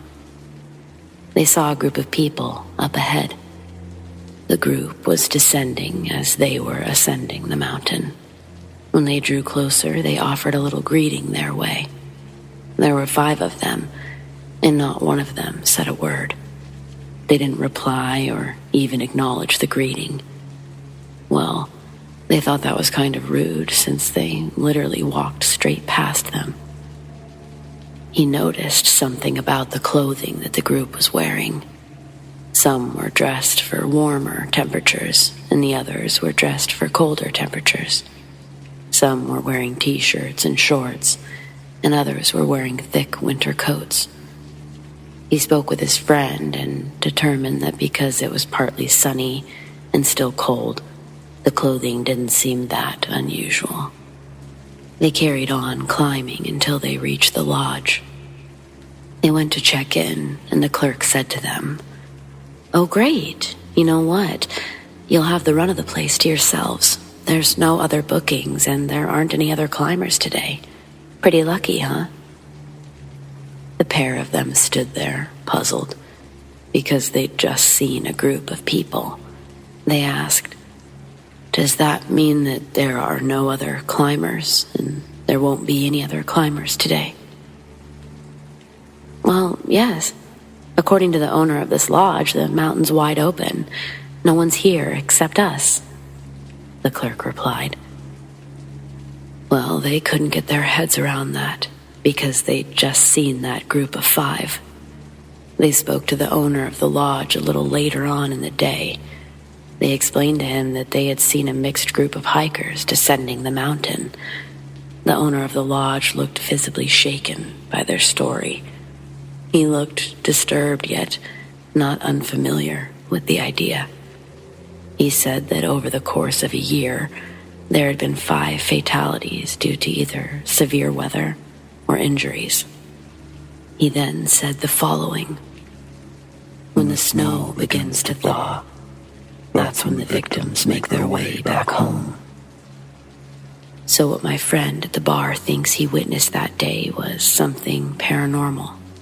Those 5 silent people who seemingly didn't acknowledge him and his friend, dressed in different clothing for different seasons.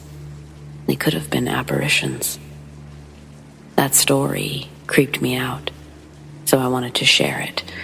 For me, there's always something mysterious about the mountains.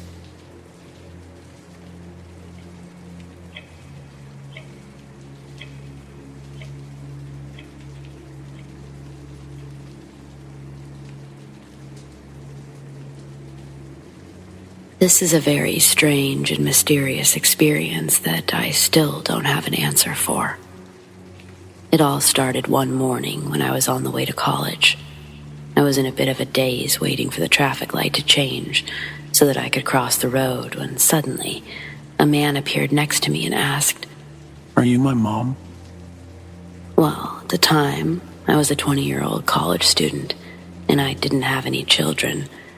The man looked to me as if he was in his early 30s. Clearly, I wasn't his mom. It didn't make sense. Naturally, I was pretty surprised by his question. With a little laugh, I replied, "I think you've got the wrong person." When he heard my answer, he kind of screwed his face up. It was as if he had been given some bad news, or he didn't believe what I had just said. His expression almost said, "Why are you lying?" I didn't like it. So the second the light turned green, I power walked away from him. Sorry if it's a little rude to say this, but I think he might have not been all there, you know. He could have been a few sandwiches short of a picnic. He was very skinny and wide-eyed. It looked as if he had been wearing the same shirt for days. It was only partially buttoned up. He had a rucksack over one shoulder, too. I'm pretty sure he wasn't homeless, though. Just a little odd. This was my first encounter with him, but I've seen him countless times over the years. He would wait for me every day by the traffic light. "Are you my mom?" He'd ask. "No, I'm not," I'd reply. That's all he ever said.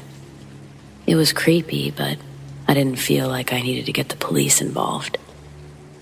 But then he started showing up in other places. He used to come to campus just to look for me. One day, it all got a bit too much for me. I was really stressed out with my studies and so sick of this weird guy following me around and asking that dumb question, so I yelled at him. I think I said something along the lines of, "Don't come back again, you creep!" I guess said is putting it mildly. I think screamed might be more accurate. After that, I didn't see him again. A year later, I graduated and went back to living at my parents' house while I was looking for work. One night, I got a call from a friend who was still living near my college. She said that she saw my friend, and I knew she meant him. She said that even though a year had passed, he spoke to her and asked about me. "Where's my mom gone?" He asked. She said he scared her, so she ran away. When she told me that, I didn't pay much attention to it.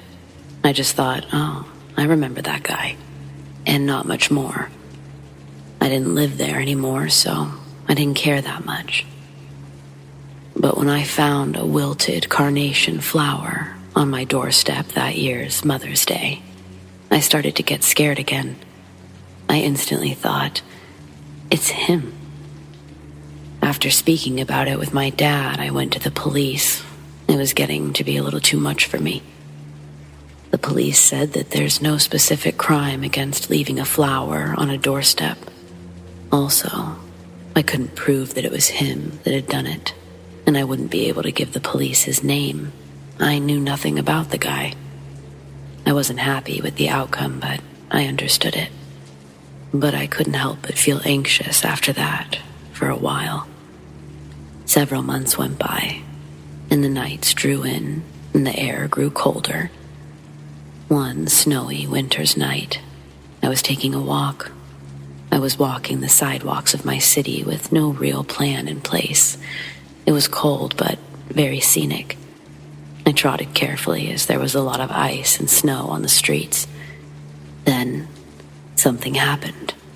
Something that would change my life forever. I heard the screech of tires. I turned to see a car skidding and colliding with other parked vehicles. I saw a pileup unfold in front of my eyes. I saw the unavoidable. A car came skidding towards me, and it was too late for me to get out of its way. I awoke after an unknown period of time, and I found myself wedged underneath a fallen tree and close to a car on its side. I hurt everywhere, and I couldn't move a muscle. I was likely in shock, too. My back felt as if it were frozen to the floor. I just felt like a dead weight. Pain pulsed through my body to the rhythm of my heartbeat. I felt so hurt and so helpless. Then, the car next to me went up in flames. I struggled against the weight of the tree, but it was no good. I was too hurt and too weak. I felt that it was the end for me. It was a terrifying realization. I heard a voice. I heard it as clear as a bell. Mom! Mom! The voice was calling.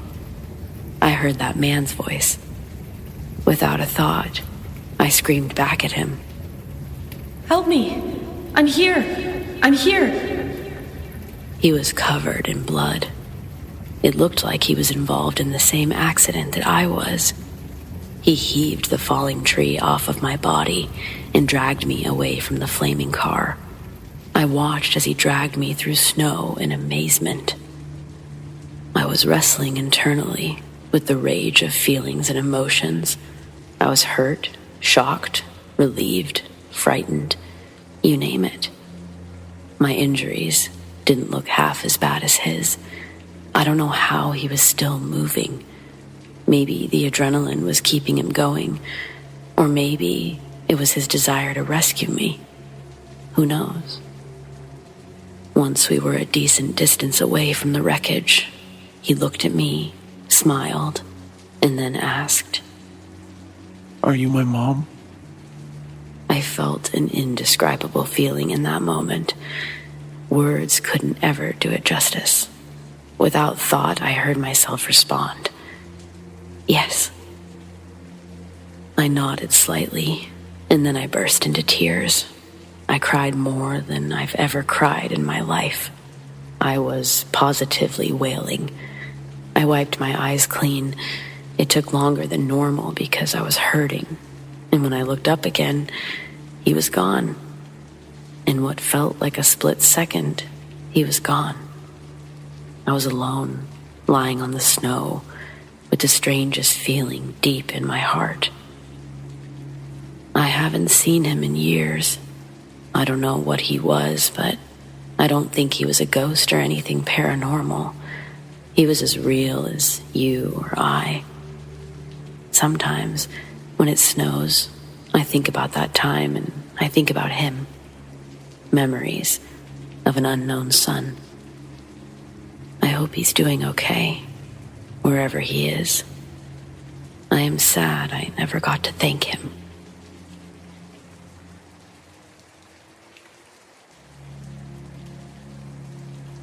So for quite some time, I've been planning on spending New Year's Eve in downtown Seattle with my family. Or at least I was. I'm not really sure what I'm going to do now exactly. I'm new-ish to the area, having just moved to Seattle from Olympia before Thanksgiving. The Space Needle is just a short drive from my new apartment. I thought it would be really fun to host family and watch the light show this year. I joined a group on Facebook to meet new people. This was back in November. The group was tight-knit and was meant for people that had similar interests. I actually met 3 really great people on there. One who's been planning to join my family this year at the Needle. However, of course there's a however, I also met some creeps, I guess. At least, I can only imagine that they found me through there.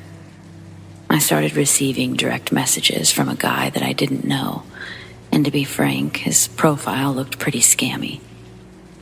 I wasn't exactly fooled, but I wasn't immediately scared, just annoyed at another scammer. But then, I read the messages that followed, and I was a little bit more concerned. Hey, Katie, can I talk to you? Katie, you're not ignoring me, are you? Okay, look, Katie, I have to tell you something. It's really important. Please, don't ignore me, or I'll have to show you. Of course, I did ignore them, because I didn't know them. Nothing that any stranger could tell me is going to be that important to my life, right? Well, a couple of days later, I get this message. Katie, I told you it was important, and you still didn't listen to me. Sorry, but I had to prove to you that I could help you. I'm sorry about that. So confused by this, I immediately copy and paste everything into a message. I forward it to my best friend in Olympia. She tells me she's going to do some digging on this guy and see what's up. Almost immediately, she tells me not to worry. This is a fake profile. Some quick Google image search thing that my friend does. It proves that his profile picture is taken from the internet. It's not even somebody else's profile. She says that I don't need to worry, that they're literally probably just trying to get me to respond. She says I should change my password, block the person, etc. So I do. And then I move on almost entirely because it feels like nothing. Until the following night. I'm getting ready for work, and I'm incredibly disturbed when I see a heart is drawn on my mirror in the fog. I can't even bring myself to leave the bathroom, fully aware I'm going to be late for work. My cell phone for sure is sitting on my bedside table or by the coffee maker. I truly didn't know in that moment, so I just waited and listened. After several minutes, I decide to make a run for my phone. I choose the bedroom as my destination. Luckily, it's where my phone is. The first thing I do is I call my dad. The second thing I do is I call the police per his instructions. I don't leave my room for over an hour. That's about how long it took for the police to show up. They didn't immediately find the previous messages I told them about troubling. They actually didn't even ask to see the messages. The one cop told me they likely weren't connected. Honestly, they didn't seem to believe me. Maybe one of the officers because she was a female, but the other was rather dismissive. I asked if they could check the whole place, and they did. As they did, I checked my computer, my Facebook. Sure enough, I had a new message from a new person that I'd never met. Another spammy-looking profile. Only this time it was just 2 messages. Katie. Followed by a single red heart. I showed the officers, and that's when they asked me to come down to the station, saying I could file a formal complaint. They recommended I bring my laptop. They could make copies of the messages, but also they could work to track where the messages were coming from. This all took place just before and right after Christmas. It's been one of the worst holidays to date. I was really looking forward to spending time with my family in the city. Now I'm just crippled with anxiety. checking my phone every 5 seconds to see if the police have any information, checking to see if I've gotten any more messages. I don't even want to go to work. Not alone anyway. Truly, it's awful. I hate this for anyone who's had to go through it. I know it seems extreme, but I've literally been worried someone's going to kill me. Currently, my older brother is staying with me, but even he can't stay forever. He'll be here until the landlord at least agrees to change my locks. There's no surveillance around here, so unfortunately they can't help with IDing anyone. So I just wait. As for New Year's Eve, I don't know. I may just go back to Olympia where I don't have a stalker.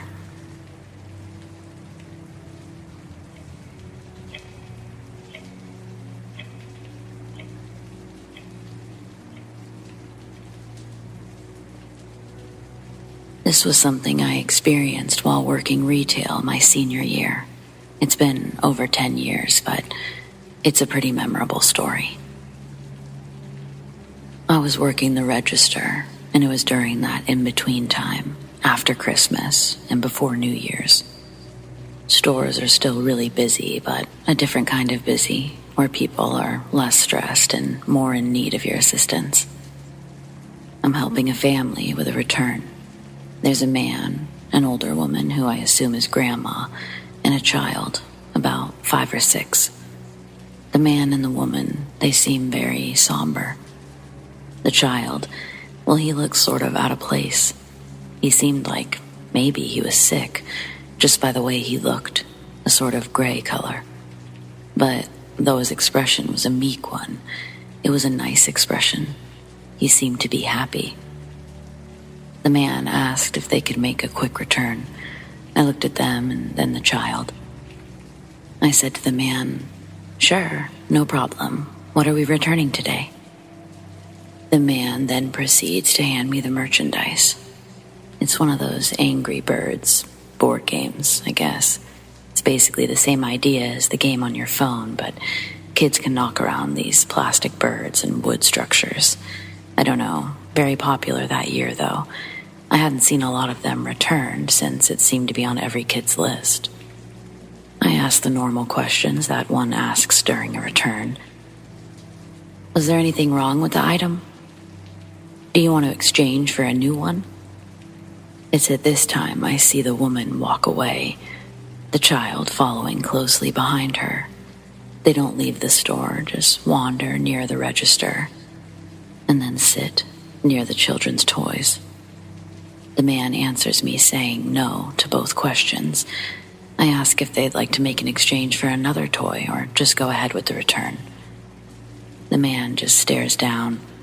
After a moment, I think maybe he's about to start crying. I look out into the crowd, briefly scanning for the woman and the child. At first, I don't see them, but then suddenly the woman is back. However, this time she's alone. She takes the man by the shoulder and tells him it's okay, that he can go sit down now. Grandma proceeds to tell me that they'll just be making a full return today. They unfortunately don't have a reason to exchange.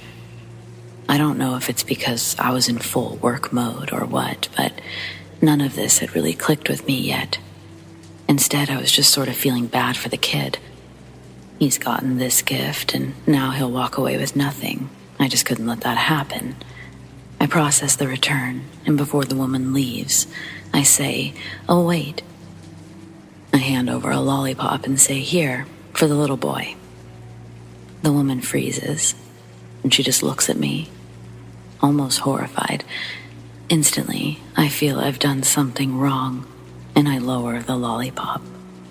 She continues to stare over the counter at me before she shakes herself out of it and shakily says, "The boy." I search around the store and I can't find the boy to point out.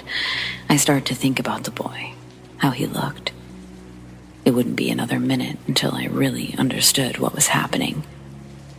Confused about why she's so confused, I tell her I'm so sorry. I could have sworn I'd seen her come into the store with a little boy. Her eyes well up in tears, and without hesitating, she tells me that she lost her grandson the week before Christmas. She says they're here, returning his gifts. Suddenly, I'm crying too. So embarrassing, but it's like I couldn't help it. I just felt immediately what this family was feeling, and I felt awful I'd dragged out their experience. But then, the woman grabs my hand with the lollipop still inside, and she says, "Grape was his favorite, you know." She smiles through her own tears, and before she walked away, I found myself blurting out, "He's always with you." And then I grabbed my coworker at the register, asking if she could cover for me. I remember I went to the back of the store, and I just sort of lost it a little more. Later that night, before the mall was closing, I went to ask security if they wouldn't mind reviewing some footage. Since you can't typically just ask that without reason, I said I needed to see if someone had taken something from the display around 3:18 p.m. Of course, I remembered the time after all that. I can see me, I can see the man, the old woman, but there is no little boy. Not in the beginning when I saw him, and nowhere else to be found. I told security thanks, and then I left. It was such a chilling experience. Not scary, I guess, just sort of mind-bending. I never saw a photo of the woman's grandson, but I'm just sure that's who I saw.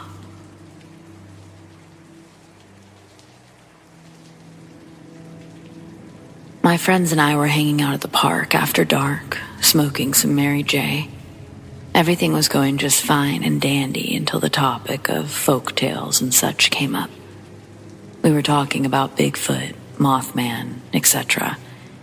I decided to bring up a couple of creatures from indigenous mythology. I don't even want to type the name at this point, because I learned that night saying their name can summon them. My friends and I refer to it now as a Winnebago to avoid any consequences. Talking about the creature at a park after sundown was a stupid-ass decision. I can't say for sure that it was what I thought it was, but it was terrifying either way. After we brought it up, the coyotes in the woods surrounding the park started going nuts. I mean, you could hear them running around, howling, just going crazy. It made me uneasy, for sure, but I wasn't really worried just yet. We changed the subject and kept trying to chill, despite the noise. However, the coyotes were soon drowned out by some kind of wail. We had no idea what it was, but it just wasn't human. We knew that much. It was the kind of noise that chilled you to the bone, and you just knew something was horribly wrong. It was about then that we realized we fucked up. We're not complete and total idiots. We know what to do if you ever encounter something like this. It doesn't mean I wasn't terrified. We knew we had to get out of there, but we couldn't just run for it. That would be a mistake. Basically, the advice we'd been given was, if you heard something, no, you didn't, and you don't act like you did. Don't run, walk. Don't talk about it. Just act calm and change the subject. So that's what we did our best to do as we tried to calmly walk to my car. By the way, we'd stopped smoking long before this point, so I was okay to drive. The wailing, it only got louder though. It's really hard to try to keep the conversation about TikTok or whatever the fuck we talked about on the walk over there. I don't even remember. The walk wasn't that short either. We started getting closer when I started hearing a drum beat. Just the random single hit of a hand drum. There wasn't anything around that I could see that could be making either of the noises. We managed to get in the car and out of the park. The wailing eventually faded out. When I thought we were safe, I brought up the drum beats and how much they freaked me out. As we were talking, we slowly started hearing the wails again. This is when we promptly agreed to shut the hell up, and none of us spoke a word for the rest of the night. Moral of the story: don't talk about Winnebagos, especially if you're at a park at night. And don't talk about flesh pedestrians either. I've heard they're just as terrifying.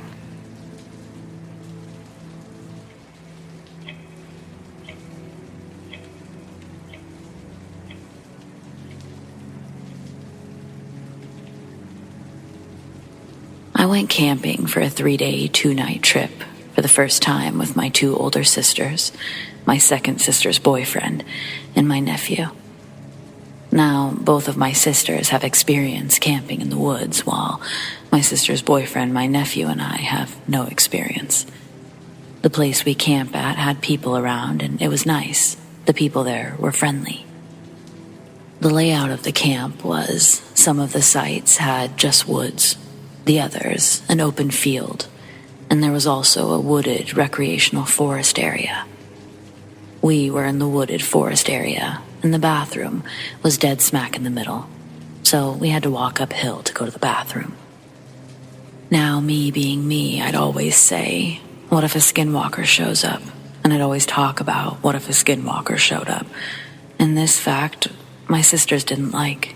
They'd always tell me to shut up. So, we get there, we set up our tents, and we're headed back out to get some grub. We got back, made s'mores, and turned in for the night. The following night, I was making dinner, and my sister and her boyfriend went to the bathroom to take a shower. As soon as I was finished making dinner, my sister's boyfriend came back to our campsite. He was wearing his headlamp, and it was bright as the sun, and he asked, "Do you know where your sister's at?" And my other sister and I said, "We thought she was with you." My sister's boyfriend said, "Oh, she must still be in the shower," and proceeded to walk back to the bathroom.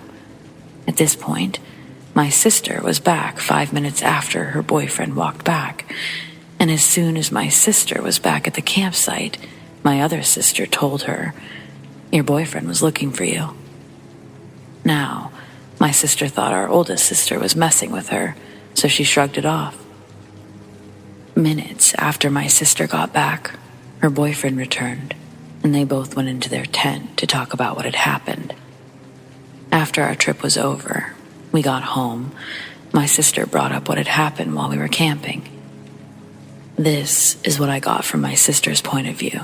So, her and her boyfriend left to take a shower. As soon as she was done, she was walking down the hill to go back to the campsite, and she saw someone with their headlamp on, but turned it off as soon as my sister walked down. The weird thing was she was waiting for something to pass her, or a footstep to walk past, but nothing happened. She definitely didn't think this was her boyfriend, but my older sister, myself, my nephew, we all saw her boyfriend walking up the hill, and the creepy part of it is her boyfriend said that he was still in the shower. Now that I think about it, it sends a chill down my spine. If only I was aware, but it was too dark. Could it be a skinwalker? Or my sister's boyfriend, doppelganger?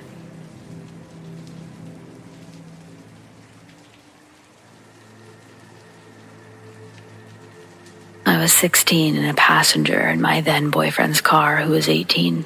We were out driving late at night in a heavy rainstorm when he pulled into a petrol station to refuel the car. It was raining heavily. There was thunder, lightning, and the storm was well underway.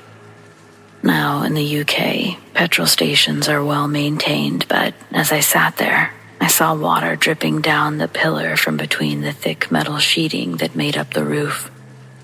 This heavy feeling came over me as I watched that water dripping down, and I just knew that the roof was going to collapse.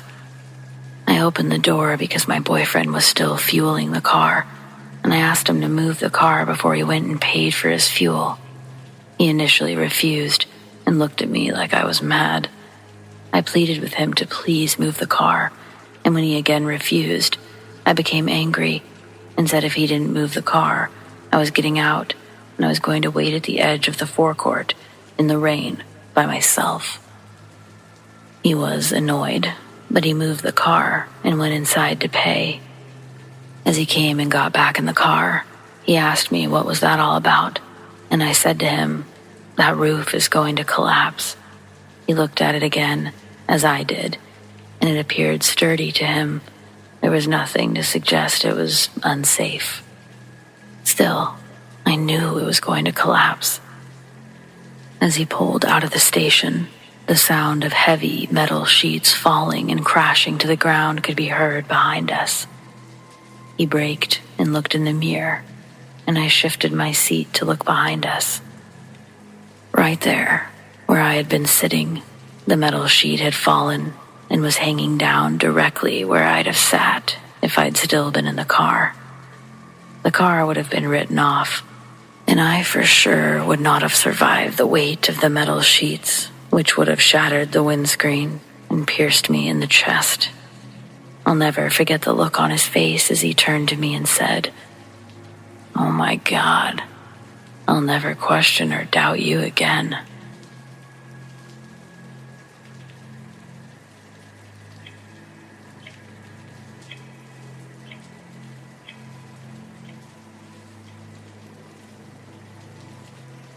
Years ago, we moved our family from Indiana to New Hampshire.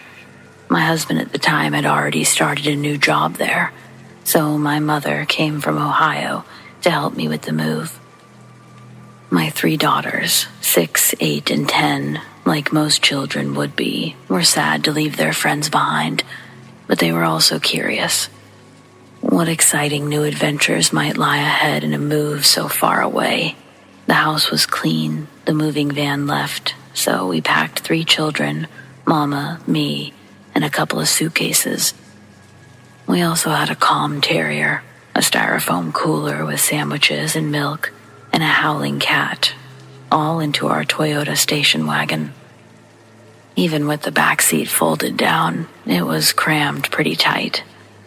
I should probably mention that it was night, the dead of winter, and snowing like gangbusters as we headed east on the interstate toward New Hampshire.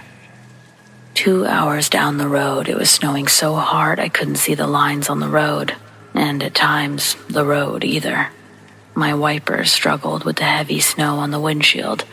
Driving very slowly, I was relieved to get behind an 18-wheeler, and I kept my eyes on his tail lights, the red guiding me. When he turned off at one of the exits, Mama and I decided that we had no business being on the road in that kind of weather either. It was really late, and at that point, snowing so hard the wipers had all but given up. I couldn't see the road anymore at all. My only clue was the faint glow of our headlights as they lit up the mile markers to the right of the road. A mile further down, I took an exit which promised several motels. I drove to the front door of the first one that we came to. I stopped, took a deep breath, relieved to be off the road.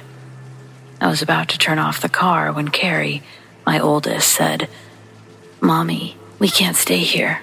There's a fire coming. This motel will burn down and we'll die." Mama and I looked at each other. We looked at the well-lit, snow-covered building, part of a famous motel chain. We assured her that all was well, that there was no fire, but there was no placating her. She was adamant. Mama leaned over and whispered, "Pick your battles, honey." And I agreed. It wasn't worth the aggravation of an argument. I drove on down the street to the next motel, just a few blocks away. We got a room for what was left of the night. In the morning, we were greeted by a sunny day. The snow had stopped and it covered everything. It was beautiful, like a Norman Rockwell painting. After a nice continental breakfast, compliments of the motel, we re-crammed ourselves, the suitcases, the cooler, the dog, the howling cat, back into the Toyota to resume our long drive to New Hampshire. As we passed the first motel from the night before, we were stunned. Sometime during the night, The motel had burned to the ground.